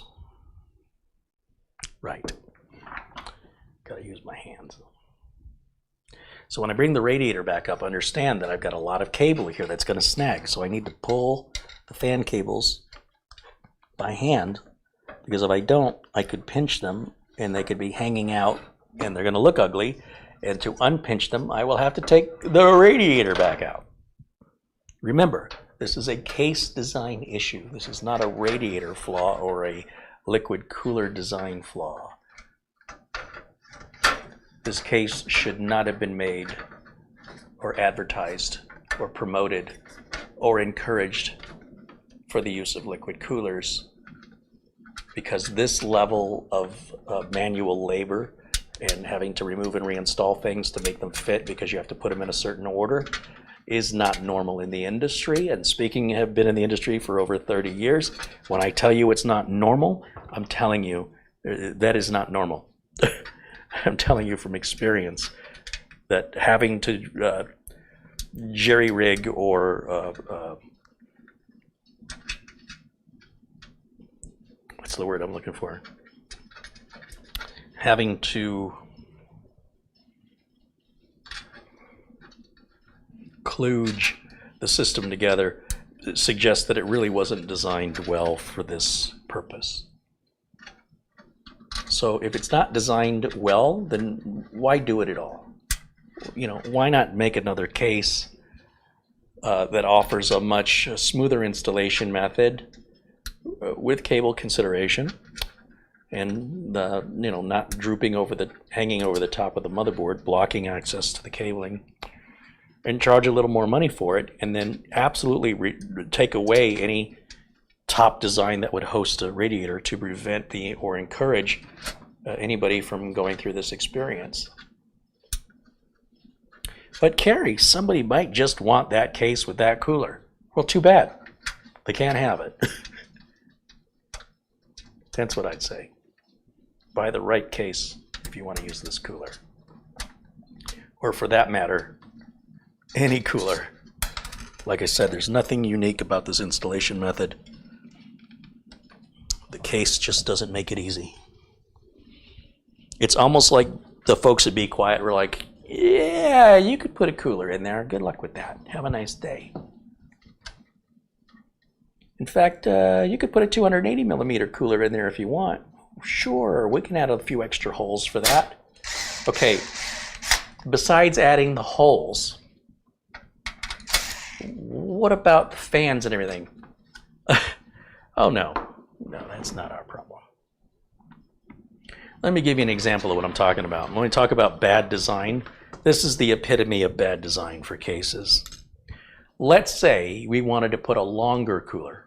Okay, the top of the case has slots in top going all the way nearly to the front of the case. Let me bring up my OBS and I can tilt the case down and I'll show you where the design flaws are here. And if you never installed a liquid cooler in this case, you wouldn't realize these design flaws were even existed. But if we look at the top of the case, look at all these grooves. Now these grooves, so this is a 240 millimeter radiator, this is a 280. If we go all the way to the front, you can see they've carved out a little area here for the radiator to fit in to this slot, except it only goes this far. So I don't know what you're supposed to do once you've reached this, but then you've got this panel that's designed to hold like a CD, DVD drive, something like that, which you clearly couldn't put in here because the radiator's in the way, but yet they've given you the slots up here for the screws. What? What? Doesn't make any sense. I really don't think they know what they're doing. I think they're just making stuff up. They've got somebody in charge of their engineering that doesn't apparently know what they're doing. Over and over and over again, I keep running into these massive shortcomings with these Be Quiet products, and I'm really, really tired of it.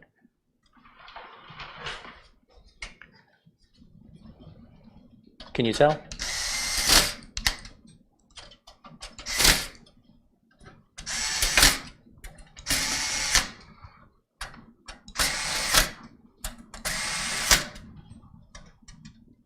Thank goodness I have the electric driver and I'm not getting carpal tunnel syndrome or repetitive stress disorder taking these 8 screws in and out and in and out. All right.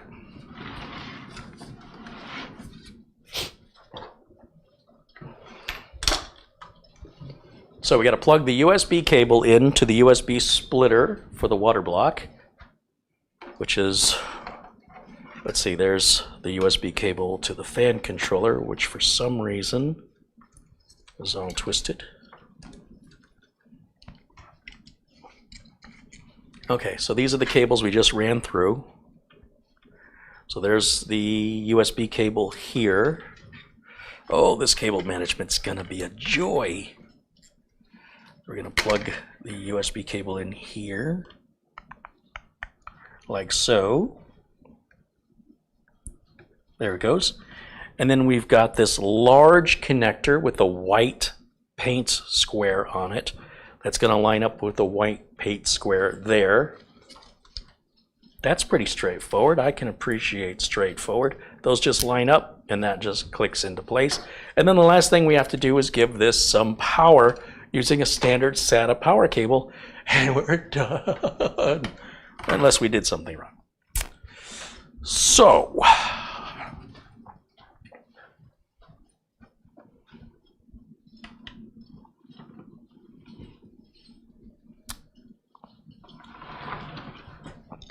people ask me, they say, how come you don't like using modular power supplies? Why do you discourage it?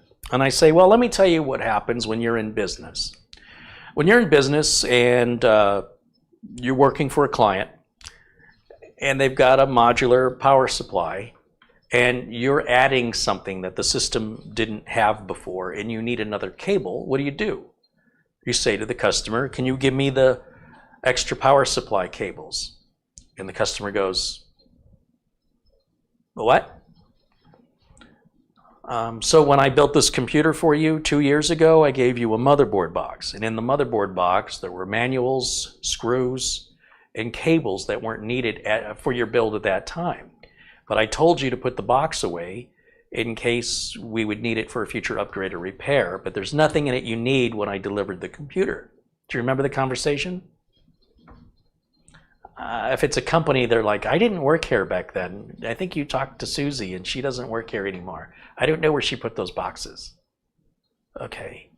So I may have driven for an hour in the car to get here. I brought my screwdriver and I brought all the equipment I need.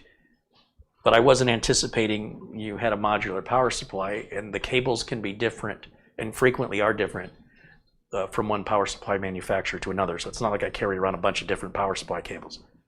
So if you could find that box, that would be great. Okay, well, when can you come back? Because we're really busy today.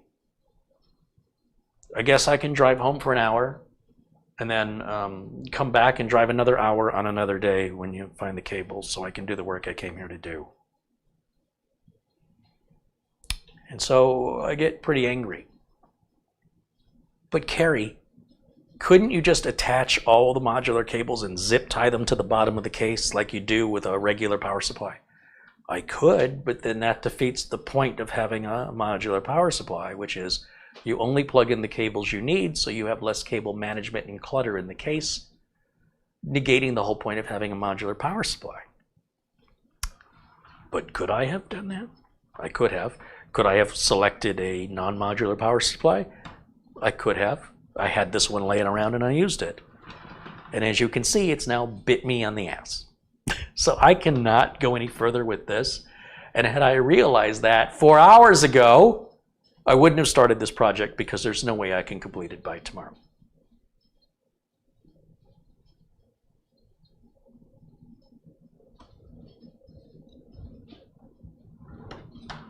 But other than that, everything's great.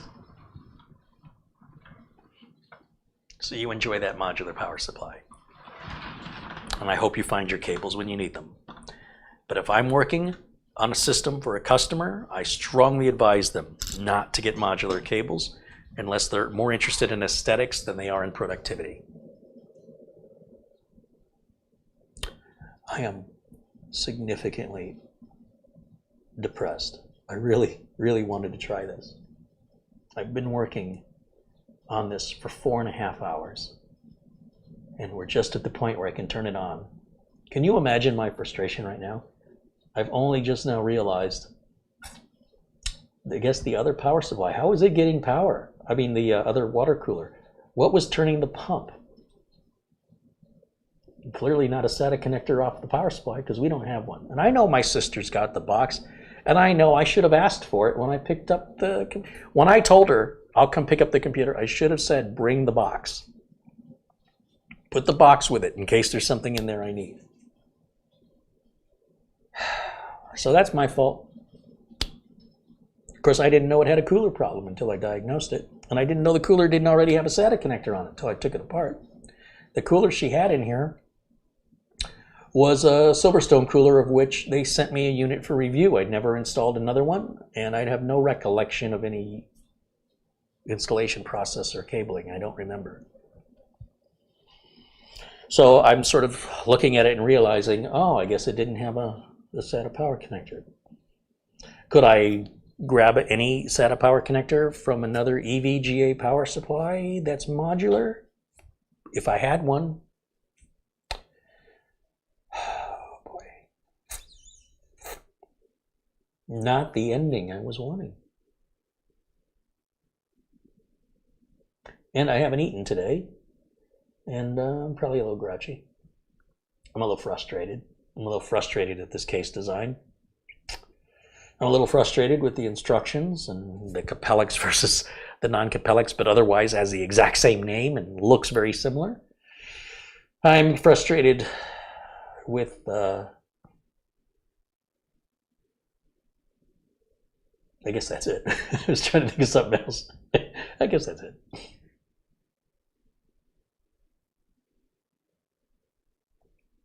And I had other computers I could have worked on during the video today that would have been done. And remember, I said I did this one because I could get it done quickly, get it out of here. I was wrong.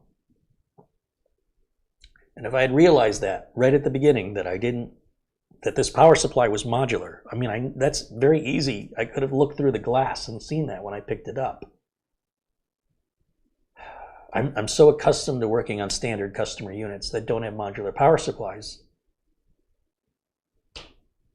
Could I grab another power supply and disconnect the video card and motherboard and temporarily hook up the new power supply to test the cooler? Well, I could, except I'd have to take the radiator out again to get to the top CPU power connector, and I'm just not in the mood.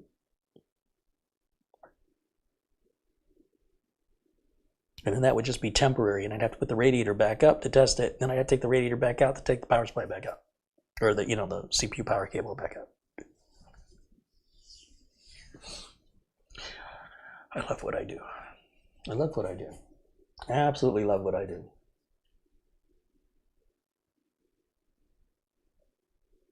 Okay, well,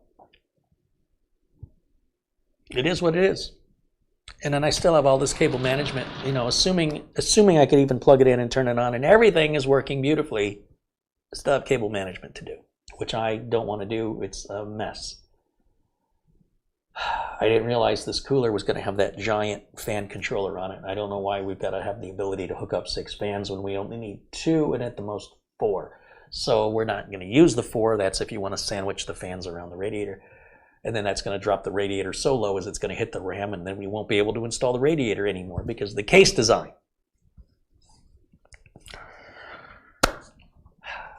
How was your day?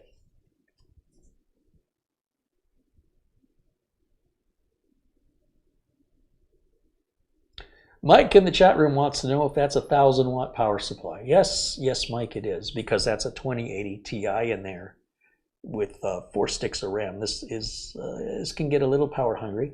Although it didn't need 1,000, it probably could have done with 800 watts. But I wanted a little headroom for future upgrades, and I had this power supply for some reason. I can't remember why I had it.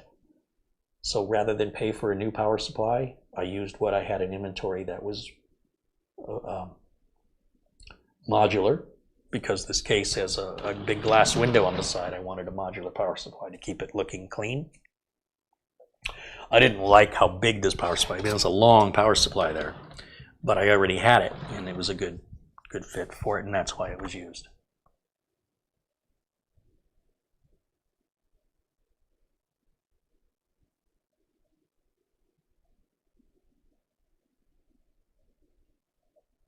Blackwatch said, I admit my day was off as well. Could have done with a better day. I mean, it started off by Amazon waiting until 6 o'clock at night to deliver this cooler. This cooler could have just as well been here at 10 o'clock in the morning. I don't know. It's very random. Amazon's deliveries are often early. More often than not, Amazon delivers early. But for some reason, Amazon did bring a package at 10 o'clock in the morning. And then they came back at, 5 o'clock in the evening to drop off the cooler. And I was waiting all day so I could do this video. And I had other things to do, don't get me wrong. I wasn't staring at the walls, but I was really looking forward to this.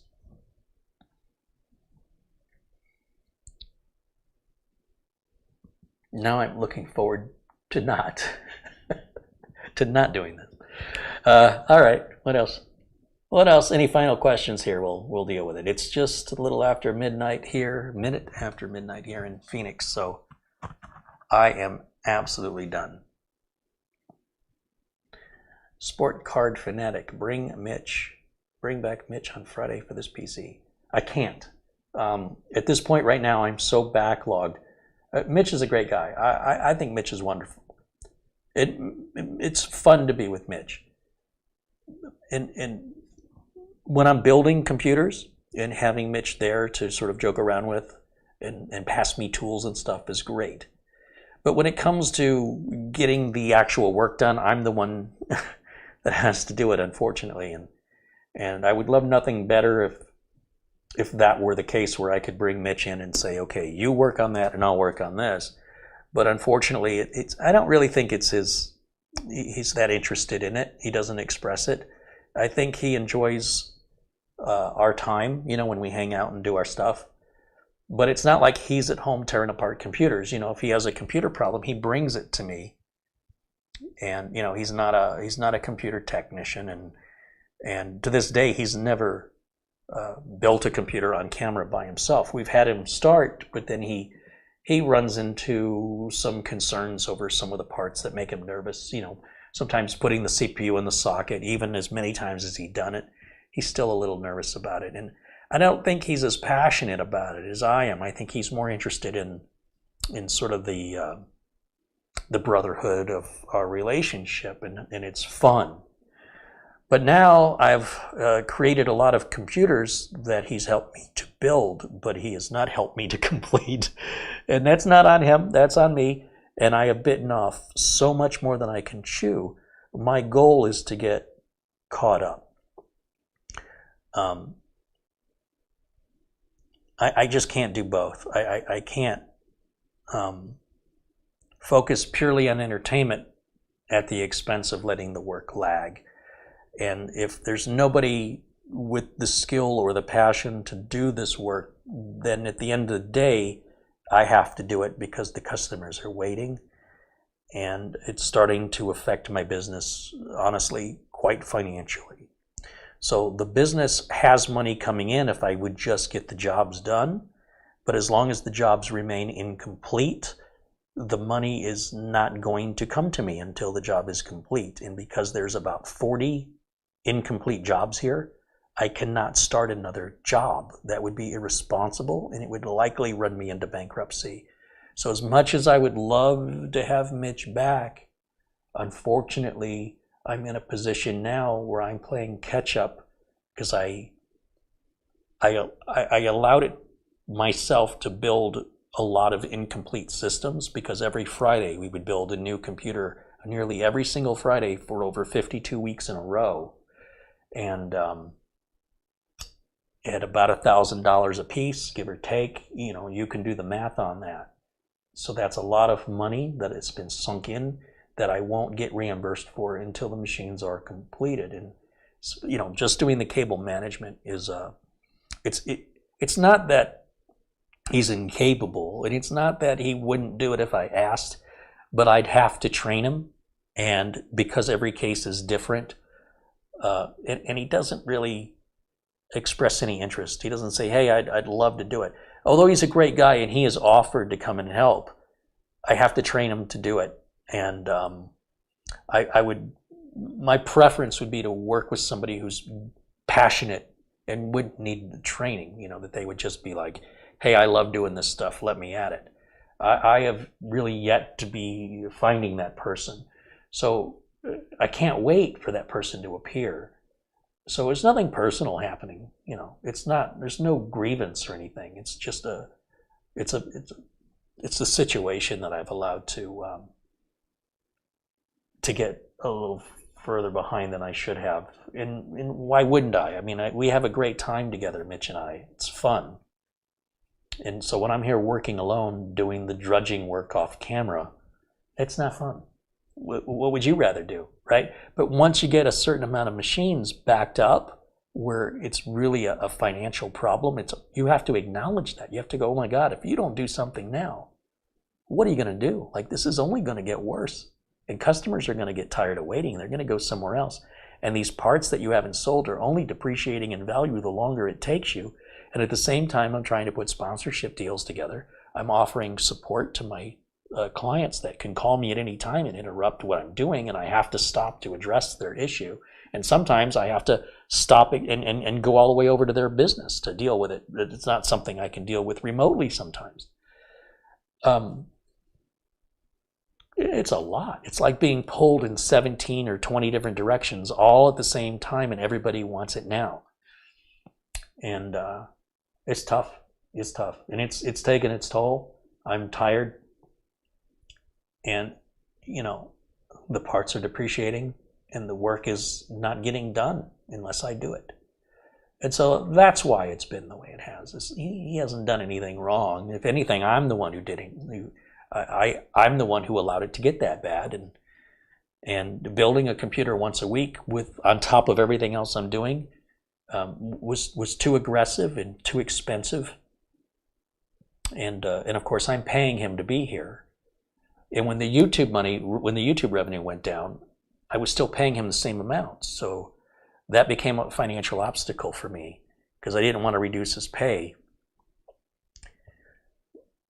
And I thought it would get better, and it didn't. And he didn't do anything wrong. Just YouTube fluctuate their advertising rates. There's nothing I can do about it. So it's just, I don't know, what would you do if you were me, you know, in that situation? What can I do?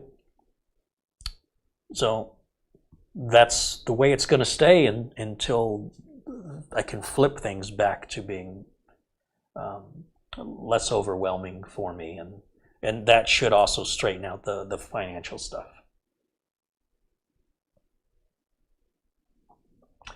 William wants to know what I think of WPA3. WPA3 is absolutely required for Wi-Fi 6, so it doesn't matter what I think about it. If you want Wi-Fi 6, you have to use it.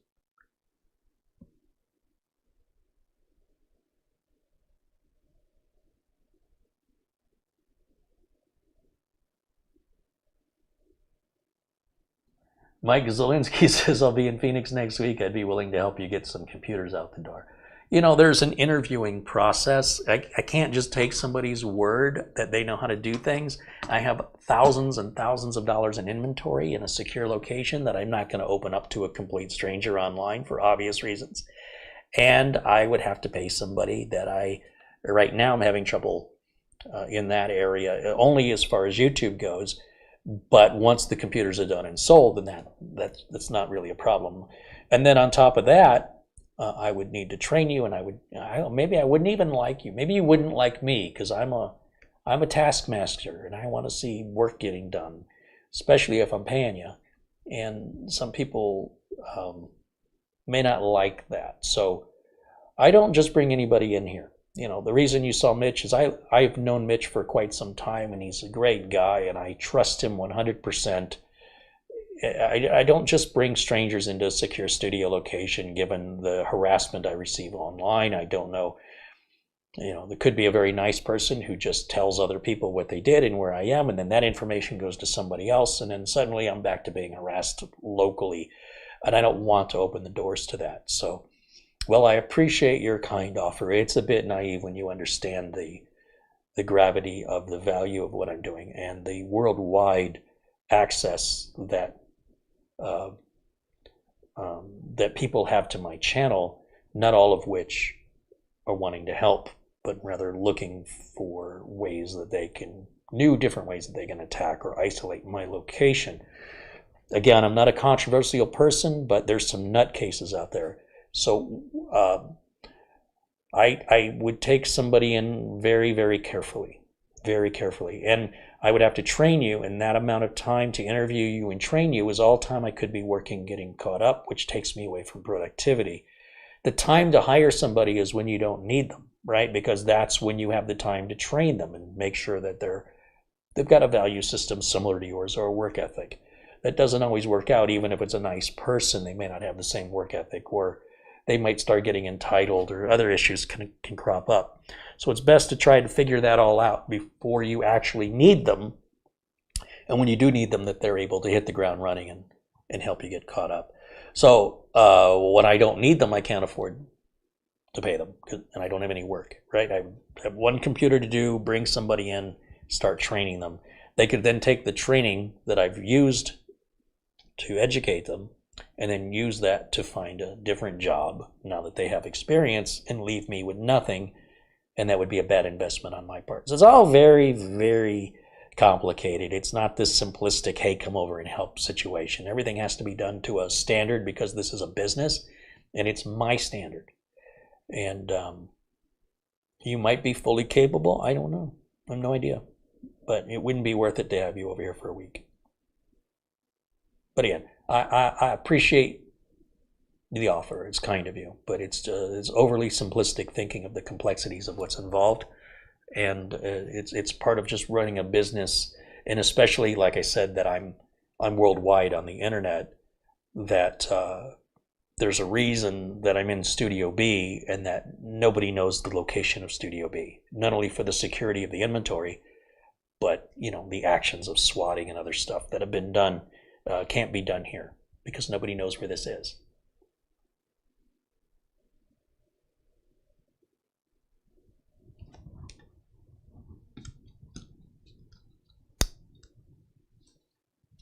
Paul Cleaver says, Carey, I sent a super chat. Did you get it? Let's take a look, Paul. I'm sorry, did I not see it? Oh, yeah, you just sent it. £2. He says, good morning, Carey. I'm sorry for the small amount of money. Hey, your small amount of money is more than most people give because most people give nothing. So I appreciate it, my friend. Thank you. Cheers.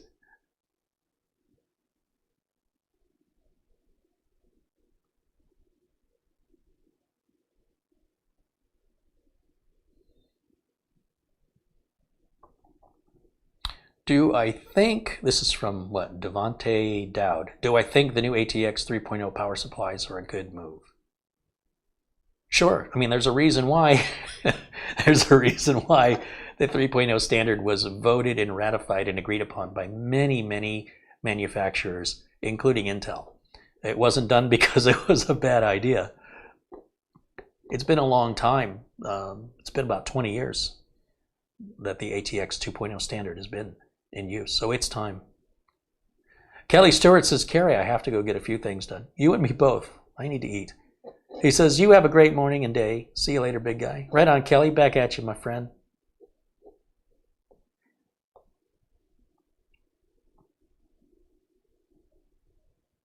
Martin says, Carey, is the saying, it's who you know, not what you know, true? Certainly, that's true for some things, like many famous actors that you might know are only known because of who their relatives are. If you take a look at somebody like Nicolas Cage, that's not his real name. He's a relative of Francis Ford Coppola. If you look at, I think, this goes so deep. If you look at almost anybody in Hollywood, they have their job because their parents or relatives worked in Hollywood. They may not have been an actor, they might have worked in makeup, or they might have worked in direction. But, Ivan Reitman, who recently passed away, his son Jason Reitman is a movie director. Do you think Jason Reitman would have been a movie director had his dad not been in Hollywood as a successful movie director? Look at Michael Douglas. He's a fantastic actor, but do you think he'd have had a job if not for Kirk Douglas, his father? Look at Kiefer Sutherland, Donald Sutherland. This is all families. If you realize the family ties in Hollywood, the vast majority of actors are tied to Hollywood through family in some way, shape, or form. Not all of them, but the vast majority of them are. So in that case, it's who you know, not what you know. So there are other situations where you may be very qualified and skilled where people want to know you. And in that case, it's who they know, right? And that may give you job opportunities. But as far as randomly sending in a resume with your qualifications and nobody knows who you are, obviously knowing who you are is a benefit. It's going to increase your likelihood of getting the job. So yes, who you know matters very, very much. For example, one last example. If I was born in Silicon Valley rather than Detroit, Michigan, it is highly likely that I would have been involved in a startup in Silicon Valley. If I would even been born in the valley, or not in the valley, but in the Bay Area around San Jose, I can guarantee you I would have been involved in something. It could have been involved in something small or something big. It could have been Netscape. I could have been involved in Apple computers back in the day if I was that was a little before my time. I could have been in, but Netscape, boy, that was right up my alley. I could have been involved in any of thousands of startups during the dot-com boom of the early 2000s. I was the right age. I was that interest. I had the drive, but I wasn't in the right place. So it didn't happen for me. And I'm absolutely certain if I had been in that area at that time, I would have been a part of it somehow. And I like to think something big, but, could have been something terrible. I don't know. But being in Phoenix, away from it, never gave me that opportunity. And likewise, if you want to be an actor, you're likely going to have to go to Hollywood or New York City. Not that you have to, but your odds of success or getting a job, there's more jobs out there in Broadway and such in New York. And of course, more acting jobs in Hollywood than there are per capita anywhere else in the world.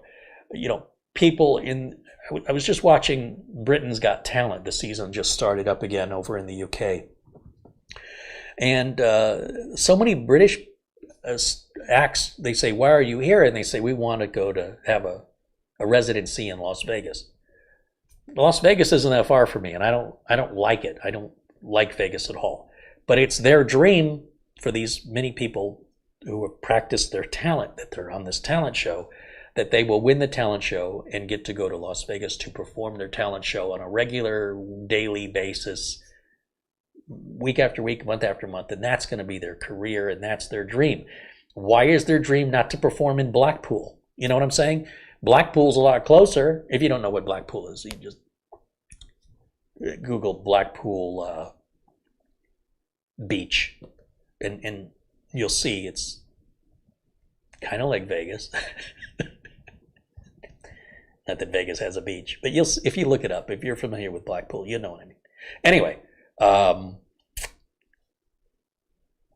sometimes where you're located is a big, big factor.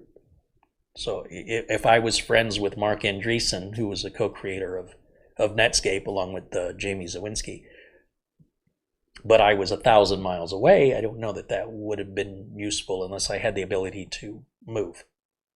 So you've got to be at the right place. You've got to have the skill. I guess you don't have to have the skill. Susan Wojcicki, who is the CEO of YouTube, has no skill in the internet. She didn't know what she was doing. I kind of question if she knows what she's doing now.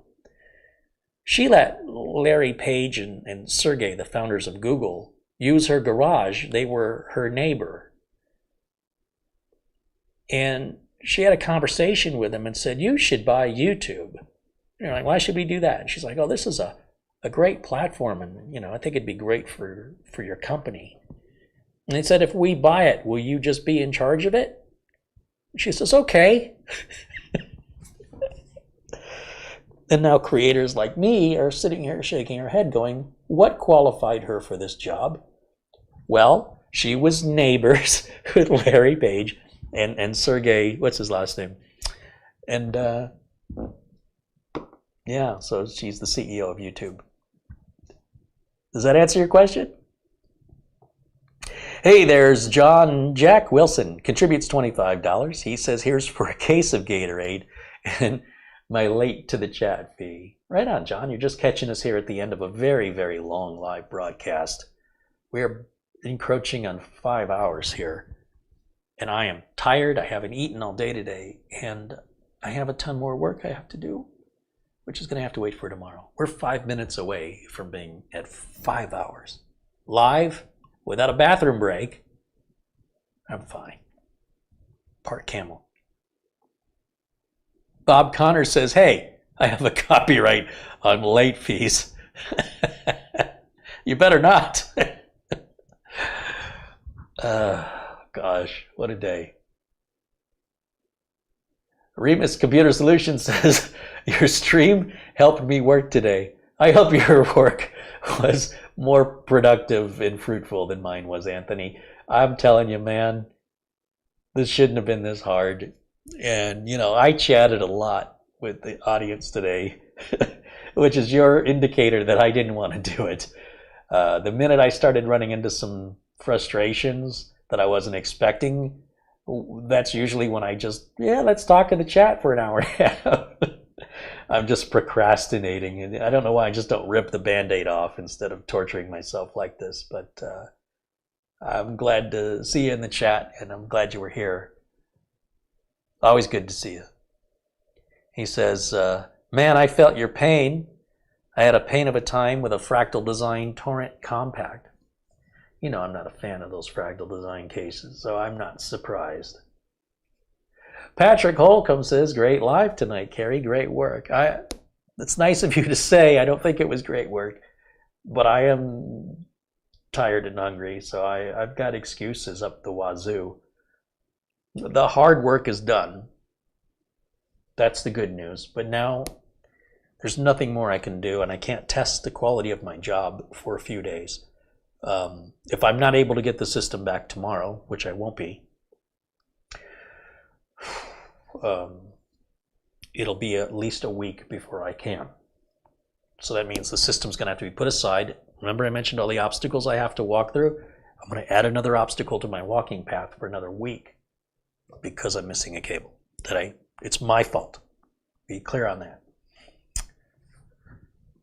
I'll learn. Once I do this to myself enough times, I will learn.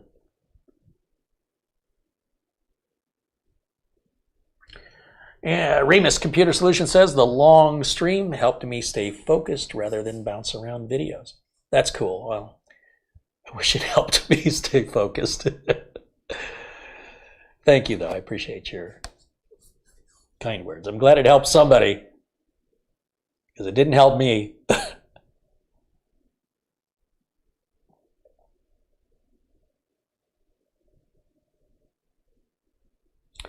Sinister says, I'm going to play some Asteroids, Missile Command, and listen to some Foreigner and Journey while doing it in your honor. Well, I'm not dead. Not a fan of Missile Command. Not a fan of Asteroids. You want to play a game in my honor? It's Galaga. You want to listen to some music? It's not Journey, but Foreigner is a good choice. But thank you. I appreciate the thought. Mark Baggett says, great stream, Carey. You're too kind. Remus Computer Solutions says he can't wait to get a prototype from who? Sliger to test. Was supposed to get it in January, February. Well, the good news is you can buy GPUs again. I mean, there's that. Remember how fun that was?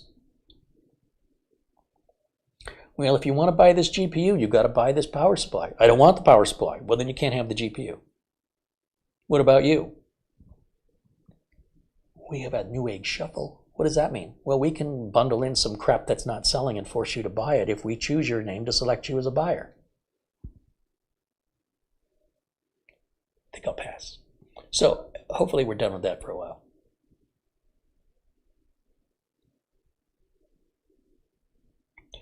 Martin wants to know if I'll have an idea when I'll start the Life 101 videos. You know, that's a personal passion project of mine. There's no money in it. It's just something I want to do. And being so buried in work and having so many people vying for my attention, it's going to be a little while. If I get my place in Michigan and I'm able to move up there, I'll be cutting my work down probably by 50 to 70%. And I'll be able to just sit out in my chair in the woods on a beautiful day and pontificate about my philosophical views and attitudes and perspectives. And over time, you know, watch the irony be that's the channel that takes off and makes me a ton of money, right? You know, sometimes life works that way. I don't expect it to. I think that's kind of a niche thing, and it's really just for my own personal purpose to leave something behind that I hope may benefit individuals, but not necessarily the masses. Same with the cooking videos. I want to do more cooking videos. I just don't have time. David Martinez says, Carey, I bought a motherboard using your link. Thanks for all you do. Well, thanks for using my link. Remus Computer Solutions says, Sliger is a USA chassis manufacturer. Never heard of them. I would think like Leon Lee or something. Hey, Mats Olof joining us from Sweden. Is it Sweden? Thank you, Mats Olof, for jumping in and saying hello. We're just catching us here at the end. Tech Guy TV says, Carey, I need to ask some questions about what to do to decrease CPU usage. I've done many things, but nothing is changing. I am so busy. I listen, that's not really something I have time to delve into because of all the system items you're going to have running in the background that need to be analyzed. I wouldn't be the guy to ask simply because I don't have the time. I'm sure you can use Reddit forums and other support areas online where you can seek that help.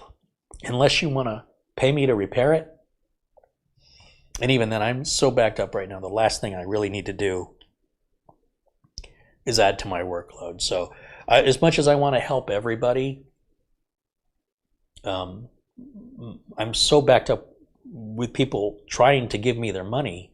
They're just waiting for me to complete a job.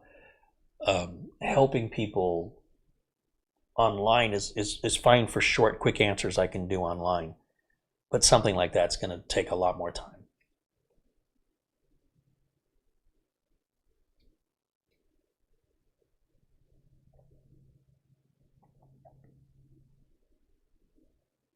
Well, William wants to know if I'll ever have rental properties to make more and be more free. Right now, there's a massive housing shortage in the United States and Canada. Canada's not even letting foreign buyers buy homes for the next 2 years. And anybody who sells a house within a year of buying it is going to be heavily taxed because the Canadian government's trying to forcibly cool the housing market. Here in Phoenix, the homeless population is growing massively because people are not able to afford a home or they can't find one. Some people have put bids on homes 10 times and have been outbid.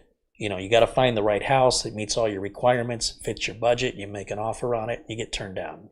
You look at a dozen more homes until one turns out to be doable for all those reasons I just mentioned, and you put a bid on it and you get bought. I mean, it is exhausting.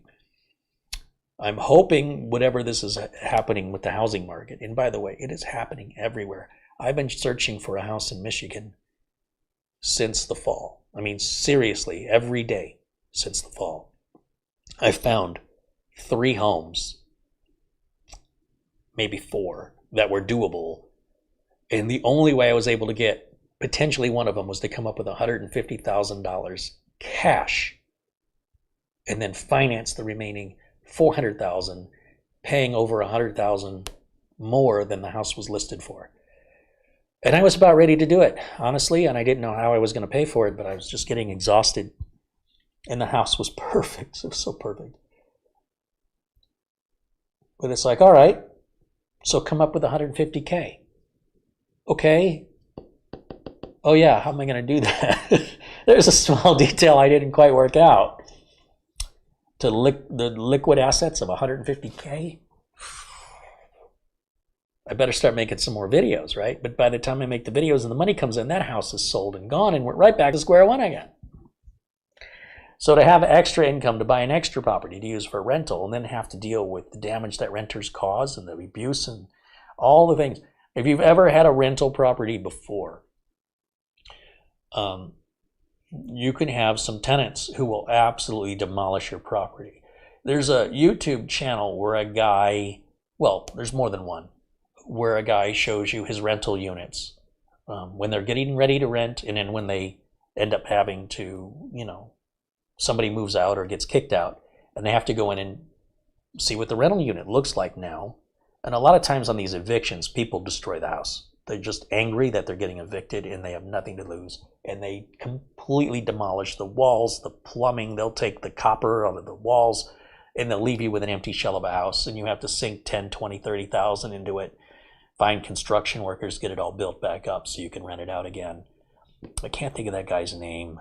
He just made a video that he was selling all of his rental properties. He's done with it. Now, I suppose if you were in more of an upscale neighborhood, and we've got people buying houses now that are using them for party houses for Airbnb, and the city of Scottsdale, Arizona just passed a law about that because neighbors are complaining about the noise and damage that's being caused by people coming in to party and they leave.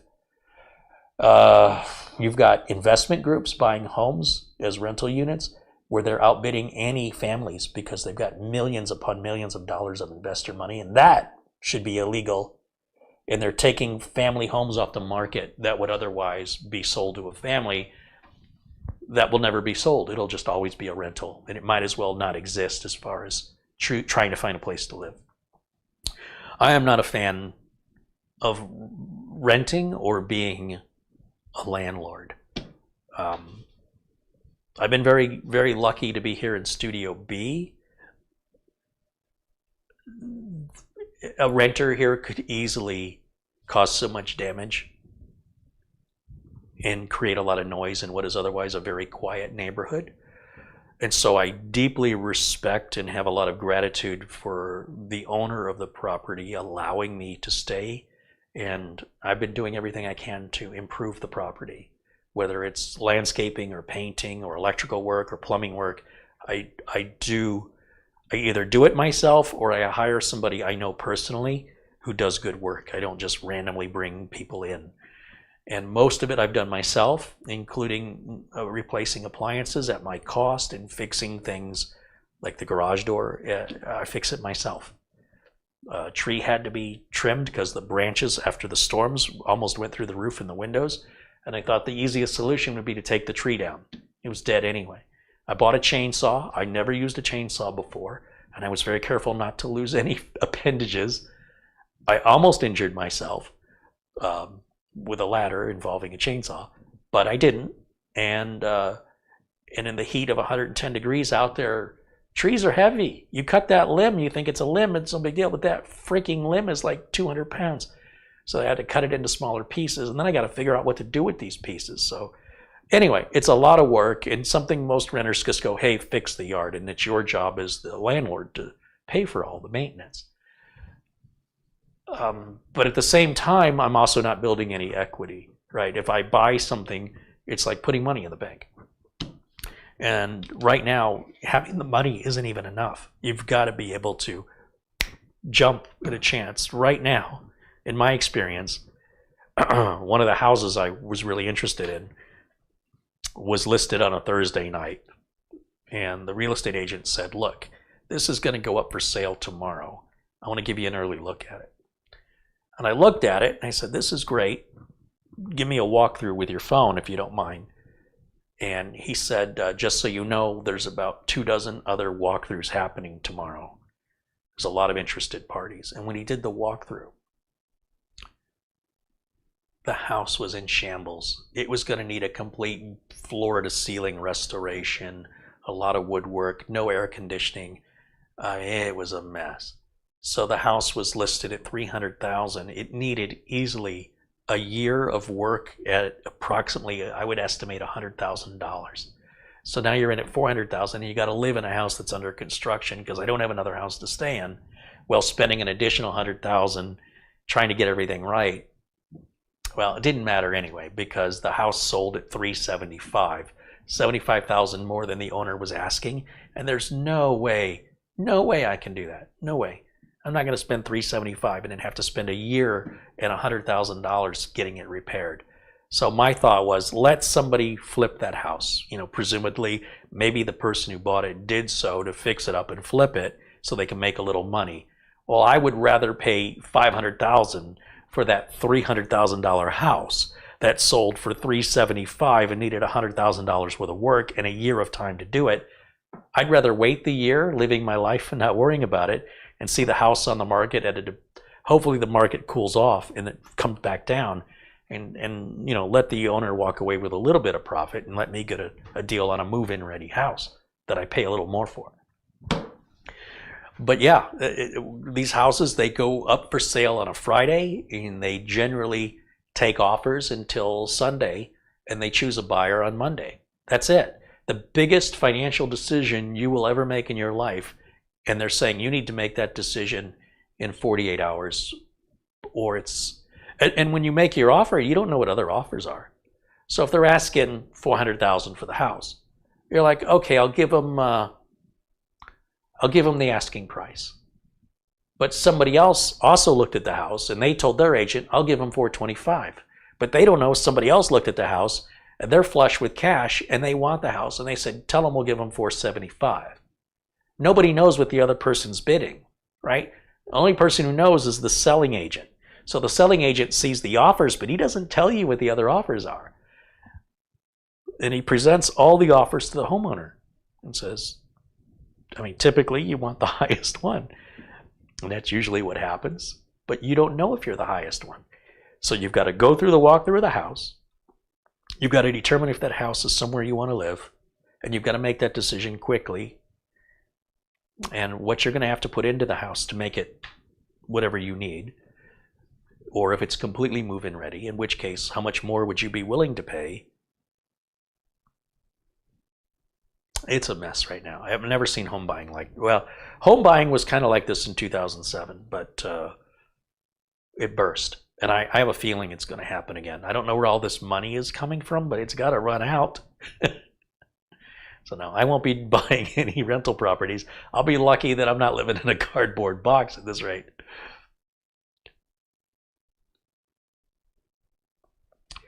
Slager Designs is in Sparks, Nevada.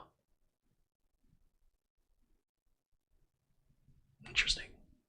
Never heard of him.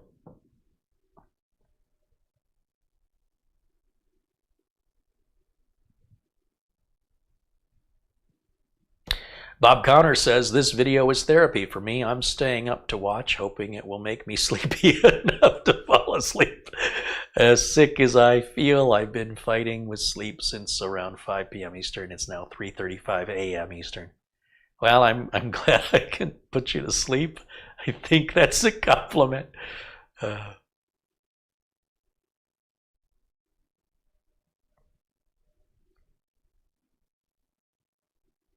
Slager is a family-owned business. They're not cheap, but they are made in the USA, and they pay good wages. That's good to hear. I gladly pay more for products made in the USA, knowing I'm supporting a small business any day of the week. Of course, me being a small USA-based small business probably makes me biased. Mark says he made an offer on a house in Vegas at 2 a.m.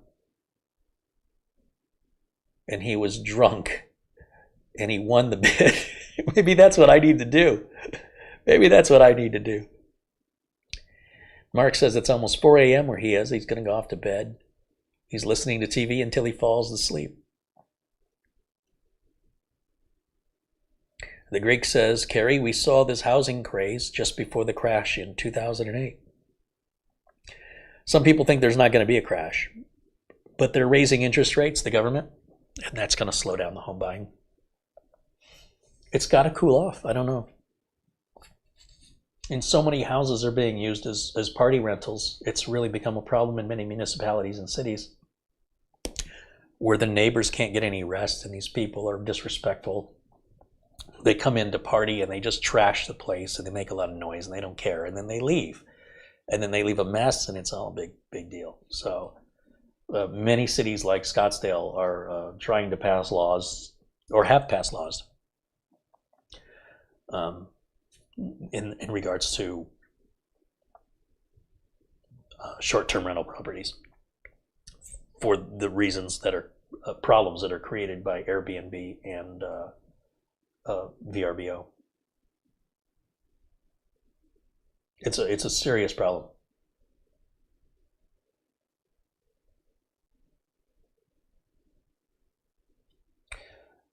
But you know, the problem is if I don't have a house to go to when it's time to leave Studio B, I'm in trouble. So ideally, I'll find a place before that happens, but I have no idea when that's going to happen, meaning I don't know when I'll be asked to leave Studio B, and I don't know when I'll find a house in Michigan. So as you can imagine, I have a lot of anxiety. I'm very worried, and I'm not quite sure what I'm going to do if things don't work out automatically. I'm hopeful, and I look every single day.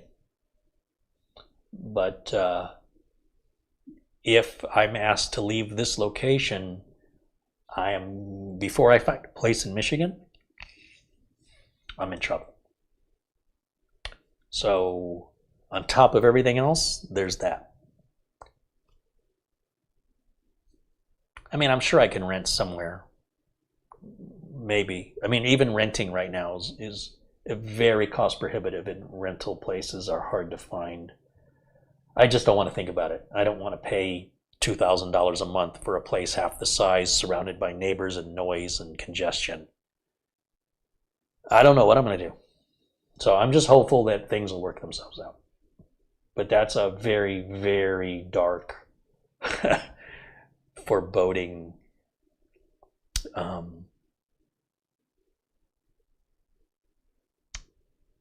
yeah, I'm a little scared, but I'm hopeful that things will work out. You know, every time on the few occasions I've seen those really nice homes, I was hopeful that, yay, I got it. You know, at this point it's just paperwork. But they've all, for one reason or another, been yanked out of I got it in my hand, but my fist wasn't clenched tight enough, and yoink, it went right back out and it's gone.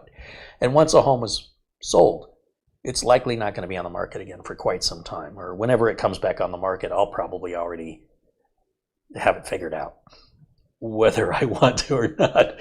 And so it's not like you can just wait for it to go for sale again. Or you have to make sacrifices on where you want to live. And I have to live somewhere I don't want to live, in a house I don't want to be in. I may not have a choice.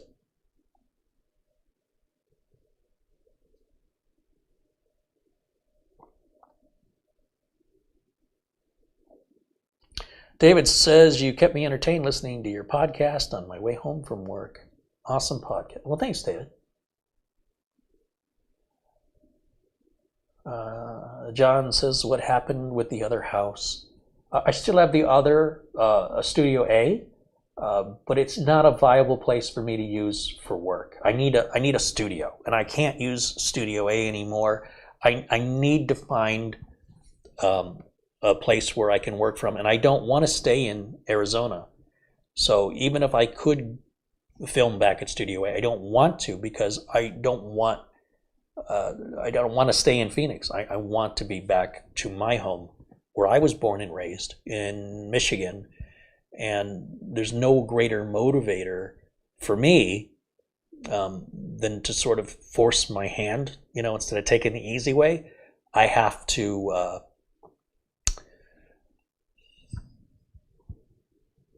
some things that are difficult to do, I need a push.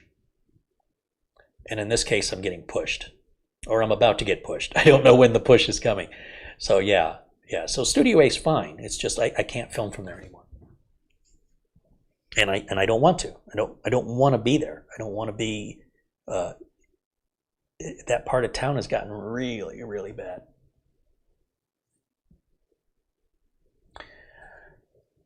QNX says, I consider myself homeless if I don't own the house I live in. I hear you. I completely understand.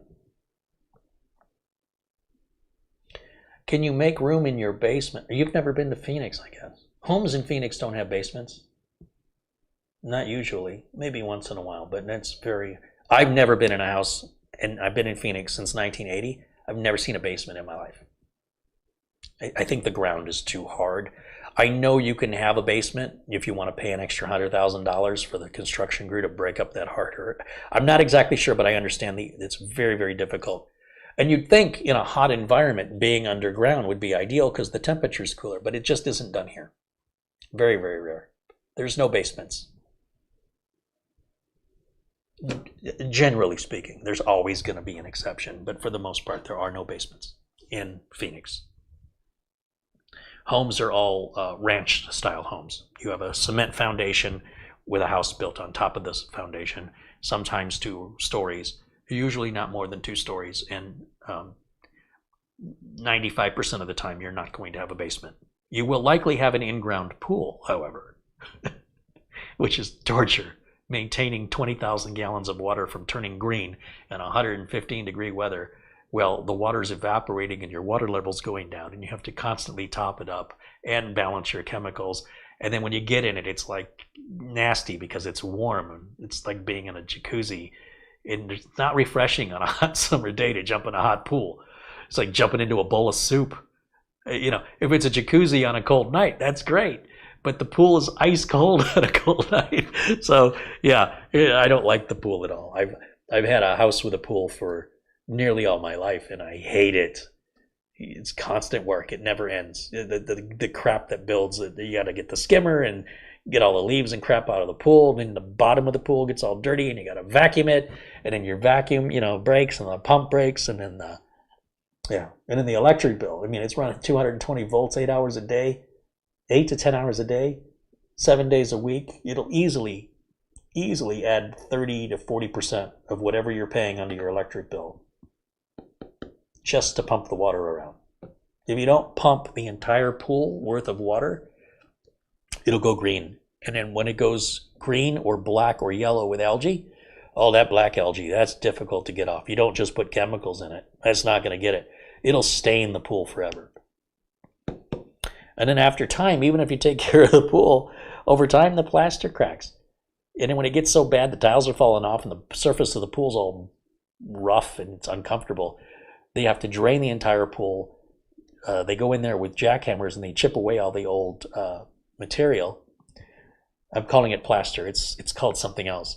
And then that takes quite a time. Let me tell you, it's hard work. And they got to haul all that material out, and they get it right down to the rebar. But you're still going to have the old material it's kind of all pockmarked with the jackhammers. And then they'll come in and they'll resurface it and retile it. And the stuff they use, I forget what it's called, but it hardens immediately. Like they can, as soon as they spray this stuff on and smooth it out, they can start filling the pool up immediately. If you're filling the pool up with a garden hose, it'll probably take 3 or 4 days to get about 20,000 gallons of water. Some people, you can call the fire department, and they can come out with a big fire hose and hook it into the hydrant and fill your pool in like 3 hours. I've never done it, but I've heard of friends and neighbors that have. But you'll just turn that garden hose on and just wait. And then when you get your $400, $500 water bill, for filling up the pool, and then you can't just keep the same water in the pool, because as you keep adding chemicals, the efficacy of the chemicals starts to diminish as the water quality changes. And so you need to drain about a third of the water from the pool every year. It's called backwashing. It just never ends. Never ends. Not pleasant. And I will never own a house with a pool ever again. Unless it's really small. If it's a small pool, super tiny, a little jacuzzi, I can handle that. But not this. This is too much. And this place has a big pool. Yeah, there's always work to do.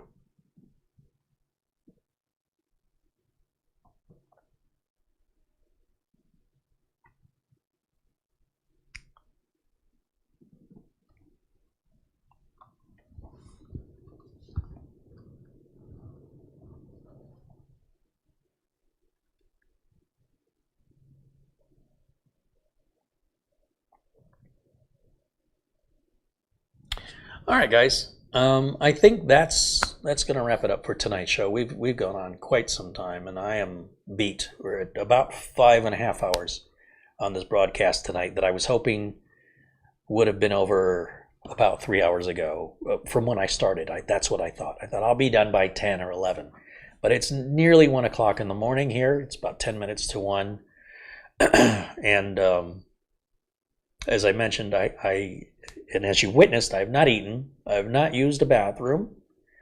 And I am starting to feel very, very tired. So I don't want to force myself to continue to work when I'm more likely to make mistakes. Then I'm just going to have to do the job again tomorrow. So I think this is where I call it. And I will...